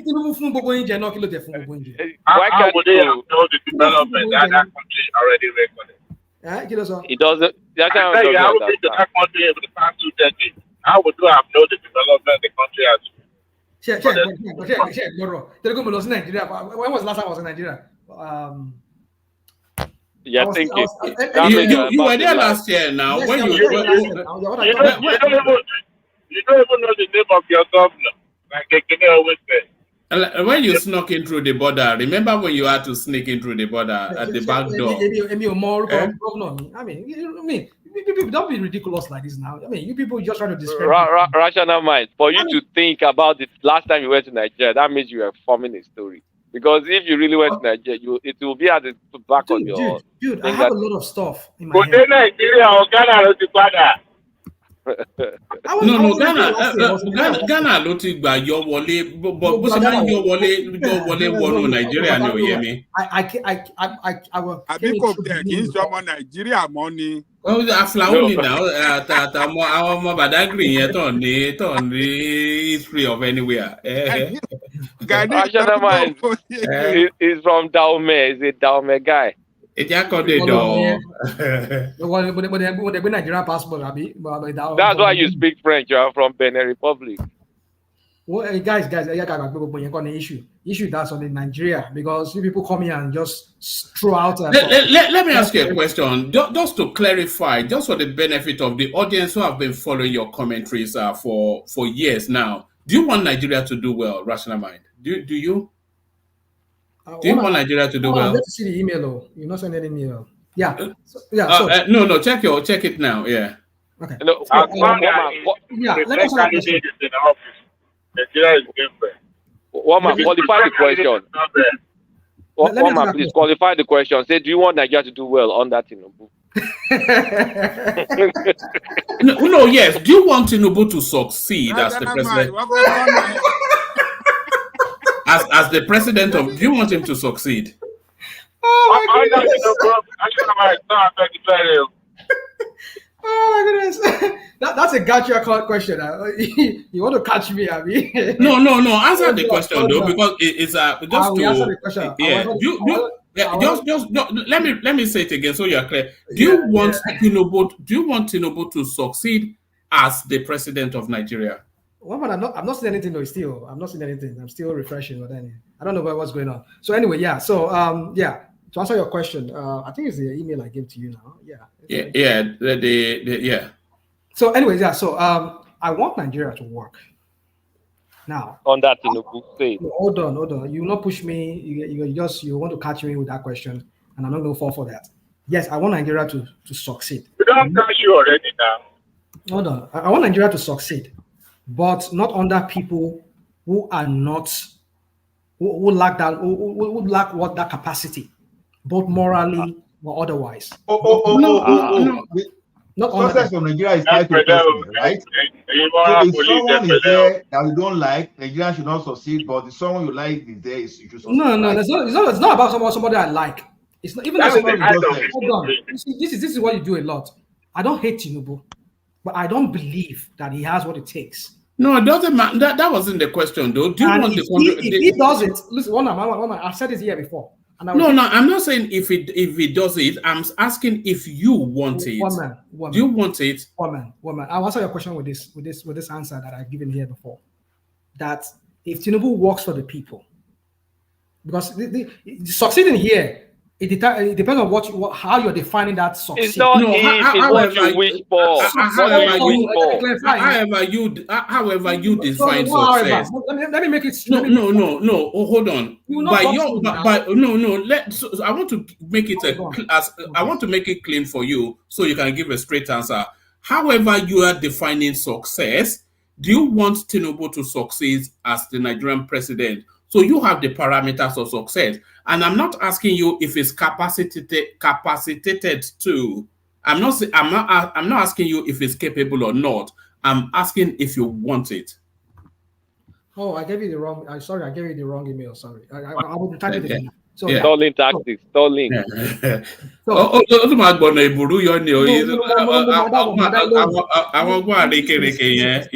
Listen. You see, that's a question that when you ask me, I cannot answer that question because of where I. You can't answer if you want your country to succeed or not. No. I said it. I said I want my country to succeed. And Tinubu is the president. You people will not box me to one corner. Let me just answer my question. It's my question, right? So let me answer the question. Joy, it's a moving target. Okay, carry on. I want Nigeria to succeed. And I want the right person that will be there. By the right person is not. I'm not saying Obi. I'm not saying Tinubu. I'm not saying Atiku. I'm not saying Showore. But I want the right person to be there to make Nigeria work. Now, let me land. Okay, land. But I'm going to push you there. But land, yeah. Woman, what I've said before is that if Tinubu works for the people, and we see the lives of an average, at least he's able to pull more than half of the people currently in poverty. He's able to bring them out of poverty. To me, it's a success. And I will applaud him for that. And do you want him to achieve that? Do you want that to happen? Woman, I'll leave my answer as to that. I will leave my answer to that. If he's able to work for the people and pull more than half of the current people that are in poverty in that country, and put them out. To me, that's a success, and I will applaud him for that. That's what I would say, one man. So you cannot give an equivocal answer. He doesn't want his own country. He said for Tinubu so much. He doesn't want his own country to succeed. What is? No. Yeah. For a long time I thought you were trolling us, rational mind. I'm not trolling. I'm telling you how I feel. It's how I feel. That's how I express it. Am I breaking, or is it me that is you guys are breaking? No, I think someone is trying to speak. I think one man is breaking. One man is breaking. Yeah. Okay, one man is breaking. In some platform, they'll see he's getting attacked. See, rational mind. The question that one man answered and you could not answer, that really betrays you, to be honest. No. They ask you, do you want Nigeria to succeed? It's a question. Nigeria as a country, as an entity, do you want Nigeria to succeed? If you are attaching Nigerian success to personality, then that's where the problem is. No, I'm not. Nigeria should succeed irrespective. Wait now. Okay, if they ask you, do you want Tinubu to succeed? Two things. Success of Tinubu may mean personal success, and it may mean collective success as part of the country, that maybe the country moves forward. But the question is this: Nigeria as a space, as an entity, do you want Nigeria to succeed? You should want Nigeria to succeed, irrespective of, even if Satan becomes the president of Nigeria today, Nigeria should succeed for people to be okay. The personality should not matter. The policy, the steps taken for the country to grow is what matters. But once you start saying, oh, you don't want it to succeed, Nigeria to succeed because a Tinubu or because of one thing, then that's a big issue. Well, I don't know what you're talking about, Ola, because I just explained. You know what I'm talking about. Hold on, I don't know. You are expecting me to help you to make your campaign of Tinubu, this and that. I'm not going to do that. It's not a campaign, Rational Mind. Yeah, it's a campaign. You're trying to do I said Nigeria. Do you want Nigeria to forget about Tinubu? I've answered that question. I said I want Nigeria to succeed. I think National Man have answered it has already answered the question. I don't know what the answer now. He has not answered the question. That's not an answer. He said he said he want Nigeria to be better. And the only thing he can actually rate Tinubu as a success man in his government is when he can move people out of poverty. What else do you want? That's not the question. The question is, do you want Nigeria to succeed? If it's criteria for Nigeria to no. There is nobody born in if Nigeria succeeding, if Nigeria succeeding means moving people out of poverty, fine, that's his definition. But so if it's going to happen under Tinubu, do you want Nigeria to succeed? It's a simple, straightforward question. Yes, he has answered the question already. It did not. Actually, he said he wanted. And by the way, good to see you, Folly. Folly, we may be revisiting those women that we sent you to last year to top them up, but we'll talk about that later. But Rational Mind, enemy of the people. Look at that. Hold on. No, well, Rational Mind said it clear. He said he wants Nigeria to succeed, but he didn't say that. Not like the way you have. You see the way you said it, unequivocal. You said it straight. Yes, he said he wants Nigeria to succeed, but it's very doubtful of Tinubu. Very doubt. Which Lafe? Tinubu is the person that can take Nigeria to that height to achieve that success that we are looking up to. It doesn't believe that Tinubu can be the leadership that can take us to the promised land. That is the reservation. He doesn't. Ajanle, can I ask you a question? Would you like to go to heaven? You see, it's a straightforward question. No, it depends. It depends. If heaven is like it depends. What do you mean by heaven? This is National Mind, man. I wonder how you're able to toast babes. How do you toast babes? Exactly, Ajanle Koko. You see how straightforward you are. But look at Rational Mind. If heaven comes with a gate and it's not pearly gates, maybe and when then after that, no. Well, what uniform would the angels be wearing? We have to establish that first before I enter. Woman, I came in here to defend Rational Mind. All right, okay. Yes, I came in here to defend Rational Mind because, as a matter of fact, Rational Mind, I just want to give you mad props. In fact, you are what should stand an example of a true Omodua. Look at that. Always outnumbered, never outgunned. Always outnumbered. You continue to fight. You are the example of the Yoruba people I grew up with. Made up of integrity. I don't know, Joe. What are you talking about? Which Yoruba people? Go and sit down. Go and sit down. Look at that.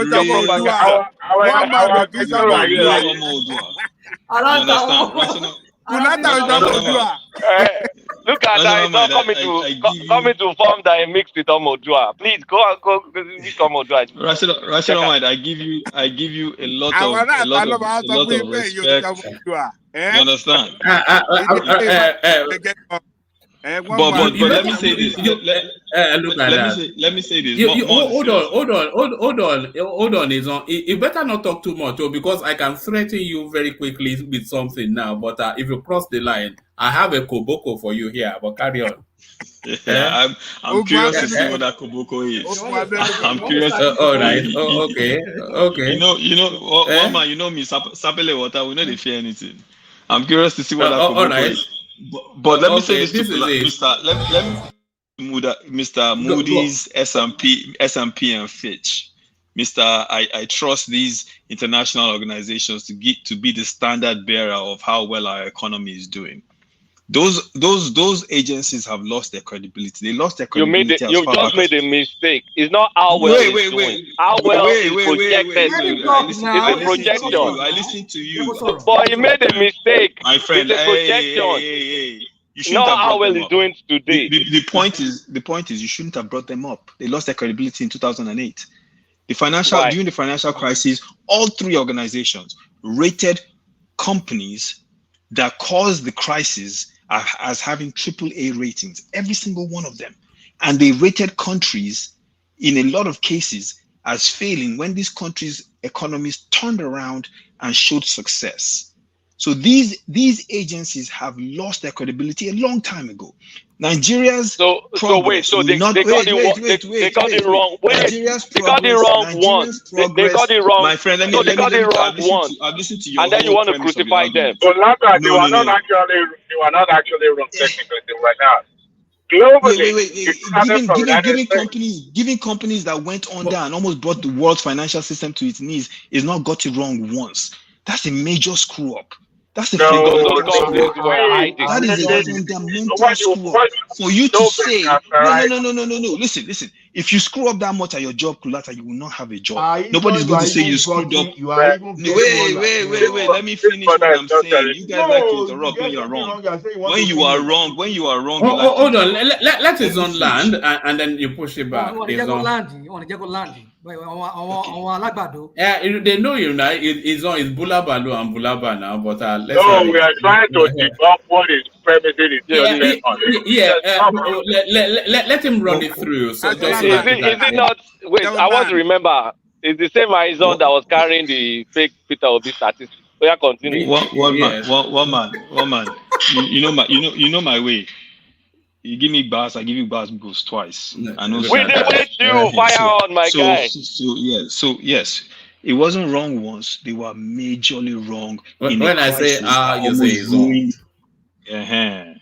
Well, in a crisis that almost ruined the entire planet. So for you to come here and bring up that kind of example, either one, you are trying to be dishonest or disingenuous, or two, you didn't know, which I seriously doubt. I think you knew. You were just trying to be disingenuous. But the fact of the matter is, those are not the examples of organizations that are going to predict our future. What to predict our future is the productivity of the local economy. And our friend Bula Balu has failed to pay attention to the local economy. He has been running around the world, cap in hand, begging for money, instead of talking to the people who are actually trying to produce, despite the fact that there is no power. And by the way, Mr. Kulata, power is a fundamental part of driving the economy. It's not the only one. It's the key part. So rational mind was right again about that. Okay?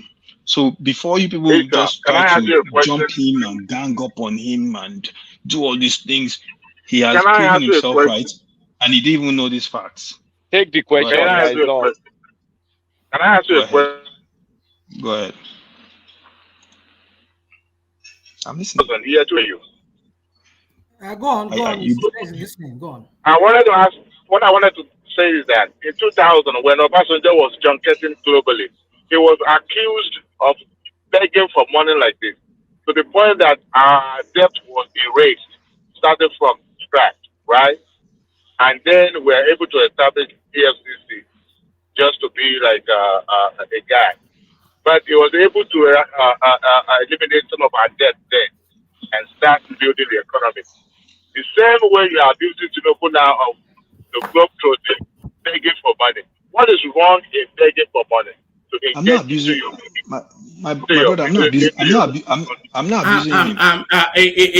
Is on. Give me a micro moment. I'm going to bail out fairly quickly. Hand over to Rational Mind, but let me just do a little bit. One man. Now where you they go? I want to see that Koboko now. You don't even give me. No, your Koboko. No, you go top your. I go come up before flogging you. I go give you your Koboko now. But let me acknowledge Ayo, who seems now to be singularly the only sponsor of the One Man platform now. That's Ayo rattling it off. I lost connection, so I've lost. He did the first one, so that there were 4 streams from Ayo. So thank you, Ayo, for that. So Ayo keeps the lights on the platform. So Ayo keeps the lights on the platform. But let me update you then where we are in the fundraising activities in the course of this session.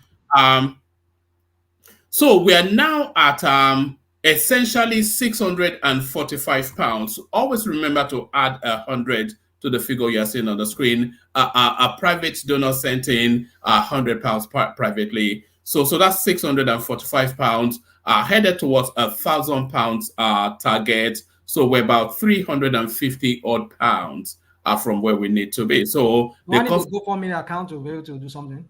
What's that? Would I need a GoFundMe account to do it? No, you just need money in your account and then you can do it. What account? GoFundMe account or? No, you don't need a GoFundMe account. It's essentially just making an online purchase. So you just put your details in and then. Will you send me a link to it on?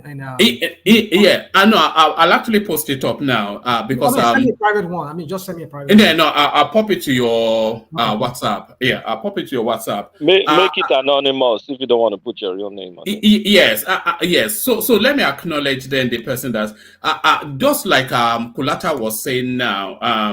You can make it anonymous if you don't want your name flashing up.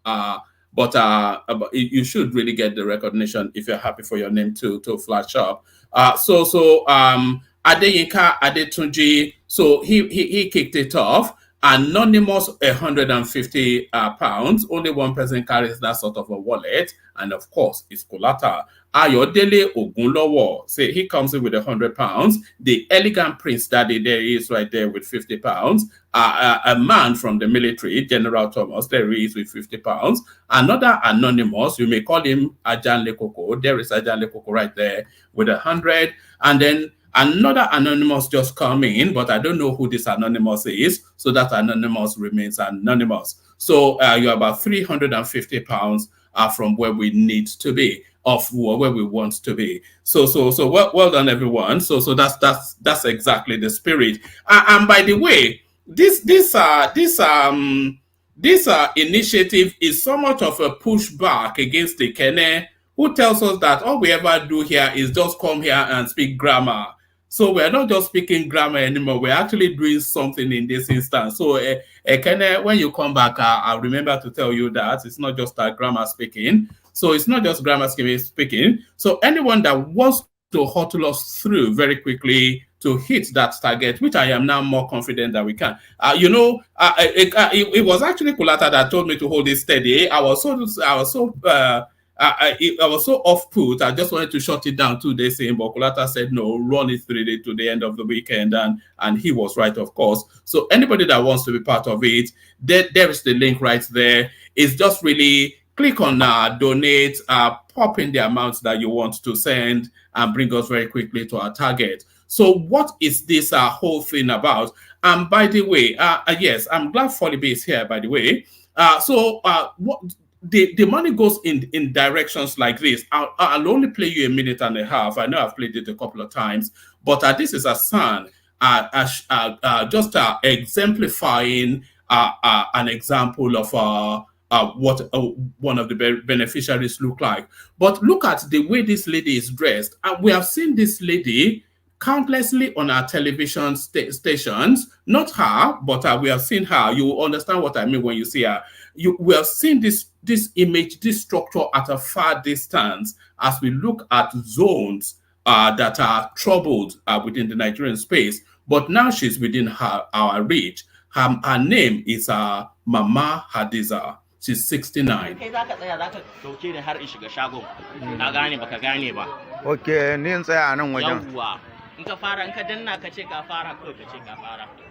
Bismillah na fara. Hello everyone, my name is Hassan Abdullahi. So I'm just approaching our mama's shop here. You can just zoom around. This is a very this is Wenge Lion Bori, Kusada Bariki. So we have an old woman that we are trying to help today. That's our camera, okay now. We have an old woman that we are trying to help today. Mama has been somebody who has been resilient. She has gone through several things from displacement, to abject poverty, and then she still had the wherewithal to sell things like this, and she sells some food too. So Mama is somebody we are trying to meet. However, my Kanuri is not that good, so we'll be switching between me and my friend here who will help interpret what we are going to discuss with Mama. Please, Mama ina wuni? Ina gajiya? Ba ni kameran kai yanzu. Bari in dauki Mama. Mama ya kokari? Ya kasuwa? Ta isannu Mama da kokari. To na zo ne daga mutanen One Man Platform, kuma kowane ƙarshen shekara ana yin taimako ma mutanen da suke kokarin taimakon kansu. Na ga shagonki yadda babu abubuwa da yawa a ciki, kuma muna son ya zamto a samu dalilin da za a taimaka miki. Yanzu dai kuma na ji kokarin da kika yi da mutanen da ke karkashinki da duk abubuwan da dai ya shafe ki. To dai ina miki albishi na cewa insha Allahu za mu kai kukanki gurin su, kuma abinda Allah ya rabonki ne insha Allahu za mu dawo. So that is Mama Adisa.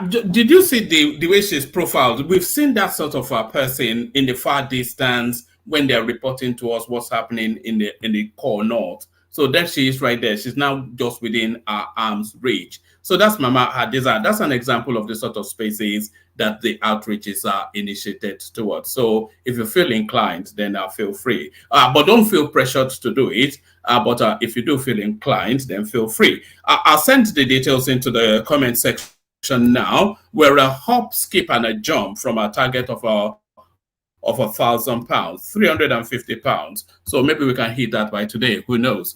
So there it is right there. So let me bring it off the screen. So from charity giving to correctional flogging, let's give what's his name, Aizon, a bit of a koboko in. So Aizon, have you heard the phrase Organa Master, Aizon? Well, not here, I mean, make up the phrase now. All right. Okay. If you want to know Organa Master, have you heard the phrase "the eagle have landed"? Yes, that's an American phrase, isn't it? All right. Okay, that's an American phrase, but now it's an Ekwere phrase. Aizon, the eagle has landed.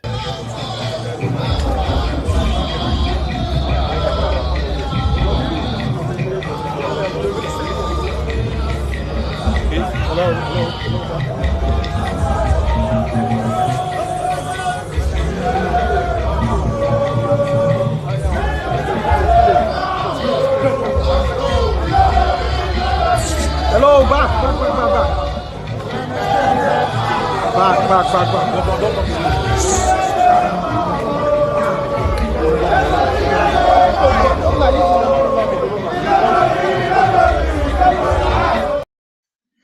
So all that rebel rousing by you and Celibes just a couple of days ago. So that's Yemsen Wike in Port Harcourt to administer a correctional flogging on the wayward youth in the State House.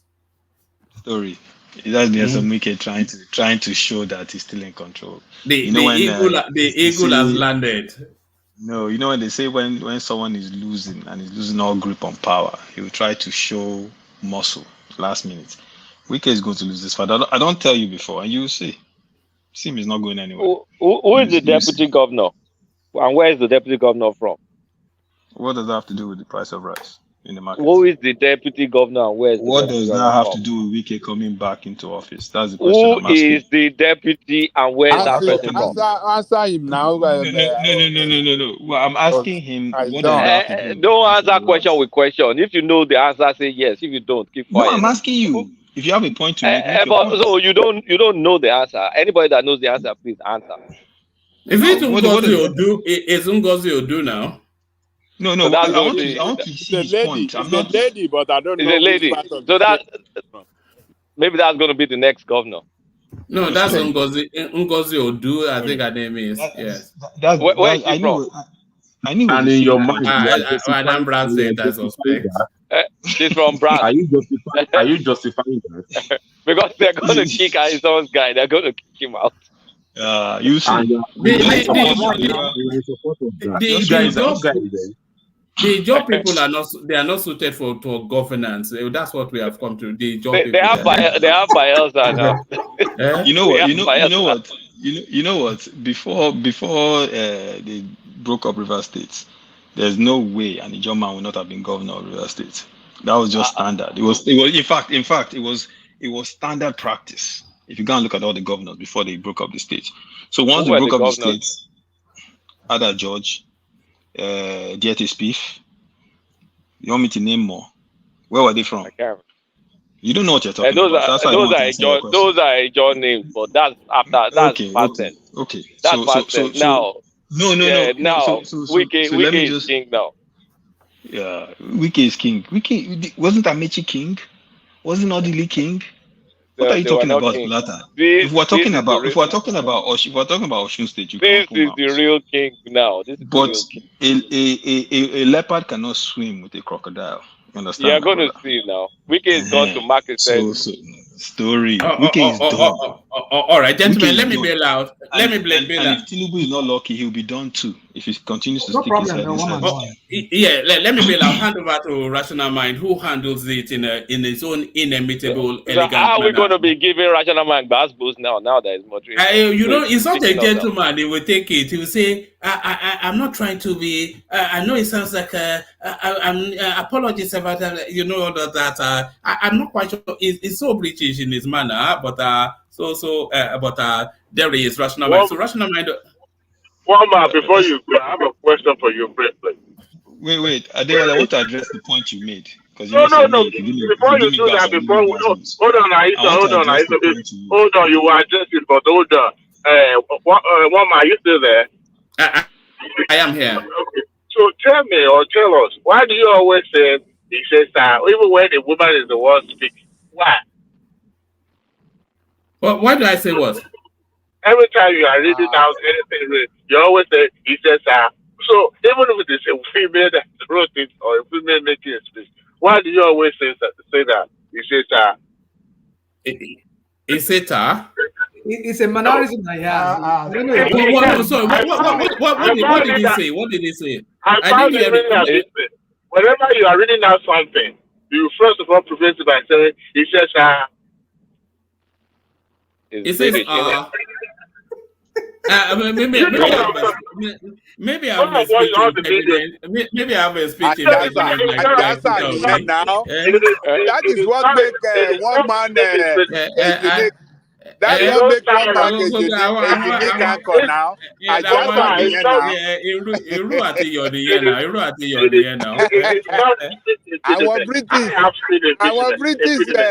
our British Sani one man. Even when it's written by the female, you will still say he says then they will start reading those things down. No, I say maybe I'm just pausing to. No, Adewale is right, Joe. Adewale is right, Joe. Hold on, Dewale, because Ajahn Koko, what did he say? Because I'm not clear on what he said. What did he say? He said when you are starting to read your readout or anything, he says, sir. He says, sir. You always. I mean, if you go and. I didn't. It's not sir. It's not sir. It's it says that's. I think that's just the way I speak. I'm not sure. So that's what you meant. I was like, we thought no. It's not. It's not sir. It's okay. Yeah. It says No. Yes. But just talking about Iru, I was saying I was adding Iru and New York. You know what my wife did when she was coming back from Nigeria just a few weeks ago? She went and put Iru in the box. Yes, and then the immigration were just looking at her funny all the way through. And I was saying, Kilo did that. We have African shops, baby, now. And he was saying, God, can you imagine that? So the Iru is more natural, like the one No, the one. I am party who in the middle of. Do you know how much then they clothes have to go through 3 rounds of washing. Oh God. Oh, they have to ask her to wash it? No. When she got back, she will pack everything, and then the Iru will then infiltrate into her clothes, and then she has to go through the washing machine cycle about 3 times. Not for Iru, I mean, for goodness, and I don't even like it. It's a good thing. It's good for the eyesight. Mama, rather down. Any of my food here, I put Iru. Even though by making anything, I just put I can have it straight on toast without it being cooked. Iru on toast. Jesus Christ, you guys. Yeah, try it now. Go to condemn it. Try it to condemn.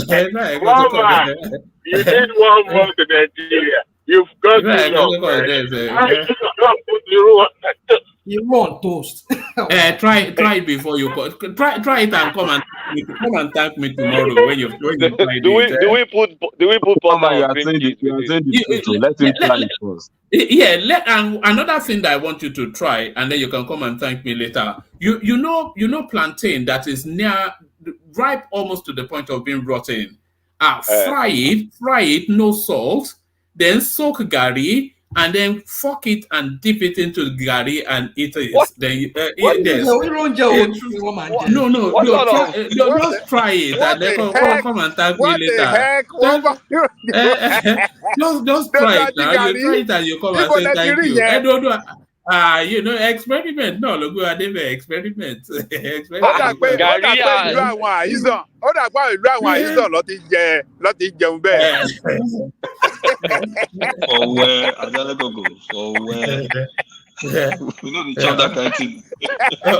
All right, gentlemen, let me bail. It's always a delight to your company. Rational Mind, over to you. All right, one man. All right, guys. Adewale, you asked the question. Let me beg you for 5 minutes. In 9 minutes. I want to jump out and come back in 9 minutes, please, if you don't mind. I want to correct the misinformation that Izon spread the other time.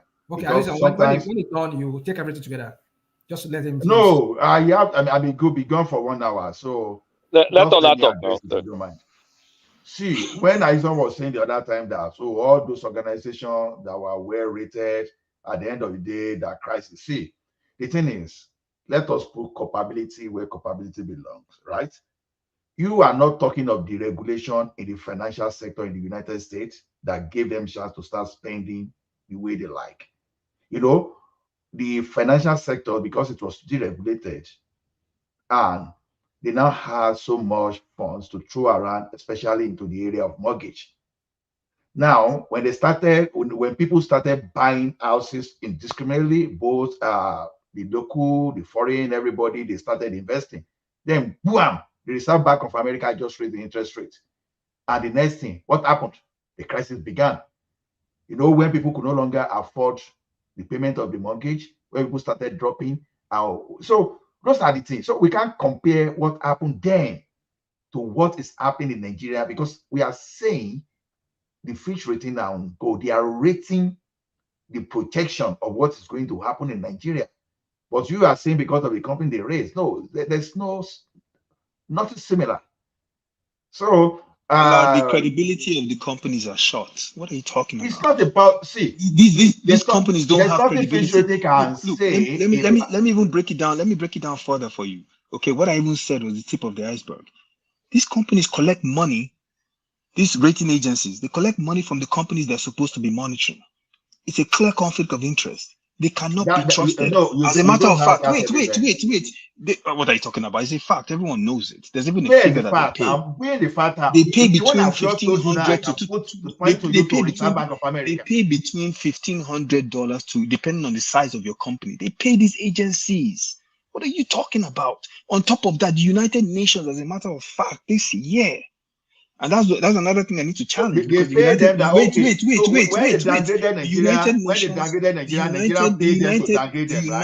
United Nations this year was advising African countries to improve their regulatory agencies because these agencies were erroneously giving them ratings.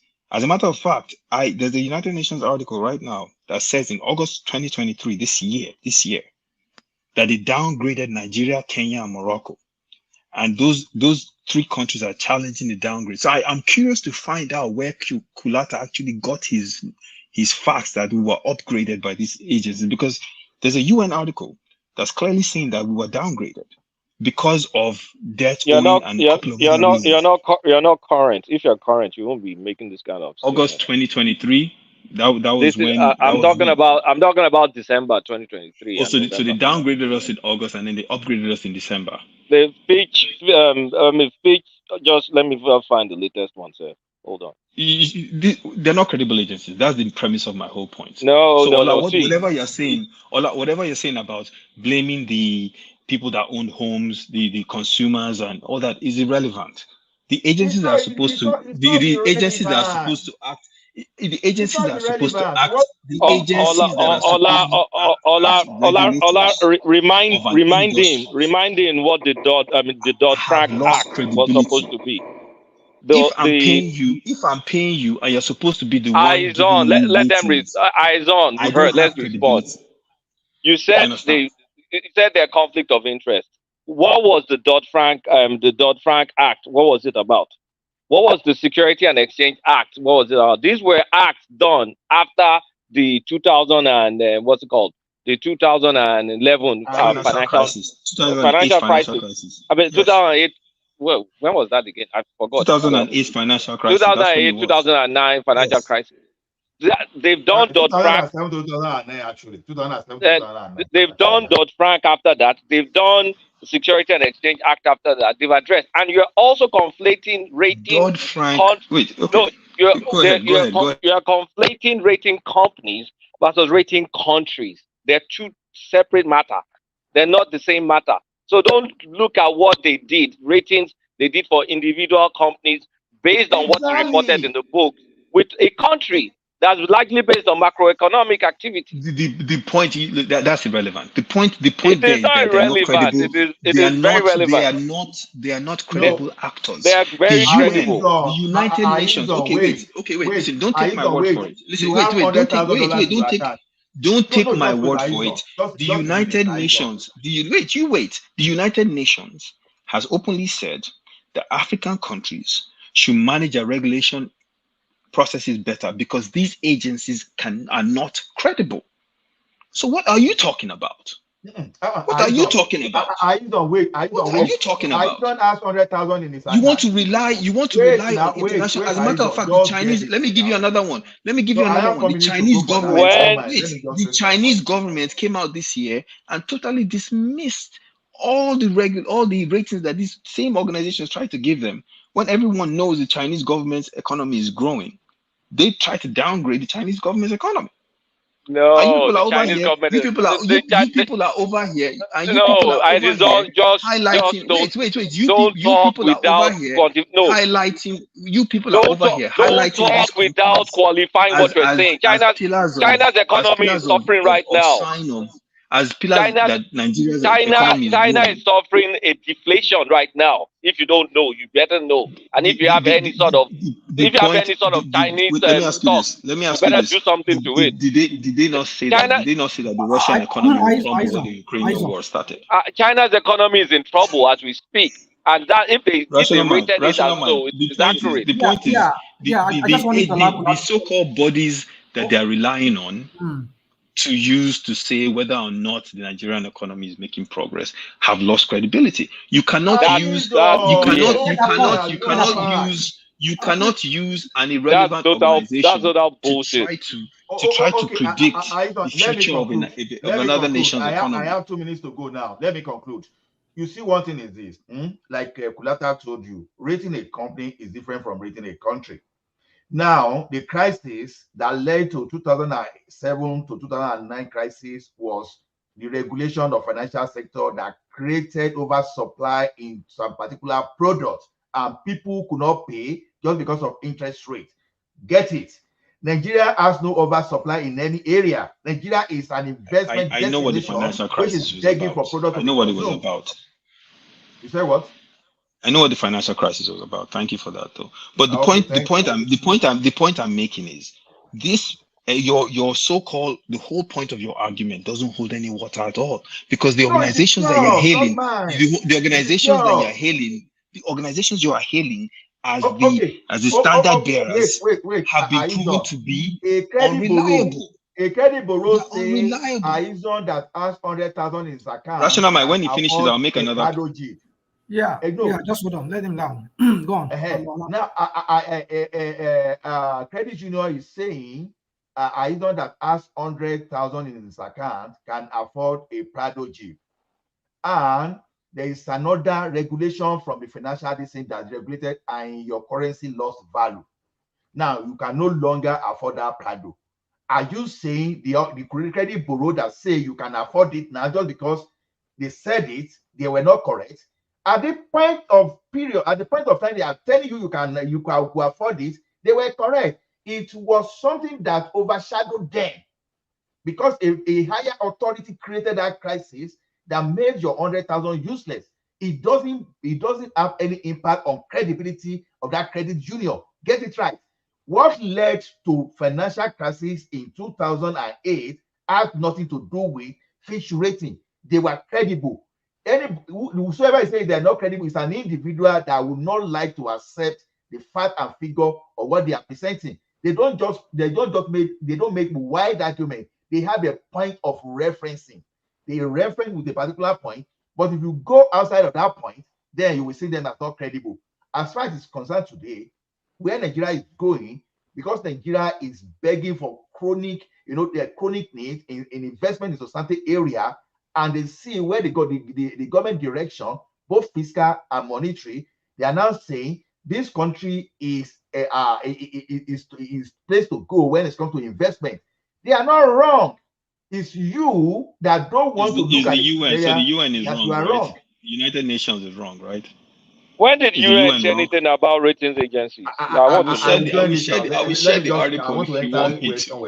Is the UN wrong, Mr. Ola? When did they say? Let's find out. When did they say? The point about these companies is that do you have these companies listen. Yeah, I have the link, and I will share it. The point I will share it. The point about these companies is that they take money from the people they are supposed to be regulating and actually providing ratings on. And the minute you do that, your whole organization becomes discredited. I'll give you another example. Oh, I found the link. In today's world, the FDA has lost its credibility. Why?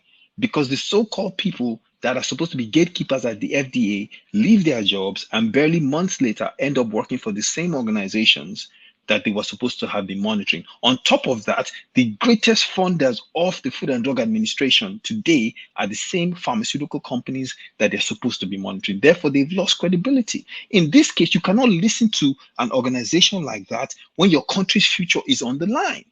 Ola, before you this go, whole thing, and what Rational Mind, I'll tell you another thing. The reason why they're listening to these people is because the people that are working for Tinubu come from the same school, the same pedigree as these organizations. If you look at their background, they are cut from the same place. So give me 30 seconds before Ola goes. Let me read this UN stuff. My friend, wait. I'm destroying your argument. Because it's actually the reverse of what you're talking about. No, I don't know which article you're looking at. So first of all, you can't even say I don't know what. There's only one UN.org by Boda. Okay. There's only one. I don't know what article you're looking at. So if you want, before you, it's from August 2023, like you alluded before. But let me quickly read it before Lali. Go ahead. Yeah. So they said African regulators urge to supervise credit rating agents. That's from UN.org. They said this is to avoid erroneous assessments that discourage investments on the continent. Africa should develop regulatory mechanisms to supervise international credit rating agencies to avoid erroneous assessment that discourage investment on the continent. An expert has said. So basically, they're telling Africa to watch out for negative rating that may be given to them that may not be, that may not be what is deserved. We are talking about them rating Nigeria positively. You know the first paragraph. No point. You know the first so paragraph. You really have no point. The first paragraph does not make an entire article. They're operating Nigeria. They're telling us to watch out for downgrade.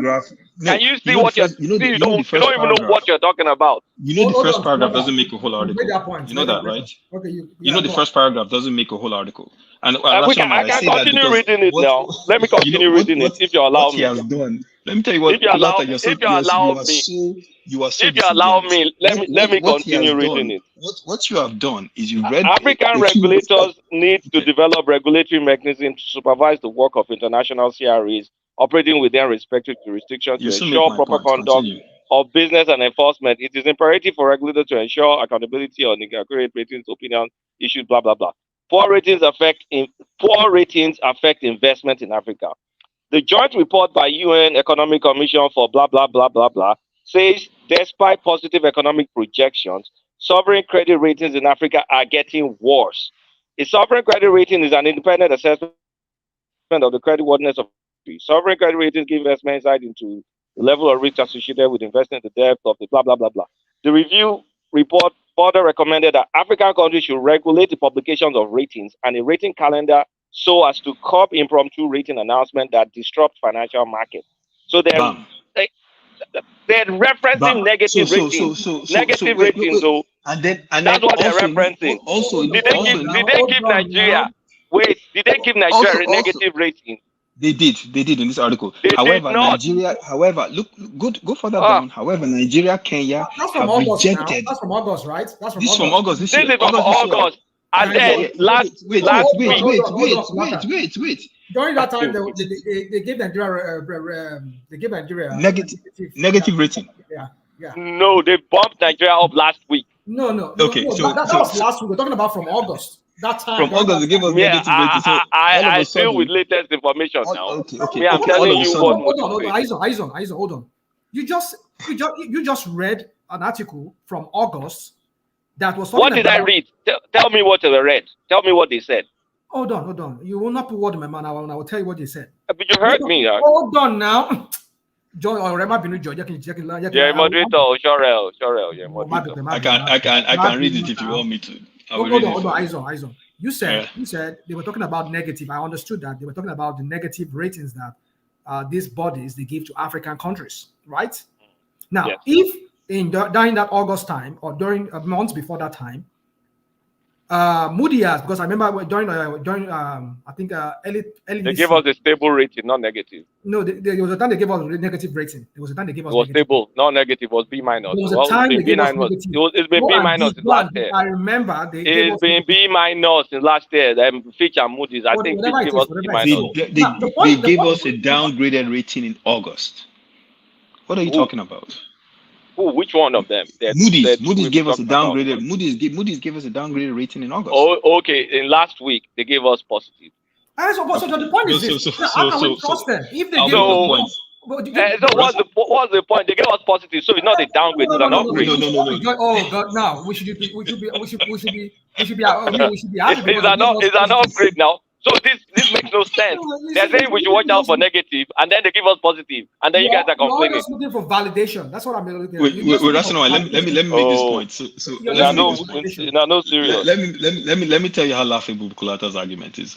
So according to what they were saying in this year they said that they were citing increases in government financing needs and pressures from upcoming wall of Eurobond maturities combined with poorly structured terms of international bonds. It essentially means we had bad loans that were pending and different items. So they stated that as reasons for downgrading us, and so that was just in August. So but what about last week? Wait. What Kulata's argument is what of last week? Wait, dude, let me talk. So he's saying that from August to now, all the money we're owing. And what do you want to pay me now? Wait. Only what you pay me. Okay, so all the money we were owing and everything else from August to now, all of a sudden vanished. That were not. All of that is no longer. Vanish. And by the way, Rational Man. By the way, Nigeria and Kenya rejected their ratings in August, stating that they didn't understand the domestic environment and that the rating agencies and their fiscal situation and the debt was not as bad as what these agencies were saying. So Nigeria rejected it in August. But now and then they Kulata tweaked wants it. us to accept it. Kulata wants us to accept their ratings in It's December. just looking for validation. This Why guy- would you what I'm accept it saying. in December when they went to correct it? It is laughable. What It's is not correct? laughable. Look, I want Okay, see. Bula Balu or whatever his name is to succeed because this is my nation. But at the end of the day, I'm not going to manufacture things just to make him look better. That destroys credibility. Can If he we does read good what they work- said? If he does Can we read good what work, they said? Kulata, let us celebrate his good work. If he does something Eh, that is but good. why But at are the you end of guys the day, let us bellyaching not over a put- project? No. Let us. Let me ask a basic question. Let me ask a basic question. Is Moody's projection for the current? Is it for the current economy? Let me ask a question. I'm going to ask a question. I am going to ask a question. I am going to ask a question. I am going to ask a question. I am going to ask a question. And I am not going to allow you to ask the question. I am going to ask a question. I am going to ask a question. I will ask question. I will ask. You're not going to ask that question. As long as I did today, you're not going to ask that question. I go ask him. I go ask him. Promise you, you're not going to ask. I go ask him. Is Moody's projection for the current state or for the future state? That's the question. That's the question. You cannot. Is it for the current state or future state? Is Moody's correction? Is it for current state or future state? It is for future state. So if it's for future state, let us watch what happens in the future. So that's the question. And that question has been asked. Meanwhile, the same Nigeria was disputing their credit, the rating that they were giving them in August. Now, this Kulata and his cronies want us to accept that this is a positive Kulata sign. and his cronies, now we they work for Moody's. This is a positive now sign. We they work for Moody's. We won't move forward. You people are not serious. Look, celebrate work that this man has done. Let Don't us try to look manufacture at stuff. what Moody's said last week. No, what they said last week. Moody's revised its outlook. You guys understand English. Outlook, which means forward looking. We're not talking about the shit that's going on now. It's for the future.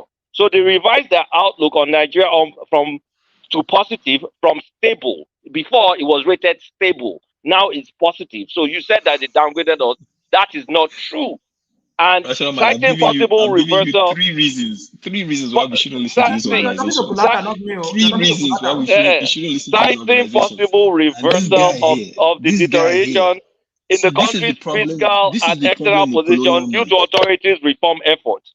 The agency also confirmed its long-term foreign currency and local currency issuer ratings. Standard Tinubu is seeking to boost blah blah blah blah blah. So basically, they moved us from stable to positive. Bola Tinubu has been running around and it's an outlook. It's a future outlook. Don't give him money. Who has given him money? So that's begging it. for money. You can continue. The people he's supposed to talk to, his local, middle, and large enterprises in Nigeria that go through hell to export out of the country, and even the people that import go through hell to import. Ekene was here the other day talking about the headache it is just to get a container. Wait, listen. The things that will improve that economy. You are mixing stuff up. Listen, I'm talking about the country now. I don't want to drag with you. But you're talking about the current state. Moody's is talking about the future state. Okay, is it not the current state that will improve the future state? Will the future improve itself? Well, won't you have plans? Based on plans, yes, the future will improve. Is it not what you do today that will make you better tomorrow? What are you talking about? Are you executing the project for the first time? When you meet something, you go and plan. When you plan, then you execute your plan. If Bola Tinubu is not improving the welfare of our local producers in that country, how are you going to improve the economy? Is it going to happen overnight? No, but what is he doing now? Give me one example of something he's doing now. He's jostling around looking for investment. You know, he's running around the world begging for money, cap in hand. Nobody don't give him money. Stop asking for money abroad. Come home and improve the welfare of the people that are trying to produce. The people that are trying to produce in that country. Can we convert? The fact that they don't even have power. No, you can't shout your way out of this thing. I'm talking about the fundamentals. You cannot shout your way out of this thing. You know I am right. You have to convert. You're not right.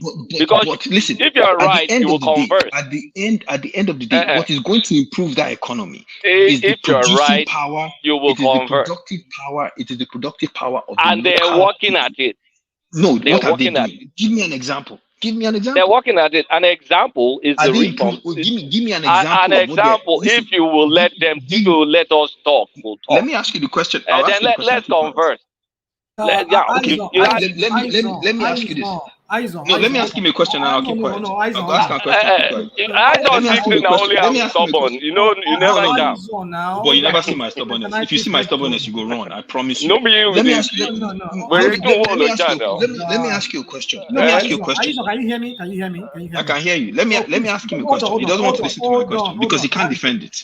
Am I talking? If you ask a question, ask it. Use your mouth to ask the question. I am trying to ask you a question. If you keep quiet, let me ask you a question. And I'm silent and I ask the question. Okay. Give me an example of what he is doing to improve the productive capacity of the local manufacturers. One.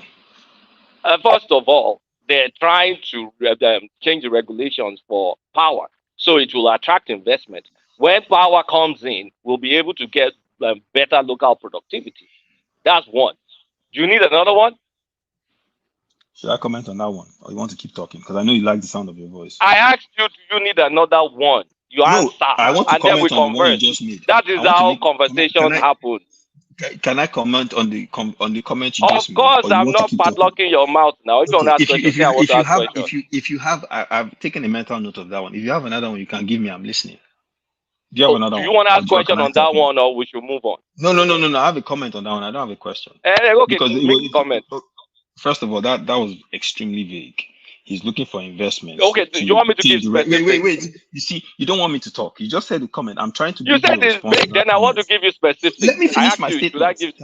Can I finish my statement? Okay, give me specifics. Give me specifics. Okay. No, give me specifics. The specifics is the 40% that federal government has in discos, they're going to list to investors on the market. That's number one. Number two, the Niger Delta Power something company that is owned by the federal government, the state, and the local. They're trying to look for a way to unbundle the state and the local from it. So federal government can split the transmission company into two. One is going to be for regulatory regulation, which is fully government. And then the other for private sector. We will be able to attack our transmission problem that way, and we'll be able to get more finances, better finances for the discos that are underperforming by listing them on the market. So that's some specifics. Okay, let me comment now. There are two key words you said about those two things you just said. One was they're going to. The other one is they're trying to. So these aren't things that they have actually done. They said, okay, the Niger Delta Power, they're going to. One is they're trying to. And that's why I said they're vague, right? No, meanwhile, you're the same. Wait, my friend, wait. Oh, when you list something in the market. Okay, Jacko Soro. Talk. You are the same person. Talk about what I said, not me. Talk about what I said. When I say you like hearing the sound of your voice, you will be arguing with me. And you are the same person. You are the same person. Don't talk about me. Talk about what I said. I'm trying to talk about what I said. Point of what that's what I'm Speak apart what the government is trying to do. First of all, don't tell me what to say. All right. I'm not saying no dominance allowed. Talk about the specifics. You are the same person that was telling Rational no dominance. Talk about the issue. You are the same person. No, I didn't say it's easy. I said it does not guarantee. Okay. Yes, so both statements can be true. One you said they are going can to. Both statements be true? Is not what they are doing. Are they mutually exclusive? Are they mutually exclusive? I asked yes you or no? A simple question. You answer the question. Are they mutually exclusive? You're not going to interrupt me and try can both statements be true? True or false? Can both statements be correct? I am talking. So just answer that simple question. Answer that simple question. You're not doing this now. Let him you need to be quiet. No, because he can't answer a basic question. No. You can't have multiple. You can't have multiple thoughts at the same time. Your comment, which is BS. Your comment is because BS. He's not addressing the communication. He's just saying bullshit. Can both statements be true? Can I get your attention? Hold on. You've been saying trying to since. Are you stuck on trying to? He's not doing anything. Go and learn English. I can give you a dictionary if you want. It's just trying to. Going to is not doing. I'll send you email address. I'll send you a dictionary. Because not until they list. And they are going not until they list. They are not doing it. When they list is when they're doing it. The question I asked you, my friend, was say, give me what they are doing. And you cannot list anything. Because they're planning. They're not doing anything. That's the point. This is what you Nigerians don't understand. There's no Nigerian thing. Do you think you execute without? Do you think you execute without a plan? Do you execute without a plan? Like you're saying that they're doing something about do you just execute without a plan? To expand on it. What you said is they're trying to. And I expanded on the plan. And they're going to. They're not doing anything. I haven't seen one solid legislation that is giving. They are doing something. Just pay attention to what they're doing. You cannot explain to me. And I explained it to you, but when is it going to they are get trying to and they are going to? That is not an explanation. Dude. That is not an explanation. When you have a company and you want to go, wait, answer this question. Let's converse. Before you're stuck on your trying to. If you want to list your company and you are doing within the plan, and you're no, answer me this simple question. Answer me this simple question. Can you answer this? Answer this simple question. No, you're the one asking questions. When you're in the process, when you're in the process of listing the company, but they're not doing anything. They're not doing anything. We can. Is it that we talk or we talk over each other? And I'm okay with both of them. No, stop manufacturing stuff to defend this guy. You're manufacturing stuff to defend him. And that makes you lose your credibility. Stop manufacturing stuff to defend this guy. You're saying bullshit. If you're trying to list a company, when you're trying to list a company, don't you plan? Manufacturing stuff. Don't you concrete examples you cannot. Go and look at the latest whatever from Bayo Adelabu. Agencies as a reason for why they succeed. Yeah. That's the agencies the world. That's the agencies the world uses. Go and ask the average man on the street whether his life is better today or you have your own agency. What are your own agencies? Let me ask you that question. Go and ask the average guy on the street whether his life is better today or 4 years ago. Aizon. Give me alternative rating agencies in your own books. No, but I can tell you what I'll give you. I don't listen to those agencies. I learned a long time ago. I don't know which grad school you went to, but I learned a long time ago those agencies don't have credibility. But I can tell you what that clown should be doing. That clown in office. I can tell you what he should be doing. He's a clown. He's a clown. He can't speak English. I can tell you what he should be. Saying clown and all that is nothing. What are your alternative agents? What are your alternative agents? But I can tell you what he should be doing in office today. I can tell you what he should be doing. I'm not talking about alternative agents. I don't need alternative agents. Okay, you don't have agencies. You just work in the world. Are not going to help improve your productivity. The work you do on ground will. And that is what I'm talking about. This conversation is ridiculous. You don't have any other agencies. You don't have anything. You're just talking. Cannot defend it. So let's forget it. Just talking. You're just making up BS. You don't have anything. You really don't have nothing. You're running on everything. You come here, you just run your bleeding mouth. You don't have any agencies. You don't have anything. Those guys don't do anything. They don't do jack. Yeah, they are discredited agencies. But the world relies on them. You bring them up because you think people here will pay attention to the world relies on them, right? The same person that was trying to discredit the rational mind. I mean, move on. Turn around and try to talk about power. He has nothing. You have nothing to say. You have nothing. You're defending an indicted drug dealer as your president. What's your alternative agency? Is your president? Yeah, he said he was indicted. You can go and throw in the corner and breathe out. Was he indicted for drug dealing? Was he indicted for drug laundering? He was indicted. You see, that's why I need to send you a dictionary. He was indicted. He was indicted. He was not indicted. He wasn't convicted. He was indicted. He was not indicted. He wasn't convicted. He was indicted. He wasn't convicted. Well, I will send you that dictionary for free. In fact, you don't have to pay me. We're back in La La Land. We're back in La La Land. You need one. You desperately need one. I promise you. We're back in La La Land. You don't understand English. I'll send you a dictionary. Show me the indictment. Show me. He was indicted. When they charge you, you get indicted. When you get charged, you get indicted for drug laundering charges. But then he settled and he filed a civil case. Oh, they filed a civil case. Really? Yes, but he got indicted. He wasn't convicted. Can you show the proof? Can you show the proof? Okay.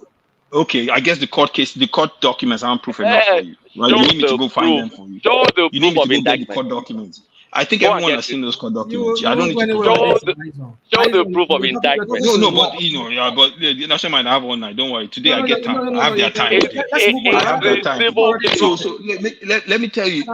First of all, the guy is not doing anything. You cannot defend him. Okay, go ahead. Go ahead. Running your mouth. Rational mind, because of you. If not, I for deal with this guy tonight. Now, because of you. There's nothing you are dealing with. You're just having fun by yourself. You're saying I'm not doing anything. You're saying absolute nonsense. I have one night, my brother. I'm not Give me going anywhere. alternative agencies. I asked you a simple question about what he's doing. If I was defending the president. Can we be considerate? Okay, go ahead. Go ahead. Civil case is not into indictment. Kulata. Tell him to keep quiet because I won't keep quiet if he keeps talking. That's the most ridiculous Tell him to keep nonsense quiet. I've heard. I'll continue talking. You can continue now. Mr. Rational Mind, put them at the meet I don't want to do that because civil they are please. senior members of this Meet them, platform. I don't want to meet do that to them. They are senior members of the platform. Okay. Okay. No, Kulata, ridiculous. please. Kulata, John, Israel, John, Jamusi, Madake. Cooperate with me. I know everybody has a point. You have your point. He has a point. So let's just, because other people are dropping already because a lot of people could not stand this. It's like you guys are talking very high for them to understand. So yeah. So let's just move to another topic. I'm trying to see. They gave me headache here. They gave me headache. You get me headache, you see. We cannot even understand They anymore. give me Everybody headache. just, like everybody have points. They give me headache. But then you see, I'm you see this Moody, no Moody. Everybody has a way we can slice it, dice it, and like spin it around. But what I just know is this: is that Kulata and Aizon is that the future will tell. All right, we know there's something about you cannot lie, you cannot make things up. Even though if you make it up, sooner or later we will see it. Bubu tried it for many years, but at the end of the day, how did they tried? They hid this so-called money. They were just printing. They were lying to Nigerians. They were not printing money, and they were like saying that they did not borrow money as such. And then later we found out the whole truth. So it will come out. You cannot hide things. Rational mind. A rating is forward-looking. Fine. We wait agree. for the future. We agree. It's not current. It's okay. We agree. We agree that simple it's common forward-looking. sense. We understand it's forward-looking, but time will tell. Whatever rating he said he gave to Tinubu and whatever plan he has, time will tell. But we said, like he said, they've been caught in some acts of forecasting crap, which you were talking about. You use you read out of United Nations where they were saying that they were giving bad ratings to African countries. We agree. They were giving bad ratings. So if they were giving bad ratings, so why should we not trust their good rating? You get the drift. No, it's not that. If they gave us bad ratings, it is that because if they gave us listen. Okay, if they gave us a downgrade, then you will have a point that okay, this is not deserving of what we should be. They gave us an upgrade. So are you going to complain and say that upgrade is not good enough of an upgrade? That's the point we're making. That's the point. So it doesn't make any sense. Hold on. To you, it does not make sense because they upgraded us. Hold on. Oh God, man. Just hear yourself. Listen.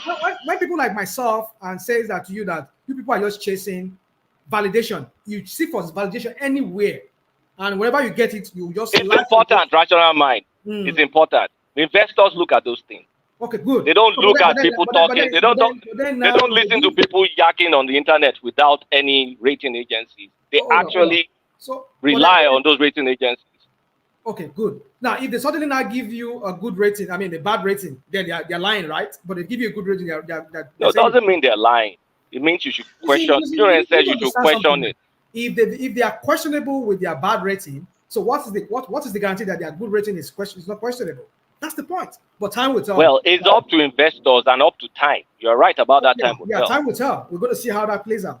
But for me, we're going to see how that plays out. But then I think other topic we want to talk about here. I don't know. One man left without even giving me much topic.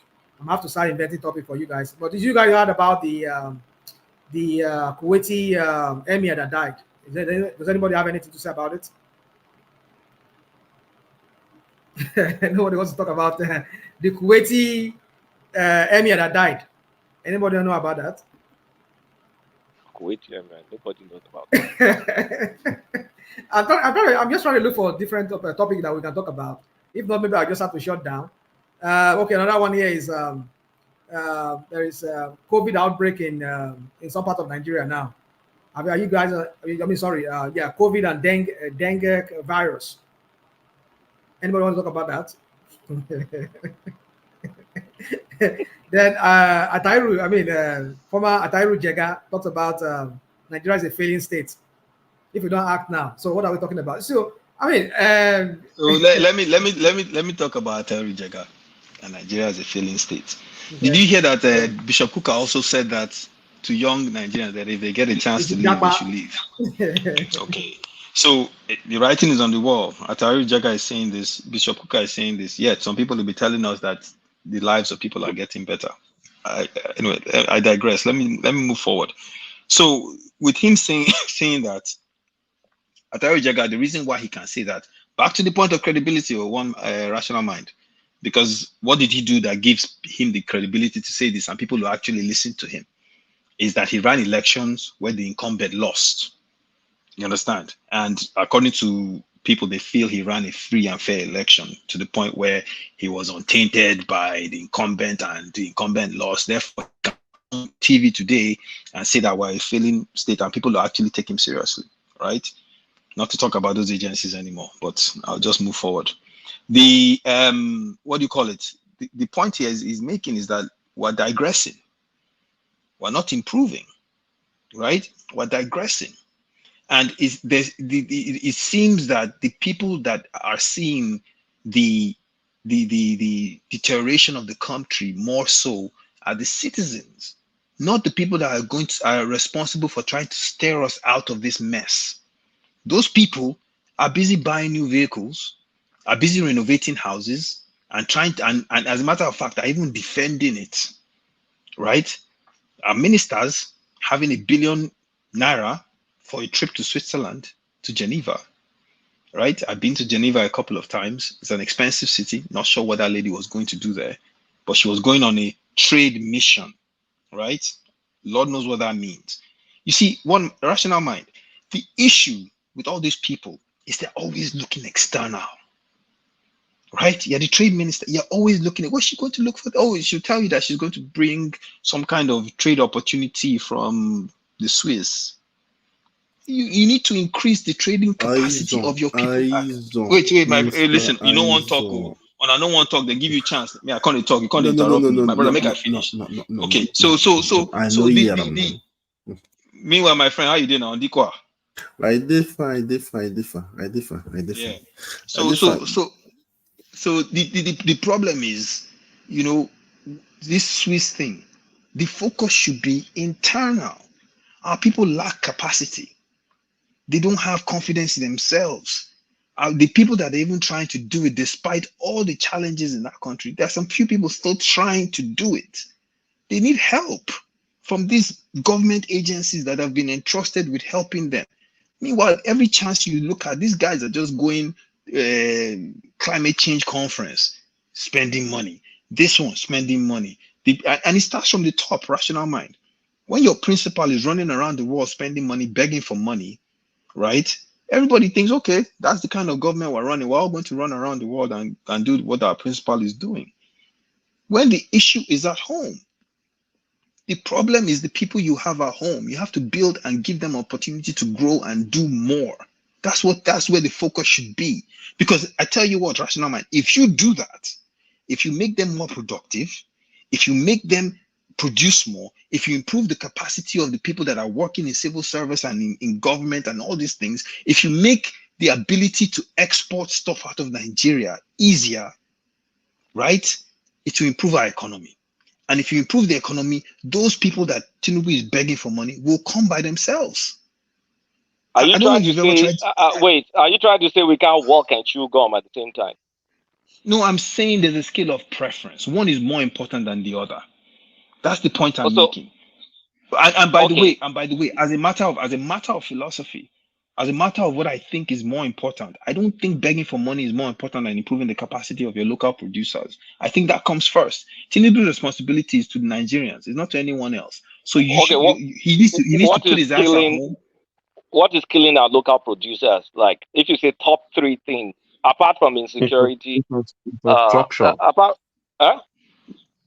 What's that? Infrastructure is definitely one of them. 100%. Yes. No, apart from the obvious ones, infrastructure and insecurity. What is killing our local productivity? Our local productivity, especially as it comes to, you know what? Let me just put it out there. Forex. How do we fix our forex problems?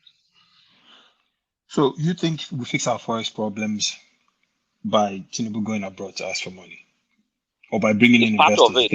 We need the dollar liquidity. Okay, but do you think we can also fix our forex problems by increasing productivity at home? It goes hand in hand. The immediate first thing, what you do in the immediate term, what you do in the immediate term, what you do in the medium term, and the long term. Okay, if he's trying to improve our forex, right, like you said, and liquidity, fine, I get that. But I think what's more pressing is giving your local producers the ability to become more productive and making the ease of exportation much better. I don't know if you've ever tried Let's to talk export. about it. Wait. Let me ask you a question. I have. Okay, I have as well. I've actually sent containers. I've done air freight, I've done containers, and I can tell you this. The hell you go through. One of my friends just tried to do a 40 foot of cashews from Nigeria. And because of all the headache, the cashews went bad. He lost his, in fact, he has given up doing business. Right? I have. I used to do hibiscus. So let's talk about it, right? So yes, let's talk about it. 2 types of businesses. People that export stuff like guar gum, cashew, lead. Actually, one of my friends in Kano was telling me that, if I had anybody that was going to buy lithium ore, people are doing it, lead from whatever. So there's that. They're exposed to foreign exchange risk, the instability in foreign exchange. That's discouraging them from even exporting because they may Mr. Kuluka, sorry to interject. Let me just land the second point. Did your friend has that is selling lithium ore? Is it possible? I've not folled up. No. Because I want to start asking you questions now. Yeah, I understand. Because of you have to have a license to do that before even exporting it from the country. Before in the Western, before they will buy it from you, you have to have a license because everything is controlled today. People have the licenses, my friend. That means that you work with today's government. Then that means you work to today doing all this kind of. I don't want to talk too much about. I don't want to go too deep. I understand. Okay, I don't want to go. Let me leave the floor. Yeah. So there's people for you to export. The fluctuation. The problem we have is it goes up, it goes down, it goes up. You cannot plan. And the same thing with the people importing. They can't really predict. Okay, how much am I going to budget to this? So an immediate problem is this forex instability. We need to. If it's going to be 1,500, at least let it be stable. And if it's going to be 1,200, let it be stable. So that is what he needs to try and fix. And that's why he has to junket the world. Because first of all, the oil we're selling is already been mortgaged. A lot of oil that we're supposed to be selling it's been paid. We're not making any money out of it because it goes to one debt or the other. So he needs to attract the forex. So at least we can get some stability. Then the exports that you're passionate about, that I'm passionate about. Who did it? Who mortgaged it? If you're talking about this is over which time. Administration did it? We can't say one particular administration, but let's just call the most recent administration and say Buhari. Buhari, okay. Yeah. So to fix a lot of all this productivity stuff, the forex needs to be stable now. Guys, let's be frank with each other. You want to export stuff, you get it at one price, get exposed to foreign exchange risk. Okay, so you're saying, so your argument, correct me if I'm wrong, your argument is that the forex needs to be stable. So because the forex needs to be stable, he's trying to attract investors from abroad. So they would bring their dollars. They'll bring their companies into Nigeria to invest. and therefore by bringing their companies in, it will help increase the foreign exchange that comes into the country and improve, which means not a just significant companies. amount. Two types. I mean, you have the portfolio investors that all they need to just bring dollars, and then maybe Bring put dollars. just bring dollars. So- Like the banks that they want to expand the what's it called? They want to expand the capital base. You can attract people that will just invest in those banks. Those are portfolios, and then But the good one will be the foreign investors. a Nigerian asset attractive enough for them to want to. If the interest rate is high enough for them to take risk, sure. Okay, but let me ask you this: how come if it's attractive enough, right, and the interest rates are high enough for them to make money off of it, and these guys have, because these investors around the world that make this sort of investment, they have access to the same information. How come they're not doing it right now? How come they're not doing it right now? Because there's still things that are pretty much volatile. The reforms for the forex and all, they're not in solid footing yet. Okay. So it will take a we're while. still struggling with backlog. We still owe many companies. There are many people that their dollars are still stuck, and if we don't clear that, there's no trust. So we need to clear the backlog. So it's a process. Even if he was to convince investors, That means today, that there'll still be they shortlisted this as a debtor, then, Mr. Kulata. yeah. So Kulata, Mr. it will be a Kulata, I process just wanted for to them to reply. come in. Yeah, it will be a process for them to come in. Those things need to be fixed before they can actually come in, right? To make it easier for them to say that Okay. I'm coming. And Because those things they have are a more. choice. Those things are more domestic, right? Well, what we owe is in dollars, so it's international in terms of the international. backlog. Yeah, and then the backup by exchange rate is also international because it has to do with either you and I sending money to Nigeria or Nigeria making money out of selling, crude oil or some stuff which we're not, or people bringing their money to invest. Yes. Okay. But a lot of those items you're talking about, I know definitely with the companies, if we had our if we had our internal business in functioning more efficiently, it would be a lot easier for them to come and invest. If Nigeria has a good, is attractive from an investment, like we don't have a security problem. If we can leverage our natural advantages, yes, it will be more attractive to invest. Yeah, and that's the point I'm making. In that, I'll give you an example. If I have a startup, right, and let's say my first 3, 4 years, 5 years, I'm making some sales. It's here and there. I look at my numbers. I'm like, and some people are like, maybe you should go and seek out an investor. And I'm like, you should go on Shark Tank. And I'm like, no, I'm not going on Shark Tank. My numbers are not where I need them to be. There's a number of things I need to fix. The supply issues I need to get done. The delivery, I will try to get all those things in order first, right? I'm not saying I'm not saying that, look, don't ask for this, but I'm saying there are things internally right now that are almost existential that he needs to fix ASAP. You understand what I mean? Like I get it. I understand what you mean. I'm not anti-investors, but I'm saying even if he was to get some investors right now, some companies, the terms they would give us to come into Nigeria would be so lopsided. Yeah, it's going to be shitty. Yeah, that's the point I'm trying to make. And I'm looking at this like, look, the lifeline we need, the safety net we need to get ourselves out of this mess has to come from within primarily. And then those guys come in, and that puts us in a better position to be able to leverage better terms for ourselves. So when they come in, we can then make the kind of deals we're supposed to make. Right now, there's an elephant in the room. There's an elephant in the room. The exchange rate. Investors deal in dollars.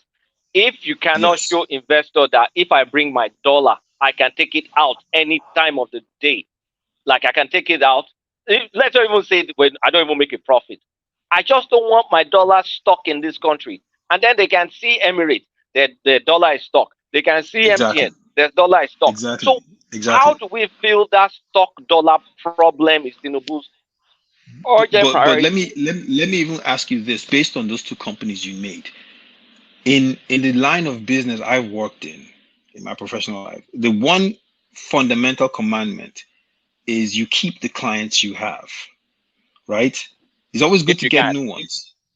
Yeah, but you make sure you try to keep those ones. It's always better to get new ones. Don't get me wrong. New business is always good, but you try to keep the clients you have. Why? Because a lot of times, if clients are leaving, and in this case, companies leaving the country, one, it sends a negative message into the market, and then two, it becomes more challenging to get the new ones if they see clients leaving. So the point I'm making is, even from a domestic standpoint,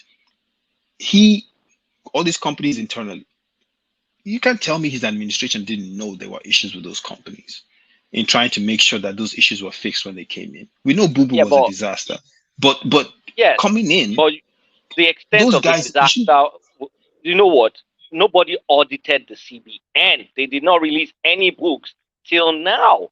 So there was no way from outside that you will know the extent of the rot. And when you think about companies leaving, it's the same reason they're leaving. Forex instability. There's no way that we don't have to address this Forex thing. That's why it still has to be junket. No, I'm not saying don't address it. What I am saying is, you can't say to me, Tinubu didn't come into office and know that issue existed.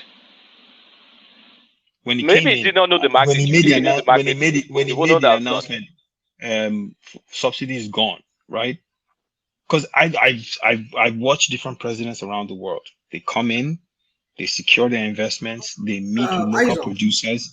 Yeah, some of them even do it before they get into office. You see, this is what I was saying here, that sometimes people just want to people like Kulata.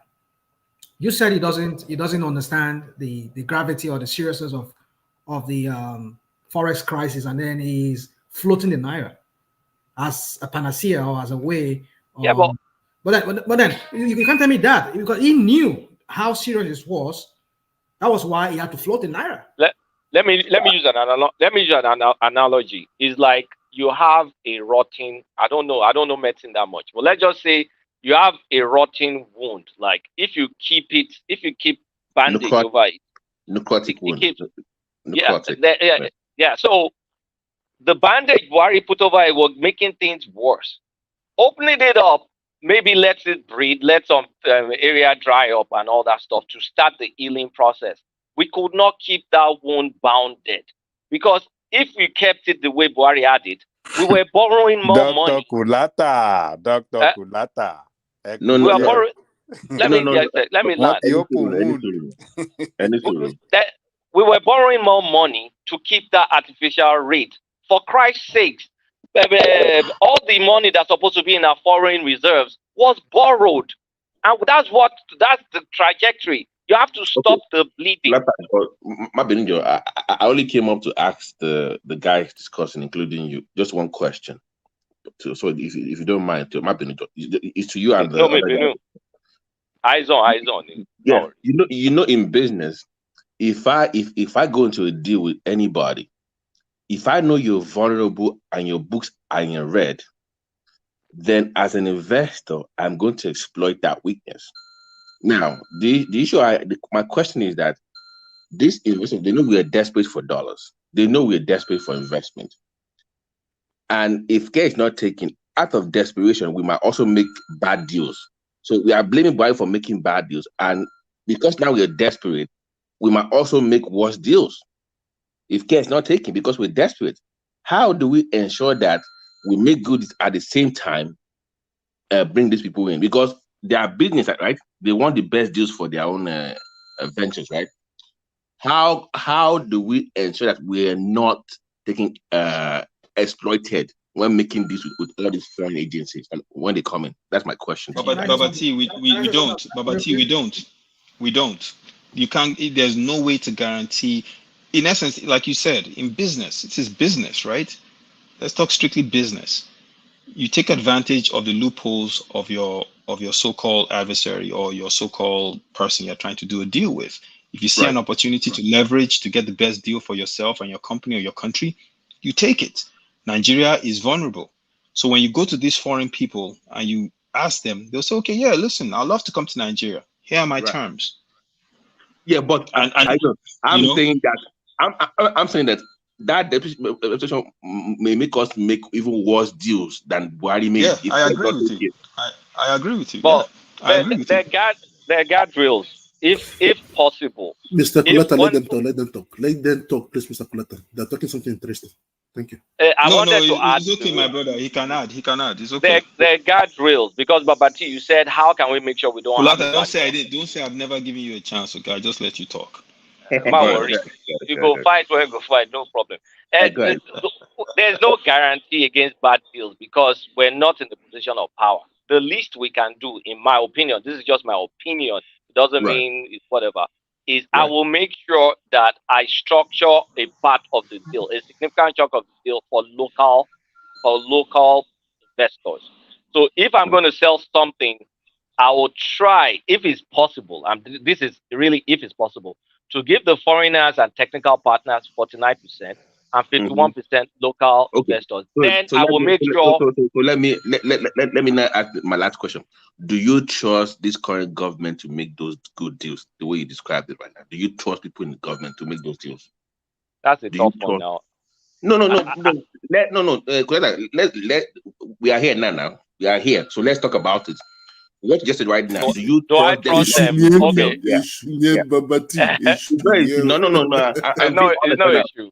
There's no issue. Do you have confidence in? Look at that so-called Minister of Investor or that pancake lady. You know, I don't like pancake women. I've always said it. Is it that friend? Don't abuse that. No. Hold on. Don't abuse that. I'm being serious right now. Do you trust the people that are in charge of investment in Nigeria to make the way you described it right now? But it's not about trust, it's about competency. It's not about that trust. One too. That's what it's talking about now. Trust, competency. That's the point. They are not the same. They are not the same. You can be competent and be fraudulent. Hold on, Simba. Let me attempt. Do you trust? Let me attempt your answer. I'm not certain, but this is what I think I may be able to trust them. If they have illicit money, you guys just cover your ears to this. I just have to say what I have to say. If they have illicit money that they want to wash, there's I can give them on trust because they have dollars that they need to formalize them. And the government, and I think they're already making that move, will turn their blind eye to those kind of money. So if you've stolen money, if you've done whatever, you bring it in the open and invest. In that way, I can trust that something can happen. Kulata, it will surprise you, but I agree with what you just said. 100%. But because you guys don't No. I'm practical. I agree with what you just said because end of the day, that means that money can that they're stealing money. Mr. Kulata.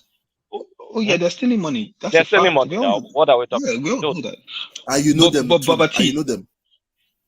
But Babati, to your question, I was just I think Babati, you're a football guy, right? Don't worry, you can answer his question. Is Babati there? Background. No, he's listening. He's listening. Okay.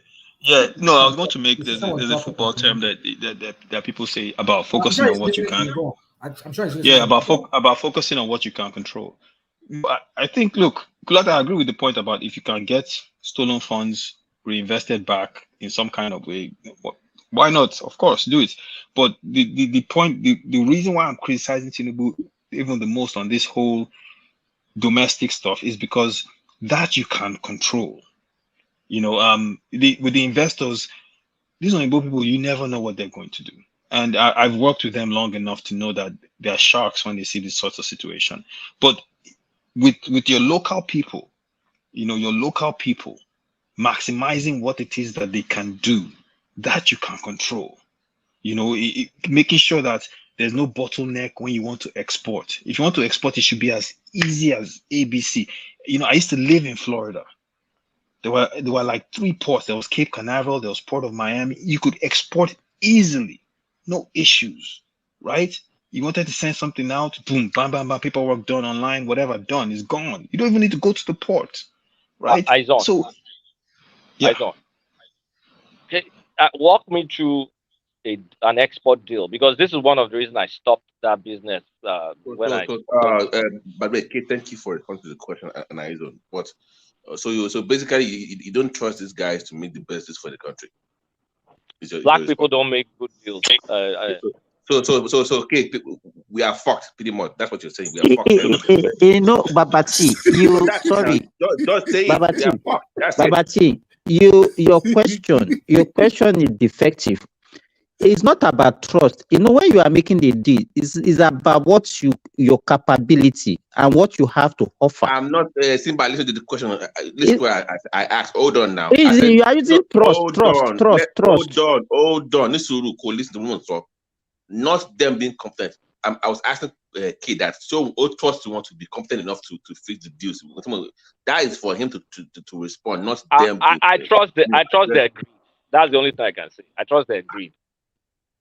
Okay, well, Simba, go ahead. Good luck to you. Good luck to you, Nigerians.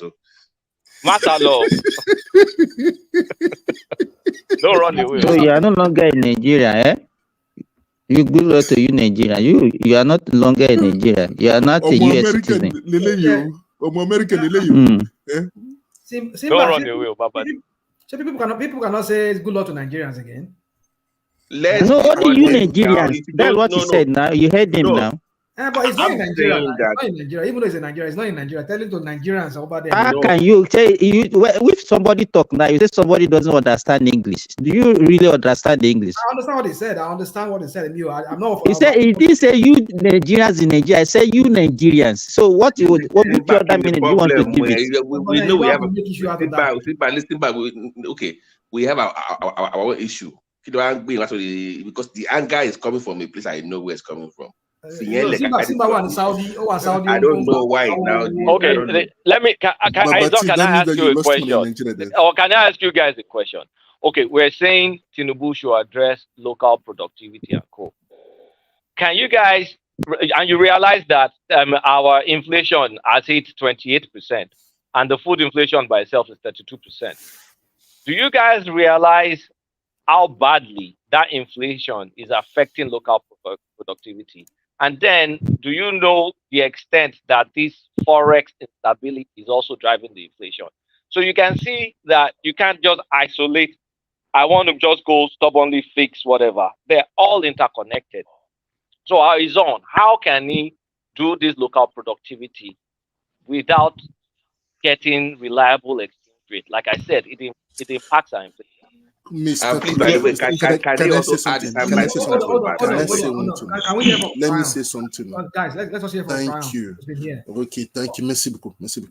Kolata, one thing is that a domestic investor, there's one thing that they can do, because I learned something here from France. Even when there is a problem, the government can soften their tax, bit it a bit for them, and again, give investment money on local aids, understand, not using the money for luxury, just investing in local investors there, domestic investors there, helping those little business there, that the one that can save Nigeria.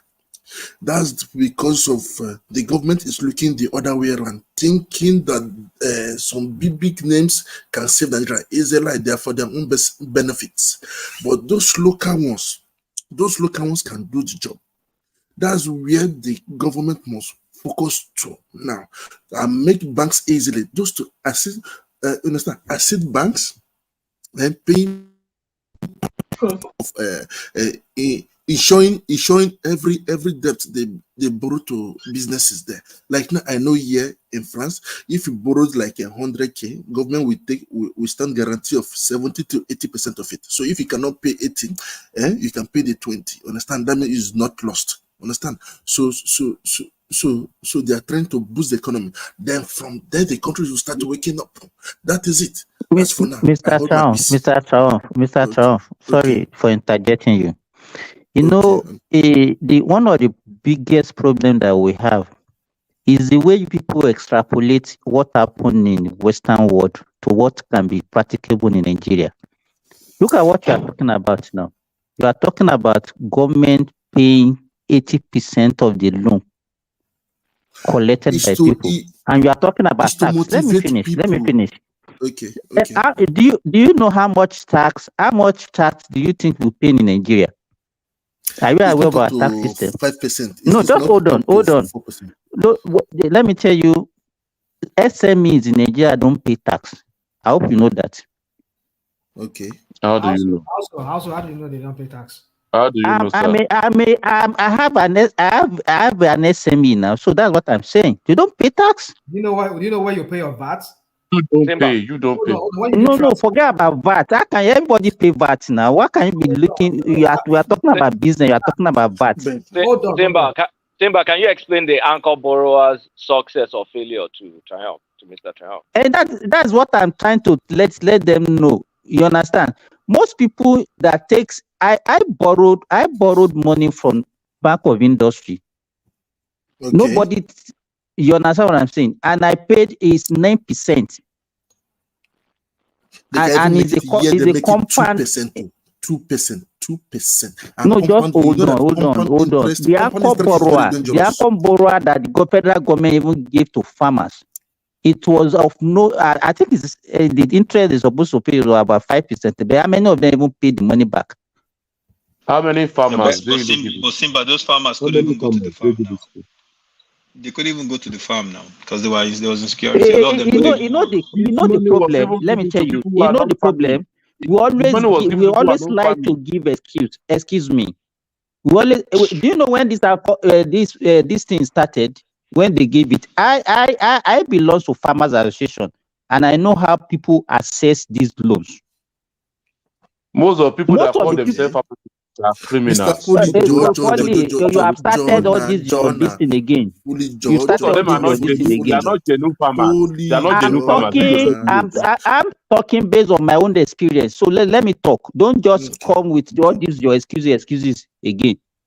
I belong, and they gave the money out to farmers cooperatives.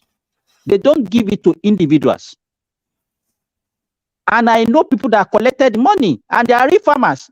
Then how many of them even came back and paid the money? They don't pay. So if government set out certain amount of money, like a revolving fund for people to use, let me tell you, if some people collected it and they don't pay it, then how do you want government to now be revolving that? Because if you pay that you give opportunity for other people to access it. I can explain to you very well how they do it. I can explain to you now, because that's why I said a few weeks ago that they gave me something that I refused because I wasn't prepared for it. What I don't prepare for, I don't take it. That's it. So it's one thing here, Mr. Simple. You know very well. I love you very well. But you're talking the aspect of farming. What is not only farming as a local business in Nigeria. There are also like industries, factories there. There are those local ones that they do palm oil. They can invest like let me tell you this. Nigeria, the way they categorize even tax, the way you pay tax, if you are I think you have certain amount of profit or amount of revenue that you have to generate as a company. Do you understand what I'm saying? So and if you go and look at it, generally, our tax is the least that you can even get in Africa. Is a fact. Because of Can I ask you a question? You know that Aizon and K, they asked that I think it was on that we also have to look at the local producers also to come along. But for short-term benefit, what can the local guys do in the short term to help out with this? What they raised earlier, like what exactly can they do in the short? Because it's coming like maybe long-term solutions or medium-term, but immediate solutions from the local perspective. What can they do from our side to help out with this cash crunch? I mean, dollar crunch or whatever you want to call it. For me, because as Coletta said earlier, the two of them has to go in tandem. Because if you are targeting local production, that one will not stop inflation. I will not stop this devaluation of our currency. It's immediate, so it's not immediate. It's more like long term. solution, but immediate acts. Well, the immediate is by having access to loan. But my problem is they have to put some measures in place to retrieve those money back. We Our are saying the same experience thing, Mr. Simba. We are saying the same thing. You know that we are saying this. We are both of us are saying the same thing. One thing is just that for them to secure the loan, that's what we call. One thing is that in France here, I learned from them. I copy. One thing that you copy what others do for you to advance your own business too. If Nigeria you can start, we in the diaspora, we outside the country, many of us we have experience. People back home, they are confused. I'm sorry to say that. If we are today and start helping those local, like now, I heard that their data is not competence in Nigeria. I was shocked to hear that. If they can, first of all, make their data right, you cannot steal money out of the country now. You cannot borrow money without paying now. They will get you now. Yeah, Mr. Rational, you know that here in Western, le son papier, they don't give them money now. Lie, because they don't say the money don't lost. But Triumph, you're making one big assumption. You're thinking Nigeria can solve its food sufficiency by itself. We cannot. Our productivity is not my enough. Brother, Mr. Colota. No. There's something we say work together. Because of, let me tell you something. Do you know that? Do you know that I've seen companies that are going to bankrupt? Oh, no shishi. They were minus 5 million. No, small country, but the government is still assisting them. So what they did, they brought expert consultants to help them. Within 2 years, they started they paid everything off, and they were making more than what they expect. They even start helping other companies. Mr. Trump, yes, did you really get what? See, all this theorizing this thing is very easy. Even America, they still need someone outside to come and invest in the country. Canada. Yes, now we need them back home now. Wait. And to think that people at home are ignorant. Honestly, I think we here that think people at home are ignorant are more ignorant than people at home. They are not really ignorant. People that are doing things back home, they are doing things. You understand? If I do not have friends that are investing, if I do not see people that are investing, I think they are ignorant. And I can tell you that even most of my friends that were struggling together, doing businesses together, they move like 50 years ahead of myself. They are not ignorant. So the thing is, when we are talking that government should do this, government should do that, where is the access to that money? You need someone to invest in government itself. You can create money with that money, Mr. Ola. You can create money with that money. That's where Nigeria is supposed to be working with. Mr. Trump, I know I'm not competent when it's I'm not that competent when it comes to finance, but I'm not illiterate when it comes to finance. Let's just put it at that. You can create money without money. All those friends, this thing you can't compare. By leveraging things in Nigeria now, you can start leveraging. The leverage. I think you have to understand what he's trying to say. No, we agree that government should regulate the environment for business, so the ease of doing business, right, is as smooth as possible. You don't want a situation, even if, like you said, Canada, US, they bring people in. I just gave you an example. Wait, let me finish. Anchor borrowing. Anchor borrowing is just one example. But anchor borrowing is one example. Wait. Let me give you an example. So we talk about exportation, right? I'll give you a perfect example that I've been involved. We talk about exportation out of Nigeria, right? But do you know the hell you have to go through to export out of that country? As a matter of fact, by the time you go through some of the hell you have to deal with, you end up selling your goods together. Thank you. By the time you sell your goods abroad, the loss you will incur, by the time you pay the duties and you bribe all the people you need to bribe at Nigerian Ports Authority, and you have to get a forwarder, an agent, to get through all these processes. In fact, if you don't have a good margin, you can't even try it. I was telling them, hey, I used to wait. I was the point I'm making is this. Listen, he's making a point now. What is the argument here? He's making a point. The point I'm making is that we all want the country to get better, right? Yes. I've experienced this personally. Even air freight. My brother was shipping 70 kilograms air freight, right? The hell that the guy was that works for me, that was doing it, Moritala Mohammed. I was just like, this is madness, right? So the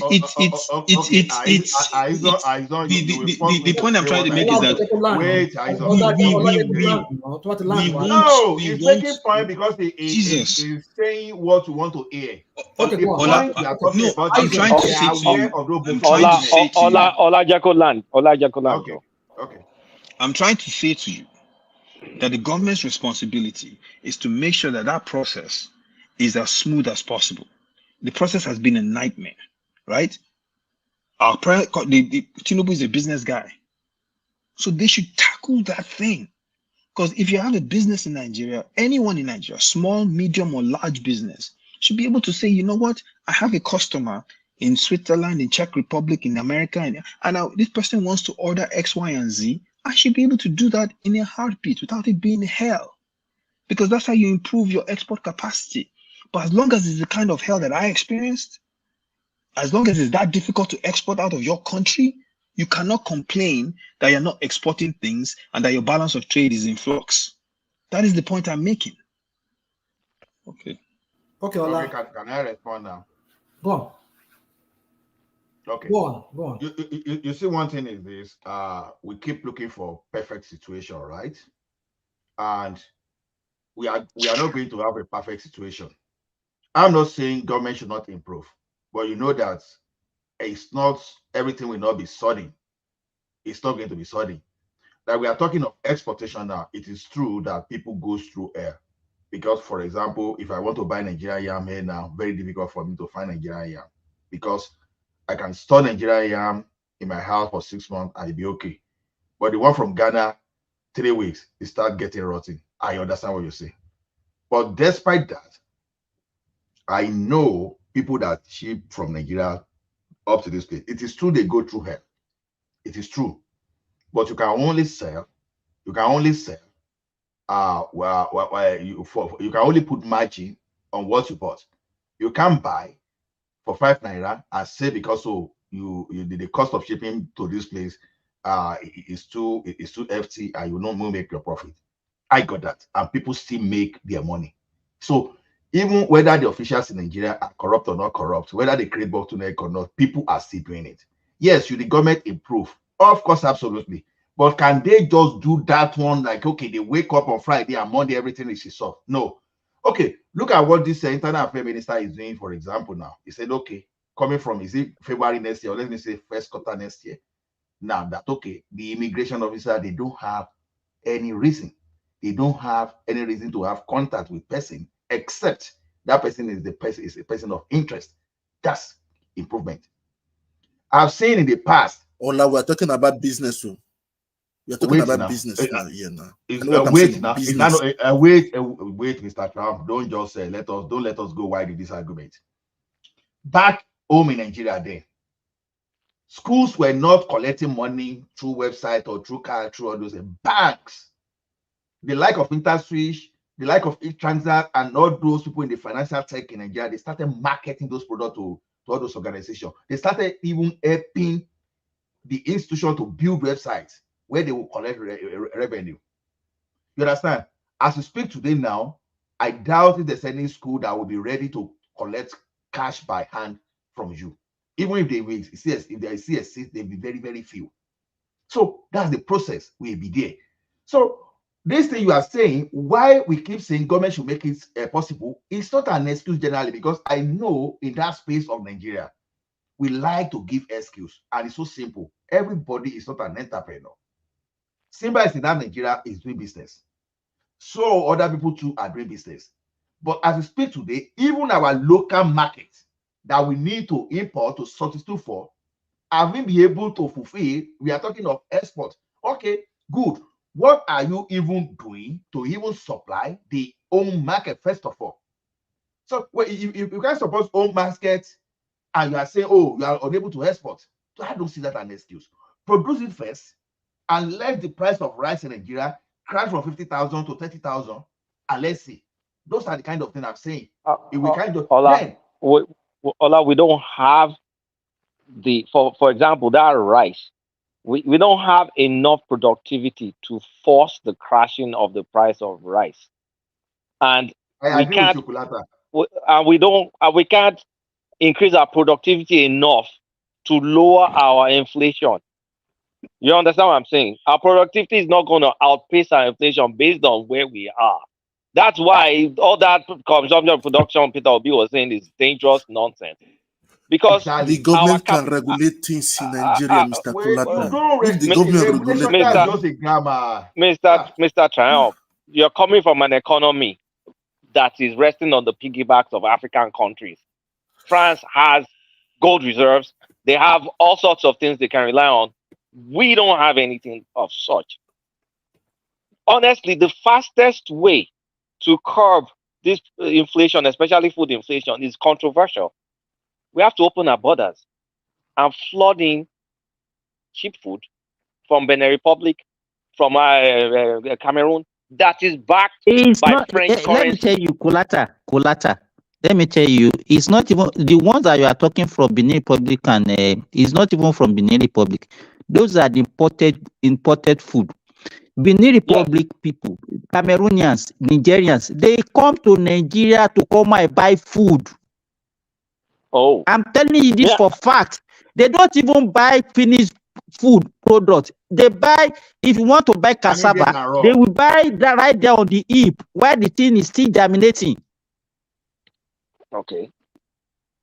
If they want to buy maize, they will buy it. Even they will buy it right there on the farm. Even they will be the one to harvest it.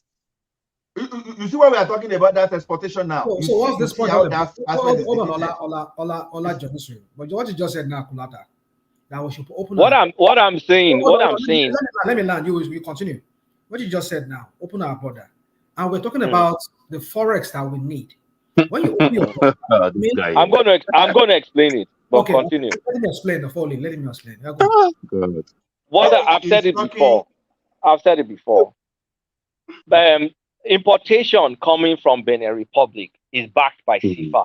It's a CFA to whatever country is coming from. No. It's a CFA, but you have to. Let me land now. Let me land. It's going to be. Let me land. It's going to be. It's not locally made in Benin or in Togo. Yes, I get it. Okay, it's going to be imported by Benin. The currency exchange rate from CFA to dollar is lower. There's a gap between Nigerian exchange rate. Let me explain now. Should you let me explain first? Go on, please. CFA inflation in Benin Republic is 1.4%. 1.4%. Food is not going up. It's not going. I mean, it's steady. It's backed by France. The exchange rates between CFA and whatever is stable. The one between us and USA is not stable. We have inflation. 32% food inflation, 28%, whatever they call that inflation, it's nominal inflation. If we bring cheap imports through Benin Republic and we have open borders, they legalize importation, don't put any barriers to trade, there's a gap because they will be trading CFA to dollar, we'll be trading CFA to naira. There's a gap to be played with. And that can flood our market with cheap food. It's going to be dumping. I'm not wholly here. It's going to be food dumping. And when we have enough dumps of food in Nigeria, it will be able to drive down the cost. Now, we're going to have casualties, of course. We're going to have farmers that are casualties. That, of course, I mean, Nigeria will continue to try and invest in them. But we just can't, but we can immediately bring down the inflation, food inflation, by leveraging that differential. This is what I'm saying, Mr. Kulata. This is what I'm saying. Take water. Yeah. This what I'm saying, if the government give a lot of money. Foley wants to come in. I think he has been silent. Let us let Foley also have No. In fact, this morning. Simba Johnny's room. Let Foley. Sorry. We'll go back to you. Hold on, please. Good morning, everyone. In fact, this morning I decided to come here to listen, and I'm enjoying it. So you guys can go on. Thank you. Okay, all right. Thanks, Folly. And then Triumph, go on, and then Simba. After This is what I'm saying. Understand? This is what I'm saying. One thing that there's a moment like sometimes I remember the first year, last 7 years in my business, I decided to make losses for me to gain the trust of people, to gain things. Then I started advancing to understand. One thing that Nigeria today, those local markets, they can start imagining together. Imagine, like now they can open a cooperative just to make sure that with that they can start selling their product locally and externally also. That's the way they do things. This is where I say the government can play a vital role, because I know the way sometimes France government close their eye when they lost hundreds of billions of dollars of euro. They don't see anything. Because they still have some that they will steal from Africa. They still have some that they will use to cushion it from Africa. That's what they do. Okay. One thing is that there's a way they would do something in Nigeria. This is a very good subject this morning. I like it. I like it. One thing is that if the economy is okay, then Nigeria will have so many things to do. Like Mr. Ola was saying, that how can they bring money? You leverage things. If they can leverage education, that people in the north can have 4 and people in the south can have 100 and something before entering the university. Why they can't do it in businesses? Why they can't do that's the same thing in businesses? You leverage things to create things for people. Nigeria knows what they want to do, but some people are using it as stealing, making people back home suffer. Go to person again. And it is unfair. It is unfair. It is unfair. When I see the truth, I say it. Whether you like me or not, I will say it. Nigeria, we can all come up together and start doing something well for the people back home, and start making sure that the government can start doing things for them. Mr. Trump, it's not as if you are not. Yes, I'm listening. You know why I interjected you and was trying to put my opinion there is this. While away on my desk, I heard people talking about foreign investor, that we should focus more on local, all those stuff. See, in this global economy, it's like we underrate the magnitude of capital injection that Nigeria will need to move the economy forward. You can't. And I'm not saying something that has never happened before. China, they tried that before. It never worked for them. They have to open the economy. India, they didn't want to open the economy too, but that never worked. That never worked for them.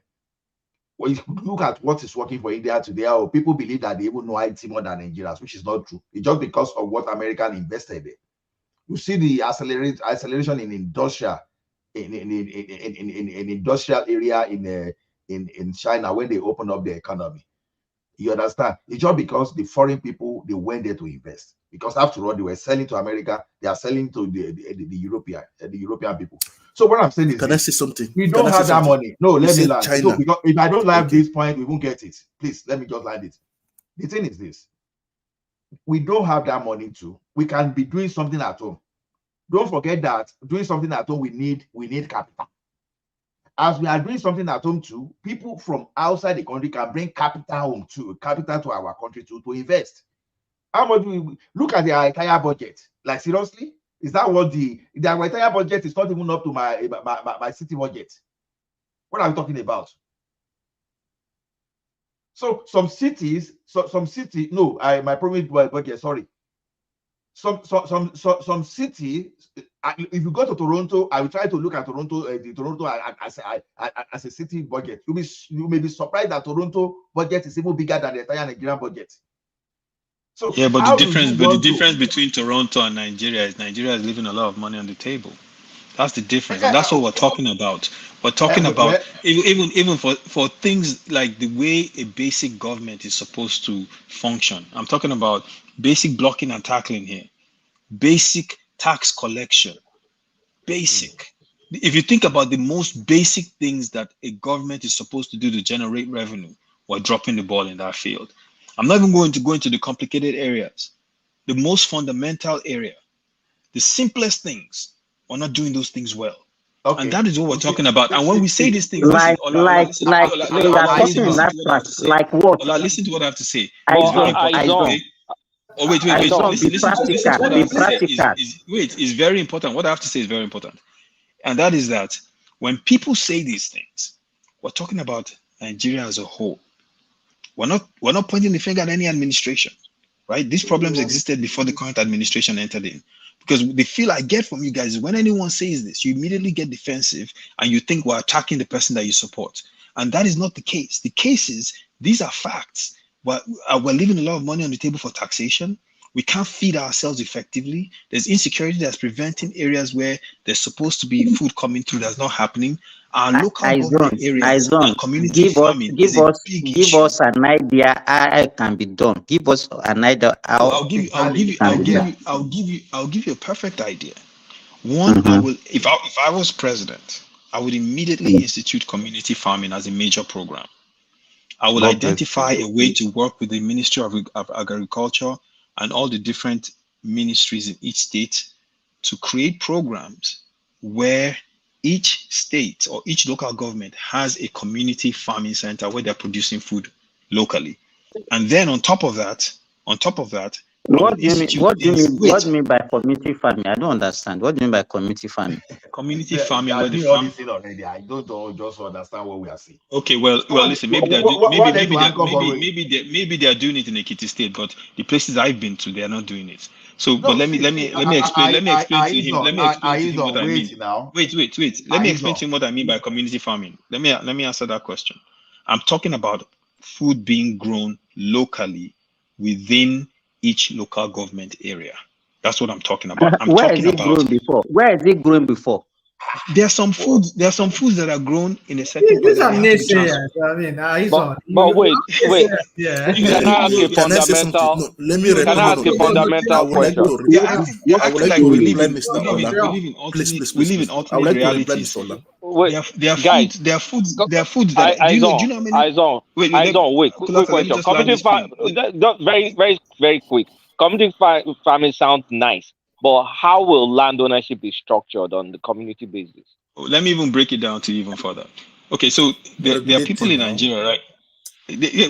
On top of that, there are people in Nigeria right now that are doing waterless farming, right? They're doing soilless farming, where they're growing tomatoes, peppers, bell peppers, and they're doing it. Okay, that is, I've watched several videos of the guy. As a matter of fact, he's a Yoruba guy. Several videos of the guy. The one that they're using sack. Okay.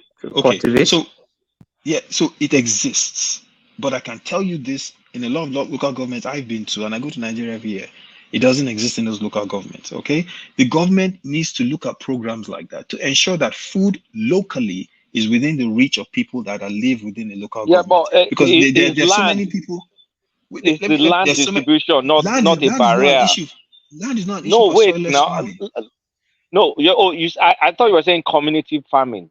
Yeah, community farming. I was using soilless farming as an example to circumvent the land issue. Because soilless farming is vertical farming, so that's not practical for. It's not practical for our populace that is not that educated. They can do an awareness now. No. It's feasible. They do it in greenhouses. They're doing it in Nigeria right now. They don't do it in Elisha, so I don't know about That's what I'm saying to you. That's what I'm saying to you. You guys, listen to what I'm saying. Listen to what I'm saying. That's what I'm saying to you. That there are local governments where it's not happening, but there are people doing it. And that kind of thing needs to be replicated across the country. On top of that, the issue of land that you're mentioning, if the federal government wants to do this, if they really want to do this, and they want to make community farming a thing in Nigeria, each local government will work with local government communities, and they will provide the land to make sure that the fundamental foods that we eat, starches, starches, protein, fruits and vegetables are produced locally at different communities. Do you know how many people have listened to Nigeria tell me, oh, the North to tell us, oh, if you mess up, we're going to cut off the supply of tomatoes down to the South. Why can't we grow tomatoes in the South? This soilless farming I'm talking about. Let me ask you this question. Do you think that the problem that we have in food production in Nigeria is due to maybe lack of people participation in agriculture? Lack of infrastructure. I think it's not. Let me tell you this. I can just tell you three basic things that can make Nigerian agriculture to we produce more than enough food for our citizens. One, we need improved seedlings and seeds. I'm not talking about crops alone. I'm even talking about animal. Let me give, for example, 2019, I have to go and get a type of hybrid maize that I wanted to plant on my farm. I bought a 15 kg then seed for 38,000 as far back as 2019. Is it a GMO? No, it's normal seed, but it's an hybrid. Let me finish. So, and when I read the instruction on how it can be planted, at the end of the day, for me to, because that seed I supposed for an hectare of land, I supposed to get like 12 tons. If I planted it the way they're supposed to be planted and I apply whatever or everything that I was supposed to apply. But when I look at the whole thing and I look at the market price, there's no way I will follow it through and get that kind of, even if I get that kind of, I will not break even, talk less of saying that I will make profit. One of the major problems, another major problem in Nigeria is that if you look at the season, during the season, you see a lot of maize, people are just getting wasted, tomato, mango, fruit, everything. We don't have storage facilities. And then, exactly. So during the season, the food will be very plenty and to be cheap. Off season, you see the price going up. What we need at that is in developed world, those people in America and even you see that it's government that will buy those things and store it so that the thing will be available at the same quantity throughout the year. So and then the price, the government is supposed to subsidize. They're supposed to buy from the farmer so that the farmer can make profit. Whatever government now want to do with the sales, that is what they can do about it. Thank you. Then Mr. the third thing that because let me tell you, if government can even do that, if they can be buying things from farmers, that I can bet you I'm into that sector. There are more than enough people that are ready to invest. They don't even need to give loan. People have money they can invest. But the problem is that by the time they produce in large quantity, there is no market for them to get all these things to sell their product. So Simba, you see what you're saying, right? You're talking solutions here. So that's what I'm saying. That look, one of my top criticisms of Tinubu was the minute he got into office, he should have had conversations with people like yourself, with business people, small, medium, and large locally, to learn more about what their challenges are. Then he should have instructed all his parastatals, we need to fix all their issues immediately. I'm not saying you can't travel abroad and beg for money, if that's what you want to do, but take care of home first.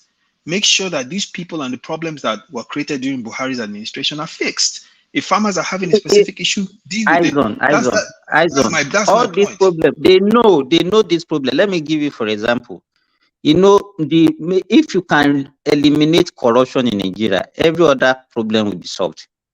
Let me give, for example, we have storage facilities all over the country. Storage facilities. Even if the government try and buy this produce from the farmers, they will store it, the whole thing will disappear. The whole is that corruption will not allow us to make any headway in that country. If you don't remove corruption, all this Turanchi that we are speaking, English that we are speaking, it will not work. Look at when this guy in the African Development Bank was the agri minister at that time. The fertilizer issue. At the end of the day, what came out of it? You understand? Government can invest, but at the end of the day, both the citizens and even the manager of those programs, they will be the one that was okay. We are talking about, look at the one that the central bank give, the Akoboras. Is it the government that said that the farmers should not? Then we are starting giving the excuse for them because they cannot go to farm. Because it's a lie. People that are taking that money right from the beginning, they have the mind that they are not going to pay that money back. They see it as their own. They see it as their own, as their own share of the national cake. Simba, please, if I may ask, who responsibility is it to make sure that people pay the money they borrow from government? Who responsibility is this? Let me tell you. It's the responsibility of the government. But who is the government? The government is the people. If everybody has in mind that everything that belongs to the country is for looting and is for sharing, then we have nowhere to go. Let me tell you, Tinubu cannot be everywhere. Do you know the problem we have in this country? The people that you are going to use. But when the orientation of the people, let me tell you, you are a business owner in Nigeria fully, and you know what you are experiencing from people that are working with you. Is it government that said they should be stealing your things? No, nobody see my things. I monitor my money. Let me. Why are you monitoring it? Why are you monitoring it? I monitor it even on my bed. That's the rule of a government. You see, Foley and Simba, you see, that's where the problem is. CBN had no business disbursing that money. They should have put it in capable hands that even if those people were going to default, they can monitor their money the way Foley monitors. There must be a consequence of any action. Any society that are not going after that consequence, they will never prosper. First things first, when you put that kind of money for CBN to disburse, is first of all, CBN will eat their own, and then the people too would eat their own with no intention. They will go and look for their own family. They will go and look for their own families that will benefit from it. Okay, we all agree now. The problem, one of the problems in Nigeria today is what? Corruption. That we have moral problems. That is it. That's the leadership. The people are the people. So we the people are the problem. The people are the leaders. The people are the people. Concerning what Ola said earlier, because he was saying that he used the example like China. Before China opened to everywhere in the world, before investors started coming, because I remember when China was paying their workers $70 to $100 per month. I remember a few years ago. That was about 15 to 20 years ago, if I can remember, because I know about that too. Because even today, no, I know, they were paying them before people started trumping them because at least they create their own home. No. First of all, they invest in their people now. They gave loan to those locally. Almost every street there in China, they produce. They empower them. Today, I'm writing them just to fabric manufacture things for me to take back home in Nigeria, Europe, and in Nigeria. So one thing is that Nigeria can copy also by leveraging. Mr. Sao, you have to add what you are not getting there. You have to add to the consequence of what the every Chinese will face if they refuse to pay the money back. Can we do that in Nigeria? Government make that happen. Wait now. Nigeria. Let me just answer Trump. You are still not getting it. You are not getting it. A father with 12 children, right? Now, father should give the 12 children money to invest. Now, the father has no money. So what happens? Yes. That's exactly what I'm saying. If Nigeria has that money, our infrastructure will not be at the level it is. Okay, we are talking of storage now, for example. Storage is an opportunity in Nigeria. Someone can invest in storage facility and be charging farmers for that purpose. Oh God, stop all this thing. Nigeria get money. Which money now? Which money? How? I know they see this money just bought. These people just bought 160 million car that they will not drive out of Abuja. That is not money now. That is money. What are you talking about? This is it's wastage. They are wasting our money. We have it. These people are wasting our money. Don't let us go to that route. Let Ola continue, please. We are not getting it. All those money we are even talking about, let's assume that there's a zero corruption in Nigeria. It's no way it's not going to move us anywhere. Only. Ola, don't say that. Come to Saudi Arabia and come and see money. Come and see infrastructure the way they are spent. All these 160 million. What is that one? That one is not even enough for somebody to go on holiday. What are you talking about? It's not enough for somebody to go and spend on holiday. What are you talking about? 160 million is $160,000, and that's why we I don't get it. We keep saying we have money, we have money. For a population of over 200 million people. You understand? Do you know how much they collect from Emefiele? Emefiele dropped 4 trillion naira. Only Emefiele dropped 4 trillion naira. Let me tell you, let me ask you, Foley. Mr. Tam, I'm sorry. Foley, how much is 4 trillion? How much is 4 trillion? Sir, if one person can have the mind of stealing 4 trillion. The question I'm asking you, how much is 4 trillion naira? Forget about that 4 trillion. Relative to our, let me tell you, Nigeria is poor. What we should be looking at how to diversify and make more money. With the present rate of money that we are producing, we are getting, we have nowhere to go. There's no magic anybody can do. Simba. If Nigeria stop corruption today and we manage our own resources, we will be fine. Stop saying that, Foley. We cannot be fine because we are poor. We cannot be fine with that, with the money that we are making. There's no way we can be fine. We are just joking. What make you poor? Is it not because of lack? Is it not because you are spending the money? Mr. Foley, Joe. You are making money. You are not investing it. You will not be poor. Make a land. One thing is that in business, Mr. Orlando say, I would like to follow you to do. I'm not going to leave you. You can tell something. In business, when you spend more than what you get, what is what? That's negative. Yeah. Let me say, not going to make gains. It is done everywhere. Nigeria today, they are spending more than what they have. They are always in negative. Why can't they cut the cost of governance? It is very easy. I did it too. I have 30 workers. I make the same money when I have 10 workers. The same benefit. What does that do? 20 people bye-bye. Nigeria can do this. Whoever wants to talk, put a number to our budget and think about we fund it by 50 or 60%. Our budget is, I don't know, 20-something billion dollars.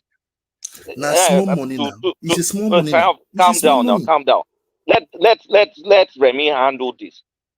Remy, talk us through 20-something billion dollars for defense, education, healthcare, this, that, and we're supposed to have money. Please make it make sense, Joe. Okay. Thank you. Good morning, everyone. First and foremost, our budget comparing to our population is nothing to write home about. And the issue comes about Nigeria for over 4 decades. We have not been producing, and the little gain we have frittered them away. To me, it's like Nigeria is starting all afresh again. Unfortunately for that country, the monopolistic oil that we depend upon is very volatile. The price continues to go up and down, and we cannot really put our hand, even if we say, okay, at $73, that's what we are basing our budget on. Is it going to be sustainable for the rest of the year? We don't know.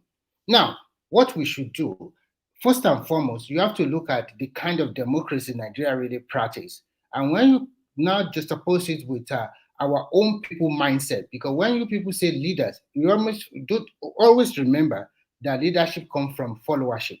Do you understand what I'm trying to say?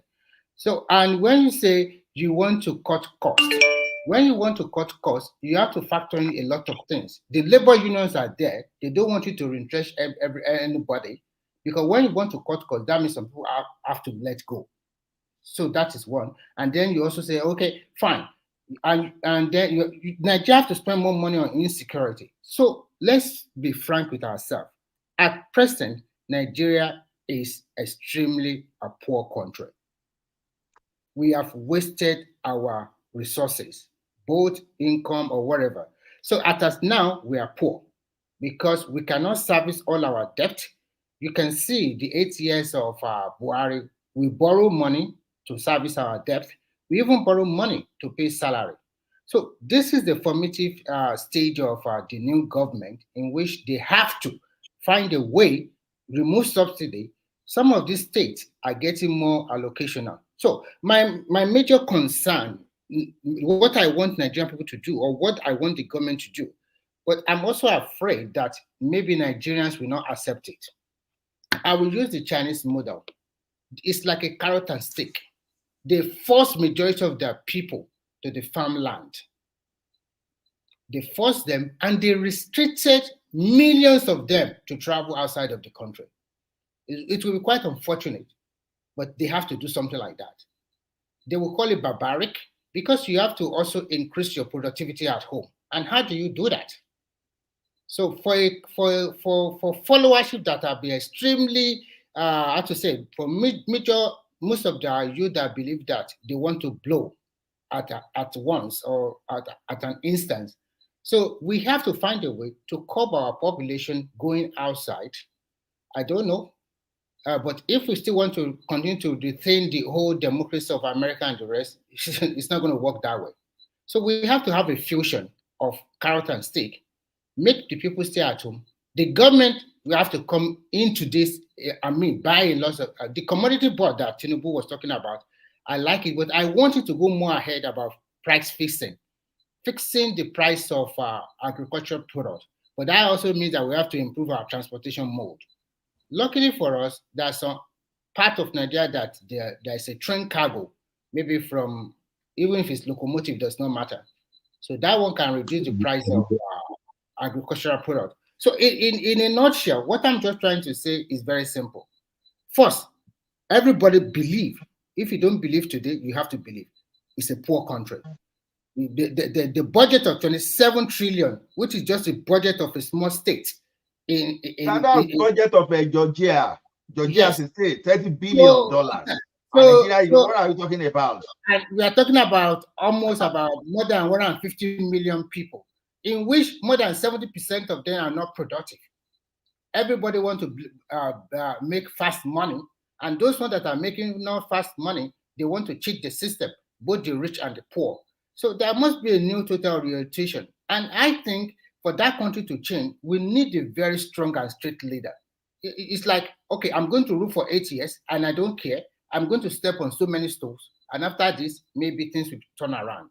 But if you are still continuing to say, let's practice the same American democracy, and also some of these things you guys have been talking about, some of them are useful in Nigeria. But you have to continue to factor the Nigerian. No, Remy, we are actually not practicing American democracy. There's a difference between you model your system after American. Like Canada modeled their own after American, but we are not really practicing what America is practicing. So sometimes I disagree when they say we are practicing. The reason why I said that is that I look at, we have 2 House of Assemblies, both the Rep and Senate. What are they doing? The current expedition alone on that is a lot. Those are not even the problem. Those are not even our problem. They are even job creation. I understand what you are saying. We can always call that. I know that job creation is a problem. But for example, what they did in China was this, and I will just share a little bit with you quickly so that another person can talk. They look at cost advantage of each city or each region. For example, let's say the Northeast, you are known to produce red pepper, tomatoes, and the rest. The government just encourage a lot of people to go to big-time farming about tomatoes and red pepper. So everybody in that particular axis are known for small farmers and big farmers. And then they now establish a kind of government agency that will buy off everything from them. And if you are big enough, you also want to export your pepper or your tomato, you have to go through that government agency. They have to make sure that it's matched to the international standard and quality and whatever. They help you get all the necessary approval and licenses for if you want to export it out. So that way, their product outside still maintain that quality, also, especially to developed country. So that's what they do. So we are not using our cost advantage very well. For example, let's say like in the Southwest, if they are known to be producing maize, then if all this Shaki area and the rest, everybody just go to rice maize farming. So we must use that way, and with the government and the excess, like you said, the government will buy it off. But I learned something in Finland when I came here. They encourage a lot. Finland is about private entrepreneur. That's what they do. I saw a lot of warehouse all over in the outskirts of the city, and you can rent it as little as €100 per month, and you can put like 20 or 40 feet container of cargo inside. So Remy, why their haven't government assist them? wait, Triumph. So why haven't private entrepreneurs in Nigeria see, because that's an opportunity right there. So why haven't entrepreneurs see that as an opportunity, find a way to provide that service cheap and affordable, and fix a problem and make money while doing it? Thank you. That's a very good, but we have to look at Nigerian mindset. Does an average Nigeria, does he want to plan for 3 or 4 or 5 years before he can talk about breaking even, and after breaking even making profit? An average Nigerian entrepreneur does not want to look at that way this way. He wants to invest in a month and get a profit in another month. So, and if you want to do this kind of business, you must have a very good business proposal. Like, okay, I want to go to warehouse setting up. In the next 1 or 2 years, if I can break even, that will be fine. And in the 3 or 4 years, I can start making my profit. Even if my profit is 10% from what I've invested. But most Nigerians, they don't think that way. Most Nigerians is about, oh, I'm putting my money here and I want to see the return immediately. In business, it's not done that way. So that is the mistake that a lot of us are doing in Nigeria. So there must be a kind of Remy, even the clause that we just emphasized now, what we just emphasized now, I don't agree with that in totality. Okay. Because if it is that, we won't be seeing the like of Adenuga. But these are big players. We won't be seeing the like of $10. We won't even be seeing the like of Dangote even putting in structure. The question is this: we love excuses in some aspects. We love excuses. And I'm not saying government should not back up. Government is doing fertilizer subsidy up to tomorrow. It's hold on. So the Pfizer, Pfizer, what's his name? Rational Mind. GlaxoSmithKline and PZ and all of them that left, Labour Brothers that left Nigeria. But Rational Mind, they left Kenya too. They left India too. People like you just what about? No, it's not what about. You have to understand. You have to be able to compartmentalize problems. Those companies are disinvesting. They're leaving Africa. How many of them exited Kenya? GSK has just left Kenya. Okay. GSK just left Kenya and India. Excuse me, can I quickly interject? You saw those what about? No. Look, Rational Man, calm down. All those multi-global corporations living in Africa, because they have started seeing the handwriting on the wall. In the next 10 years, if they are not kicked out, they will not be like relevant like before. Because they are even leaving Canada too. They are even leaving Canada too. So what are we talking about? New business is springing up. It's either they acquire them or they also change their mode of doing business. So, and there's also competition here and there. So things are changing all over the world. Let me quickly Things are changing. We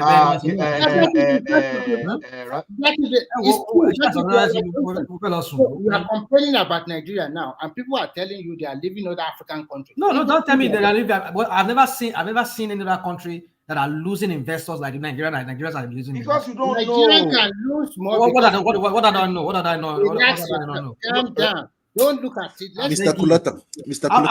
How many companies are leaving Canada that you're talking about? Let's be objective. Can I say something? What about? Can I say something?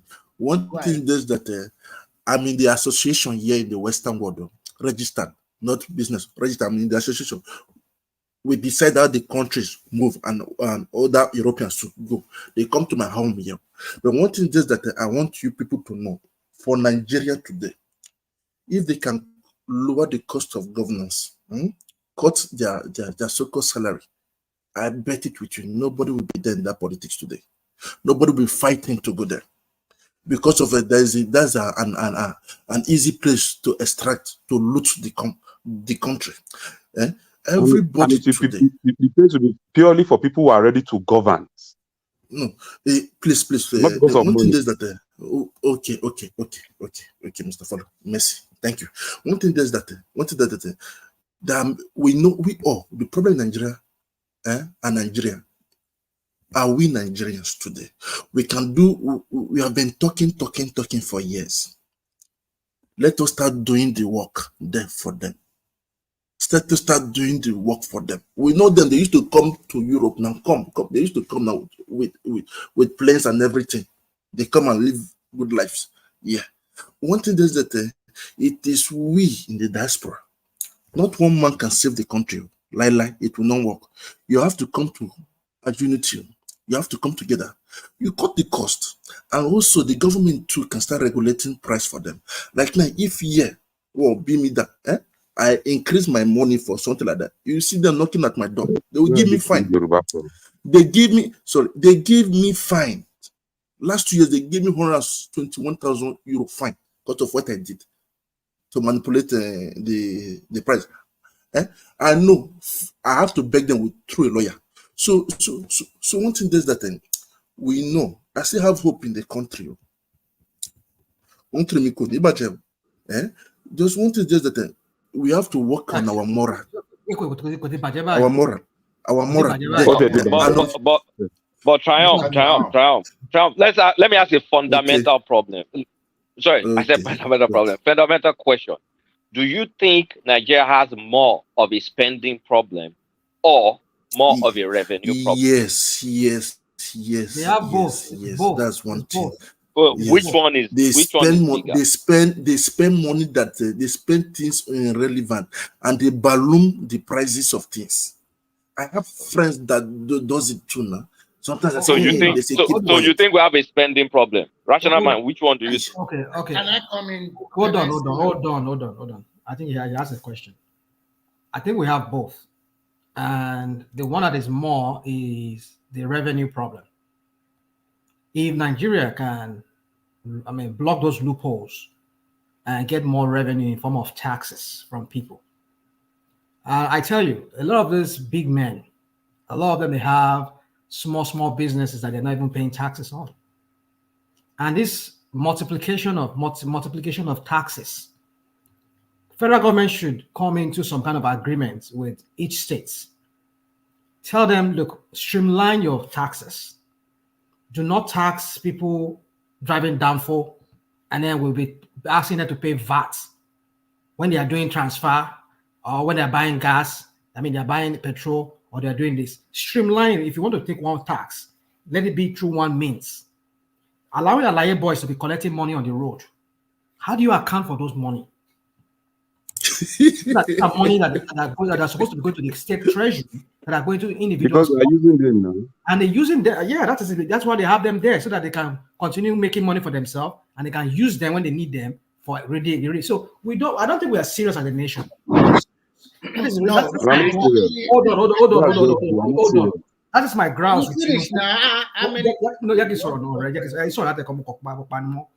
That is my grounds with Tinubu. But Tinubu is already doing that.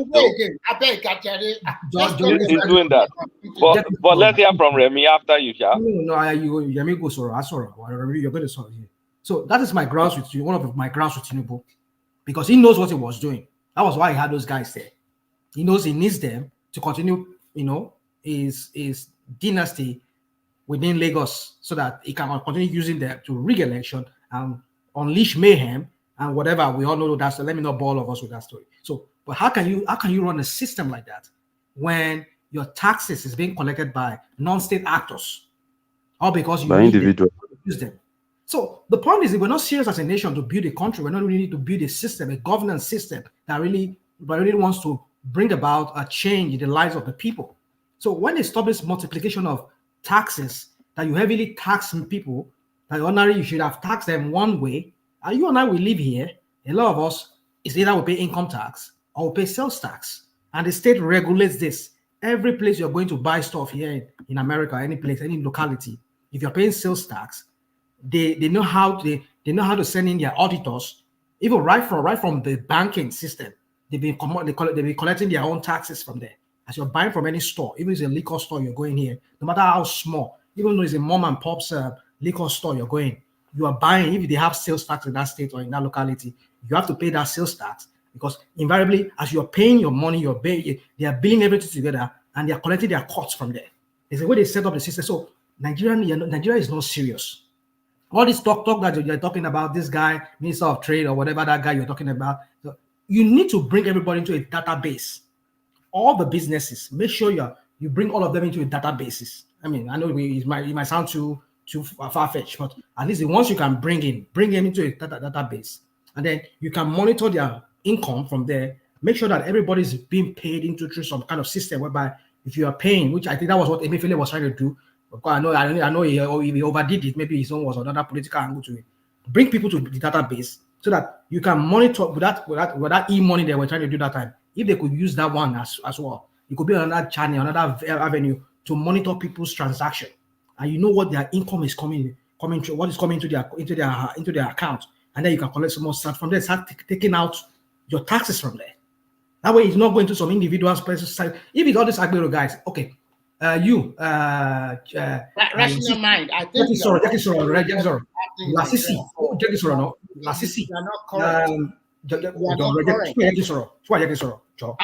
how many minutes?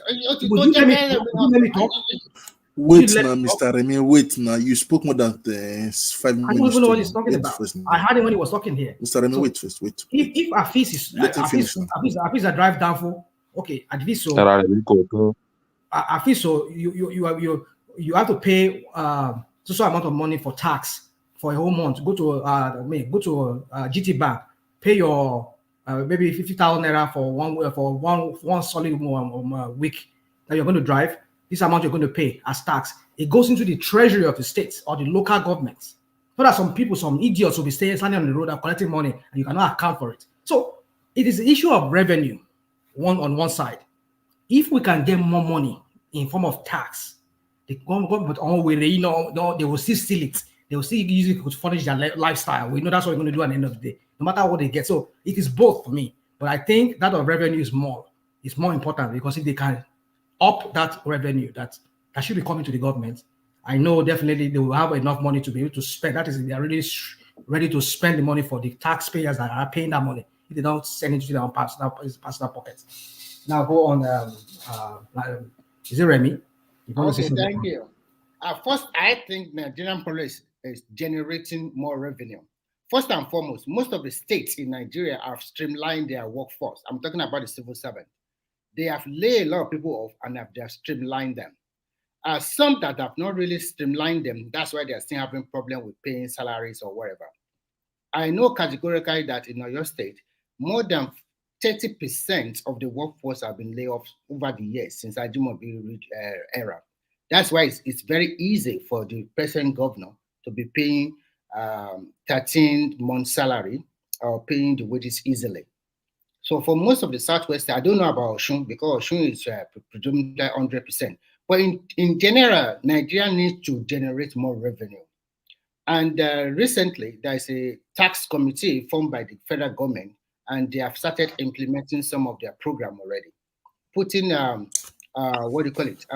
finding a way so that they can harmonize the tax system so that people does not pay double or triple taxes. Mr. Remy, without your database, your tax. Hold on.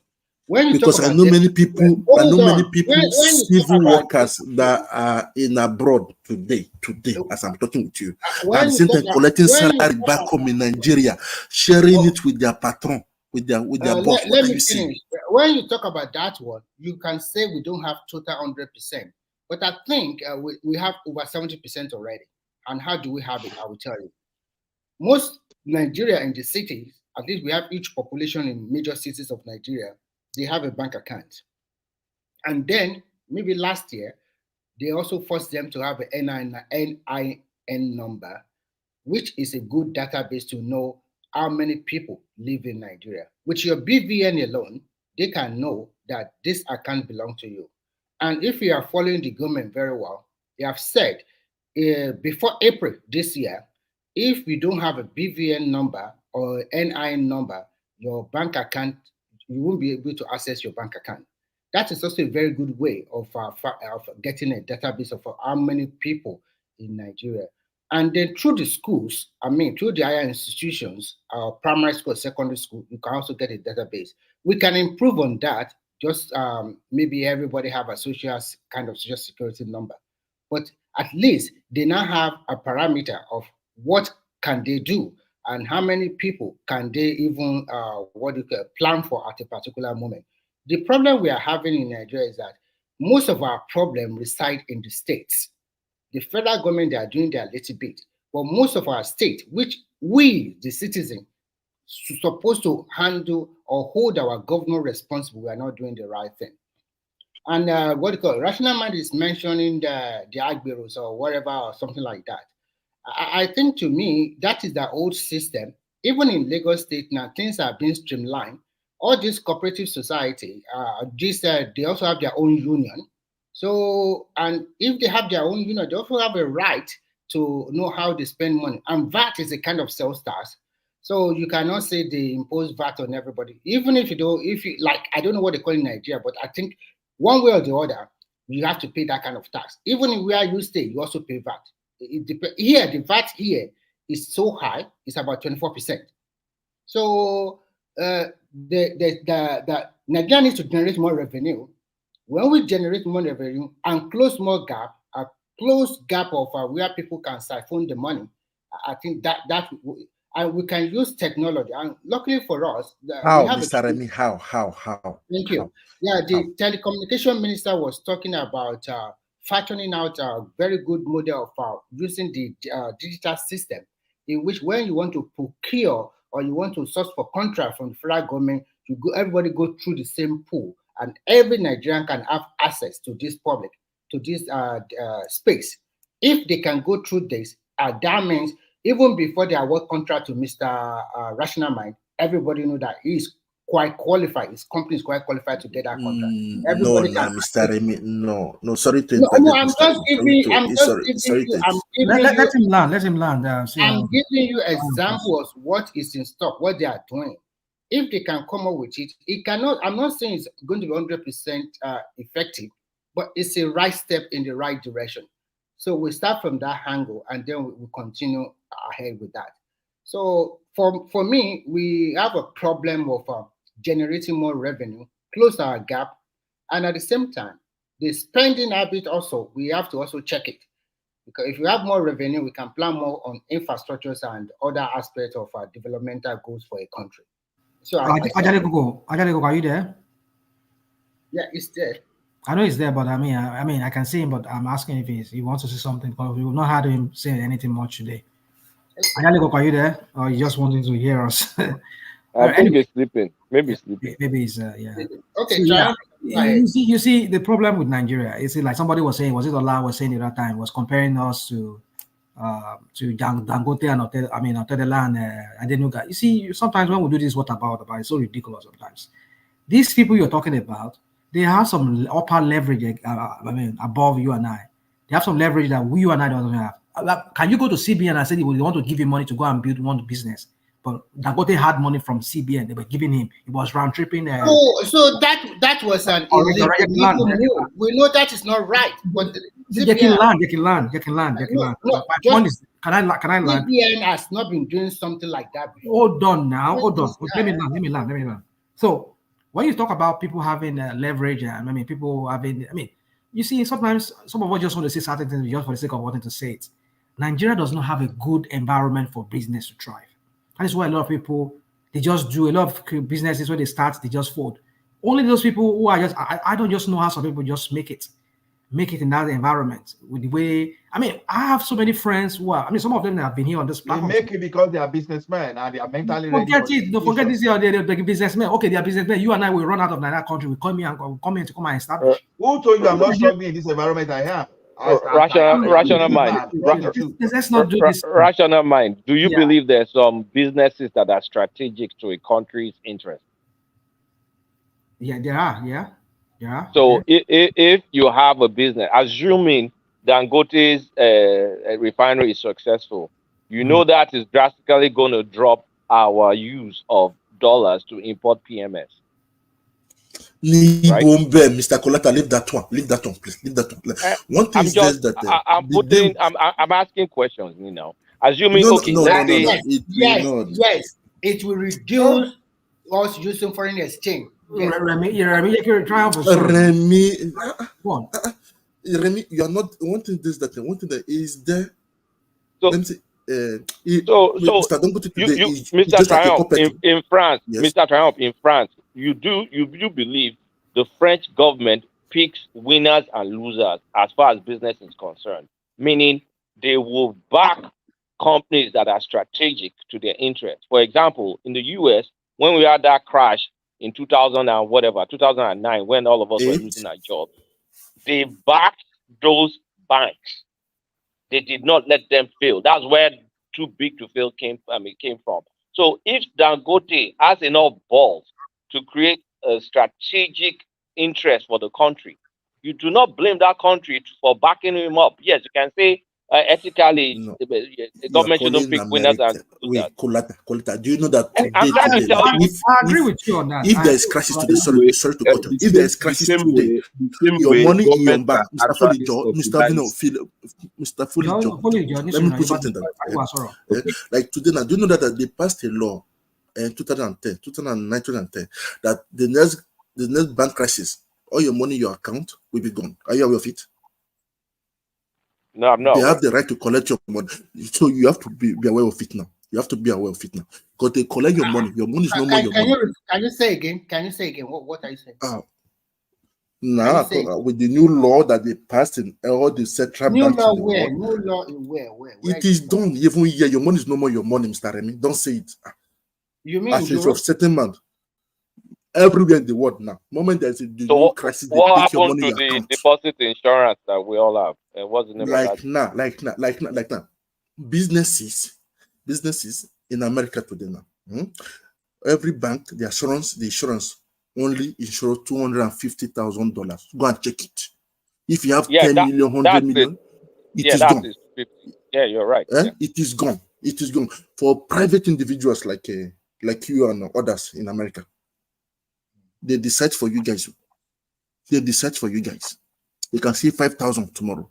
Do you know that the American economy today is they're not I don't want to put fears in you people. You understand? That's why many people are afraid. No. At least it's for them in America. It's for them in America because of let me talk about Nigeria. Nigeria is the one.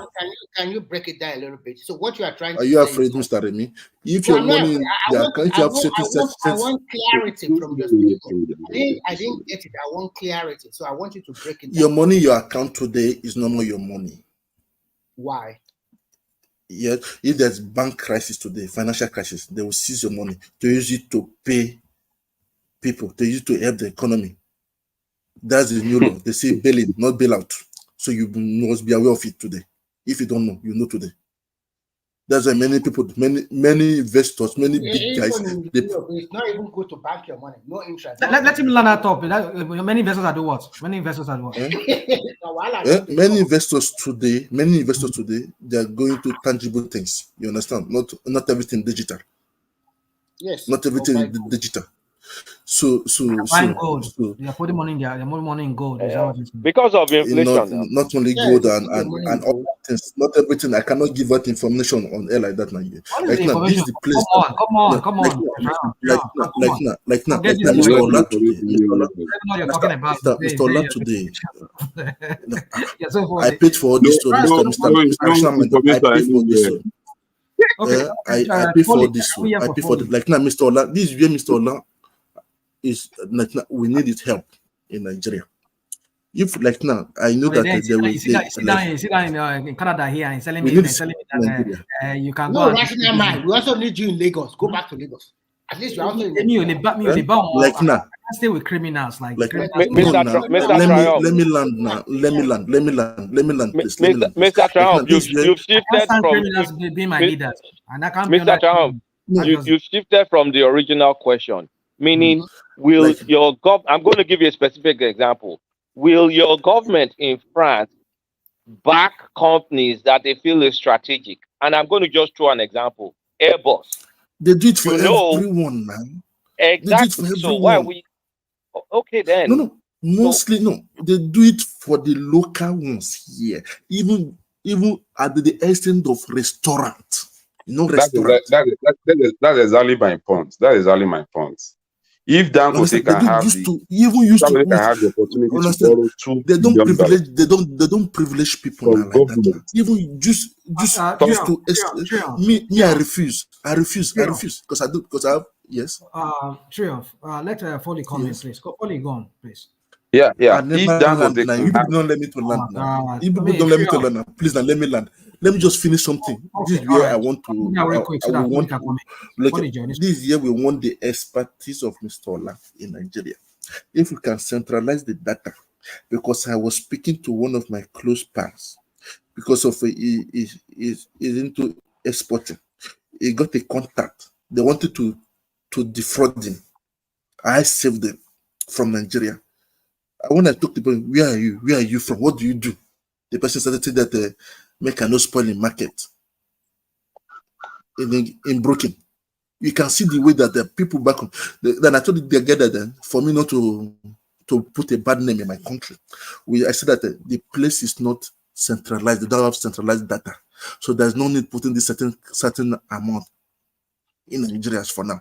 When they have it, then you can start doing it. The guy then said, thank you very much. So the something stopped.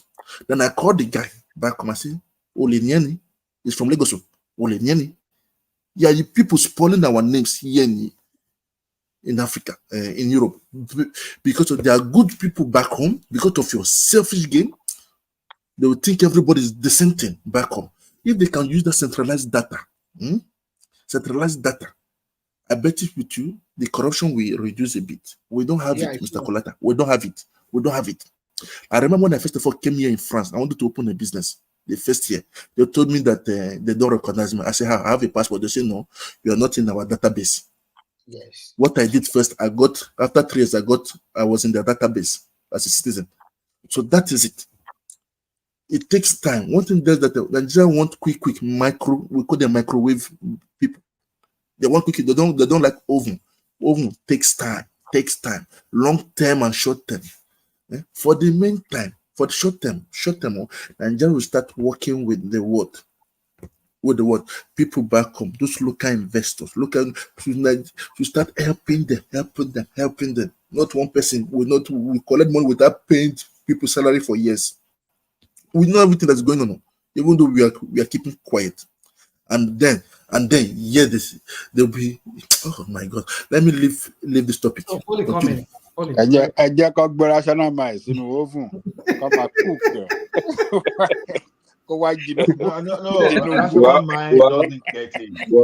I just want to speak on what others have been saying. Okay. Foley, will you start with whether we have a spending problem or revenue problem? Which one? We have both. We have spending problem and we have revenue problem. And to me, the major problem that we have is still corruption. The little mechanism that our government put in place to generate their own revenue, we are monitoring it very well. I think Nigeria will be fine with the money they will be generating. As I'm talking to you, there is no any money that above 10,000 naira that are entering into your account that government is not taking 50 naira from. Multiply that by the number of 10,000 naira entering individuals' accounts in Nigeria. Every day, Nigeria government charge me nothing less than 2,800 on my stamp duty every day. Okay, if you had that in a month, you should know how much that one would look. How much that one would look like. Had it been all this money? Are you operating a current account and they have to charge you that amount on stamp duty? No, I run both current and savings. And any accounts you put, any money you put into your account, any money you put into your account, they are charging you 10 naira, 15 naira on stamp duty as long as money is beyond 10,000 naira. Into your savings account or into your current account? Any account you have. Any account you are doing. So I want clarity because when people talk, I want clarity. So any account you run. So you are trying to say if someone put like 1,000 naira into your savings account now, 1,000 naira is not. 1,000 naira is not. I said any 10,000 naira. Well, on each 10,000 naira, right? Yeah, on each 10,000 naira you put in your bank. They will remove 50 naira. 50 naira. Okay, I will clarify that. Continue. I have the statement every day. I start from here too. I mean, I see that they get money, they take 50 naira or whatever from it. I mean, also all this money people are collecting. So all this money that people are collecting is enough for us to do something with it. But they are not actually making use of this money. Fully, but it's in our budget now. It's part of our revenue. Stamp duty is part. So you never hear when it's not enough. And the money they collected from stamp duty, you never see it from. I'm just talking about one policy where they are getting money. They share the money to the state from the stamp duty. I'm just trying to let you know if you don't know before. Now you know. On stamp duty every month, they share it to all the 36 states, including. Fully, don't worry, they will increase it this month. This is 50 naira. This is the government. Either they send it to the state or they send it to local governments. It's still our money that we're supposed to be using to develop this space. The way we are talking about this government, our government, we actually, most of us here, we have double standard of how this system should be run. We believe whatever we think it should is how it's supposed to look like, but without looking inward of what exactly is going on within the system. I can tell you, Nigerians were actually trying their best to make sure that things actually work for this country. We are praying, we are working towards it. But the problem we have here, we don't have people who actually represent our agitation in the governance. Don't turn it to Showore, please. Don't go there. Let's just talk problem solving. Not Showore things. We're talking about let's not go revolution tonight. The problem we have here is still leadership. In every community that is not functioning, ask their leader. Every house that is not functioning, ask their leader. Leadership is the key to everything in any society. When the leaders are not ready to do what they need to do to face the problem, there is no way you will not allow anybody, individual, to come and be having a plan for a country who does not have a plan for themselves. Nigerians are trying to make sure that we get things right, but we are not seeing the verb from our leaders. Somebody is talking about China some minutes ago. When China were actually doing all those things, our leaders are not spending extravagantly. Leaders were showing by example.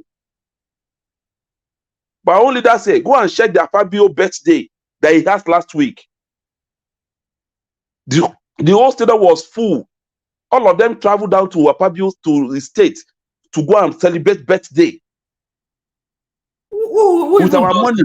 In the Senate climb, with our security. Able to do that kind of a thing. A public servant. We'll be here talking about Nigeria does not have money. I mean, it's just ridiculous. That Nigeria does not have that money you guys are talking about. See, it's either we face the problem or we just want to deceive ourselves. Look at it very well if you are not getting it. Mm-hmm. Look at the huge investments in telecommunication. Mm-hmm. Look at how long it took Nitel, and I could not give you telecommunication services. But when the private people decided to invest, wait, Jari, rational mind. You don't just when someone is talking against you, against what that's not good. Is that the telecommunication? Is that the only industry we have? Maybe you will listen to me and get my analogy. Okay, right, don't just. It's an example. Actually, it's still my time. It's still my time. I would love to make use of my time. Sorry, you have been saying something here. I'm not sure if I've ever attended to you. Okay, all right, go on. So, so when we're not talking about somebody's investing money in Dangote business in order to solve the transferring of dollars into their system, to stop moving of dollars into their system. Why can't we do the same thing in agriculture as well? Making sure that we invest money in people's business, people's farming that are planting rice. so that we can But stop the importation of that is the into the anchor system. borrowers and fertilizers subsidy. Isn't that I'm what just it's about? wondering, as if this is Oga, this Akon borrower that you are talking about, this Oga that said he collected money from Akon borrower, you will actually know what he passed through before you can get it, before you actually got the money. I have people. Does that matter? You don't get money free of charge It where we are here matters. too. When the corruption is ruling in any sectors, it matters a lot. There is not any policy that can drive when corruption is ruling. In Akon borrower they are talking about, before you can even get there, you have to know people and touch people before you can even get it done. In a space where things were working, you don't need all those things to get it. But some just people apply. still try. You put effort and still try to run your business. See, I understand what you are talking very well. We are trying, but we are not moving. We are not growing. We are not growing the speed that we're supposed to grow with. Wait. See, I got your point. But all we want in Nigeria is to get like this situation before we can move forward. It doesn't work that way. And I'm still telling you, it doesn't work that way. Do you think in this environment you are here, it is true, you apply online and they approve and they give you approval? I agree. But then, do you know the level of documentation you will go through even before that approval? They will do your credit check, background check. You will do credit rating, all those stuff before they give you. I know Nigeria may be different because they will not ask you money before they do it for you. They will not ask you money before they do it for you. I agree with what you are talking about, that Nigeria they will see ask for a bribe. I do not disagree, but I'm saying it is not enough for us now to grant it. We keep telling the government that okay, you must improve.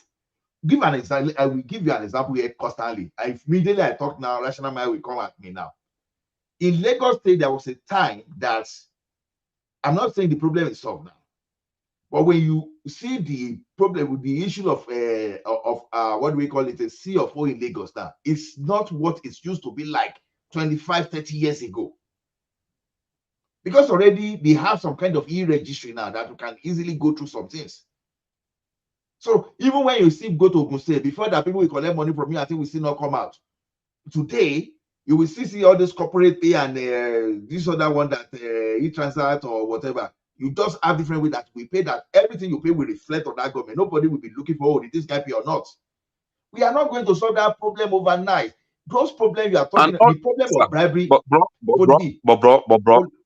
Do you know this? Bribery in Nigeria is an opportunity for people even to solve.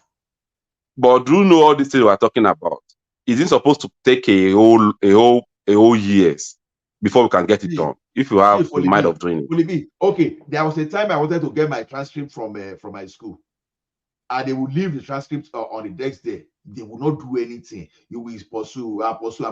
Someone see opportunity in such kind of irregularity. When that guy saw the opportunity, what did he do? He started putting some framework in place that okay, we can help you get your transcript. He put an infrastructure in place that today, if I apply for transcript, the company will go to those places to be running after all those people for me to do their job. Immediately the school realized they are making money from this. Wait for me. I would love to have the contacts as well, because I need it.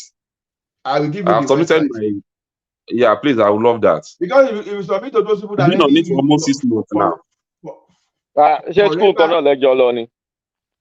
No, any school now. The school cannot, but the school may be on that thing. No, there are some organization here, like myself too. I did some. I got some of my transcript from my school back in Nigeria too. Exactly. They will do that. The school will frustrate. But I don't know if they are local in Nigeria, but they are here in America and I think Canada. Yeah.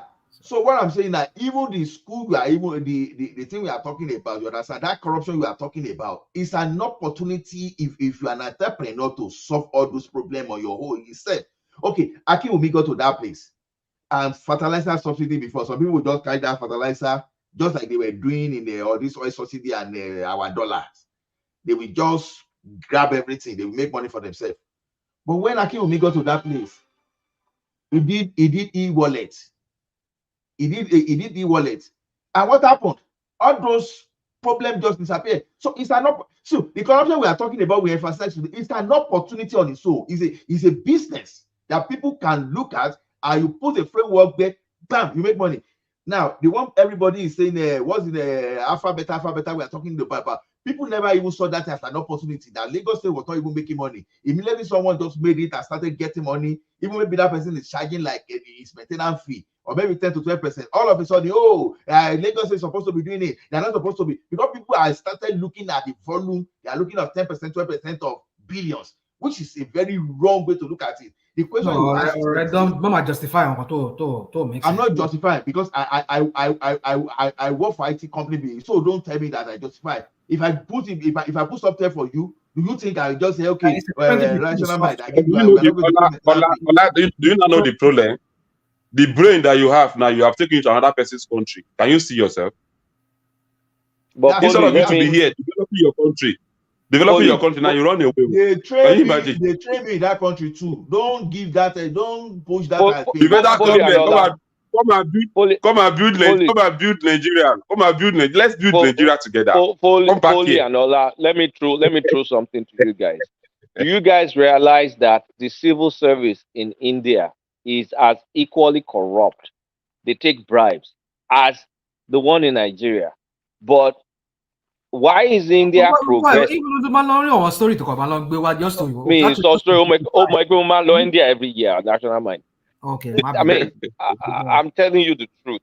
Okay. The civil service, to get land, if you hear the horror stories my Indian friends tell me, they are corrupt as us. I mean, of course, they're also from the British people, but they're progressing because, I mean, I don't want to answer it, but I want maybe Ola to take it, because we keep saying, oh, is this, oh, is that.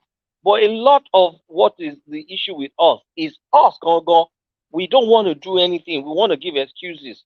But anybody that knows about it, I can talk about it, but I'm biased, right? So let other people talk. Why is India, as corrupt as their government is, the economy is overtaking UK's economy? Bangladesh, as corrupt as they are too, they have one of the fastest growing economy for the past 10 years. Can someone answer that to me? I'm trying to tell you that all these excuses we make is really just excuses. It's us. The problem is Nigeria ni gbogbo wa náà ni. Gbogbo wa náà ni problem Nigeria. It is all of us the problem. It is all of us the problem. But one thing that we want somebody to start first. The person to start first is the president. If he starts, everybody will follow. That's just it. If he starts, everybody will follow. The heads matter. Not with the body. How can you start? Joe, I know you're going to. You can't give what you don't have. That's I don't know, maybe any of us will realize that true reason. You cannot give what you don't have. He can. You cannot give what you don't have. He can do things, man. He can do things. What do you expect? Somebody would I don't want to go into. Somebody who thinks that the way to solve the problem in Nigeria is by going abroad and begging people. You are telling people that you need their assistance, and then you are spending money carrying all this entourage here and there, and you're a country that say you need money. How can you? So you imagine you coming to me, I coming to you. And then I wear one of the, I'm wearing Versace, so I'm wearing Gucci Cabani or whatever they call it. I bring all those. When the investor they don't even have a good road to even move their products, to move their goods, the investor you are winning, there is no good road for them to even move their things. Do you know that in Belgium, rational, you know Belgium? Put your house in Belgium. Put your house. You know Belgium. You can go and ask for people. You know Belgium. Invest. Okay. You are buying things from the note here for you to transport to Mr. Foley, let me give you something that will surprise you. Okay, let me give something that will surprise you. You know that it's not only Nigeria that have bad, Mr. Rational. You know that Belgium don't have good roads. Belgium, they patch their road. You know that too now. When the moment you enter Belgium, you just got to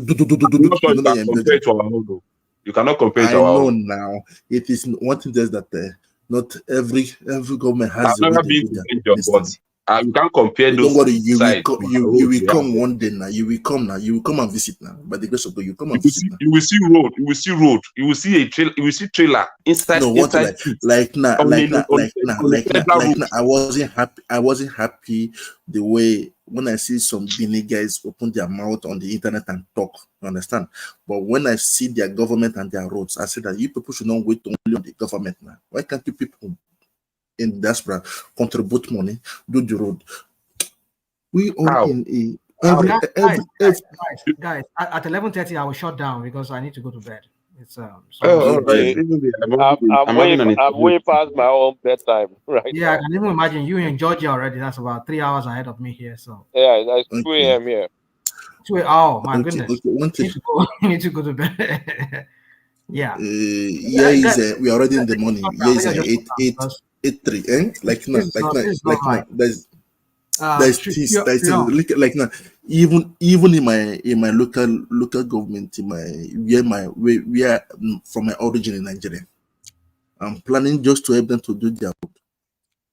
I'm not in the politics now, because at least if I do not do it, my car will get spoiled now. Anytime I want to run from that same road now, and there are people collecting the money. What do they do with the money? They buy houses, and I see people celebrating that same houses for them. At least they use politics. When you're in the politics, it looks like now your own done better. Let me use it that phrase. Isn't that ridiculous? You see the way they bastardize about the psyche of our people, their mental ability. They fight for that post now. One thing because there's no that idiot in the Senate in person of a Senate president. He's doing celebrating I mean, I don't know what is wrong. How do you know? How do you know he used government money? How do you know he used government money for his? Either it is government money, no government money. Mr. Kolata, you that you are saying, Mr. Kolata. Let me ask Mr. Kolata one little question. I was a government worker. I was a government worker for almost 10 years in France. I was spending the money. They gave me end of the year money, pocket money every December, almost 10K. Understand? That was then just for me to do my Christmas, things like that. But the moment I left, I became my own money investor. They no bomb me where say I won't spend 10K for one day now. I can do it today, but then I cannot try it because I have to think about it. Money that is not work for. Yeah, but your money. For politicians, people may spend for him. Because they owe him, they owe him. That is a modest. That is why when you have a modest leader, see, boy, modesty doesn't mean anything now. Mr. Kota, do you know that? Let me tell you something that happened in Italy a few years ago. Do you know that? Listen. Before I forget, please. In the internet, they arrested. Rational mind. Why are you acting like we're electing angels? No. What cares about modesty? Your effectiveness. They were spraying money. Share. Mr. Kolata, they arrested Nigerians for spraying money. Demolished by this. Spraying money in Italy. Then they started going through their data. Mr. Kolata, they went to the data, and there's one that is still in the prison today. 4 of them. They see where did they got the money. Okay, Mr. Triumph, let me ask you a question. Let's say you do party now, right? And you have all these vendors, people, maybe, I don't know, maybe you sell a product and you have people that want to, maybe you buy products. Let's just say you run a company on behalf of France or something. And you have some preferred vendors. And when you throw your party, they said, let me throw party for Triumph. So all of them donate to your party because, of course, they want to keep your business. And then you go and enjoy your party. Is there anything wrong? No. They don't do it here now.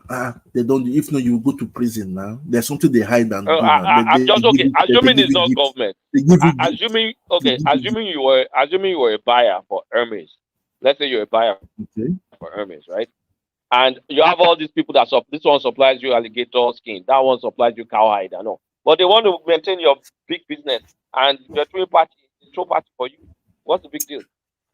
Let me tell you, if it is for the business, there's no problem. If it's for personally, you can't do it now. What it is that even there's something that there's a lady in Nigeria traveling around the country.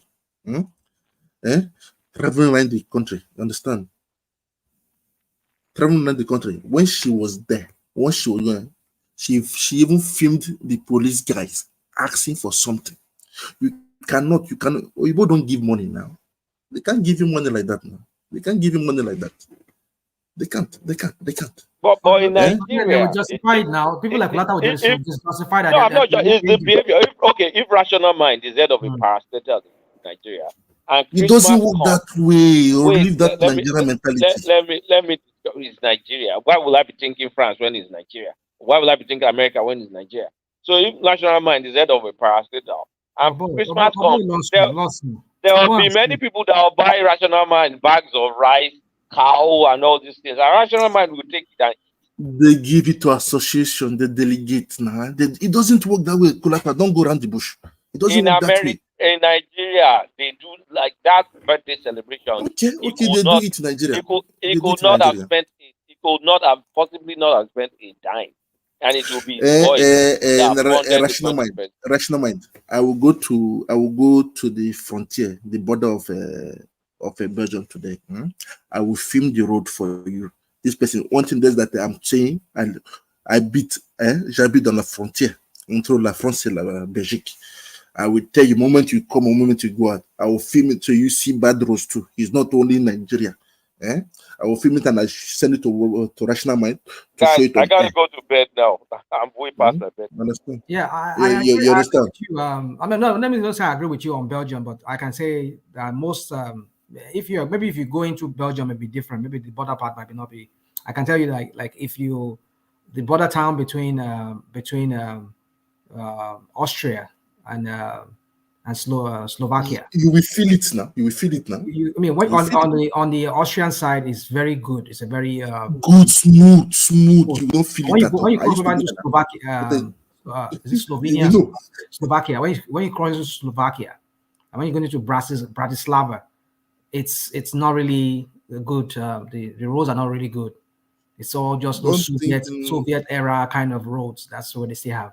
But on the Austrian side, it's very, very, very, very good. So I won't put it past it. But I don't know. I've not been to Belgium yet. In my next trip, I hope to be there. I will film it and send it to but then you cannot use. What I'm trying to say is this. You cannot use the border part of it to represent the whole of Belgium. Because I know most border parts are not. There's some places now. There's some places better. But the road moment you drive in some. Belgium is very, very well developed. Belgium is very well developed. I've never crossed into Belgium. Not all that. Not all that. So you just bring us videos and we'll play it here. I'll bring the video. I'll send it to woman. I'll put it there. Send it to woman. So you play it. So at least Mr. Ose will see it too. At least before people start saying that what to them, I like proofs. Without proof, facts. They say facts in English. Facts. At least people will see it too.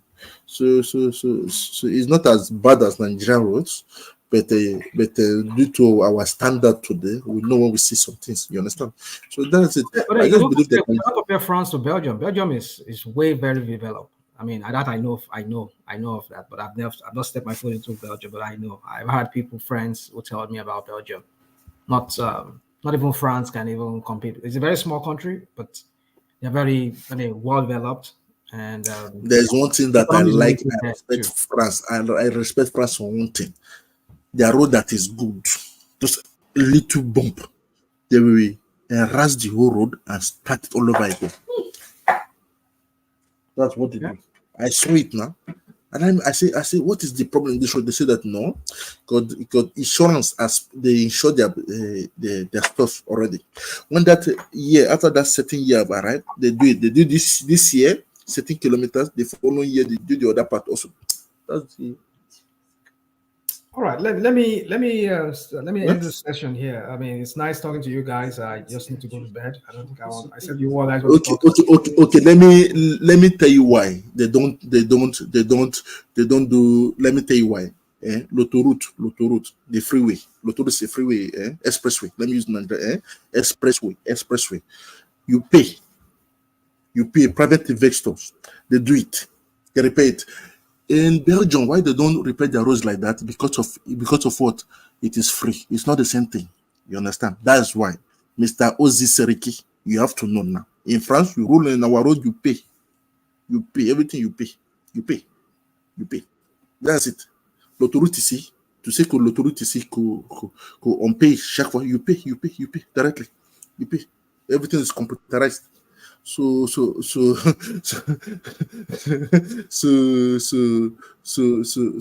before people start talking, I like showing proofs. Everything is here. Everything here in France now, you pay. Nothing is free. Nothing is free. Like here in France today, they invest in their even up to restaurant. Government assist. Government assist. Mr. Osi, if you are from Belgium, the border between France and Belgium, check the road.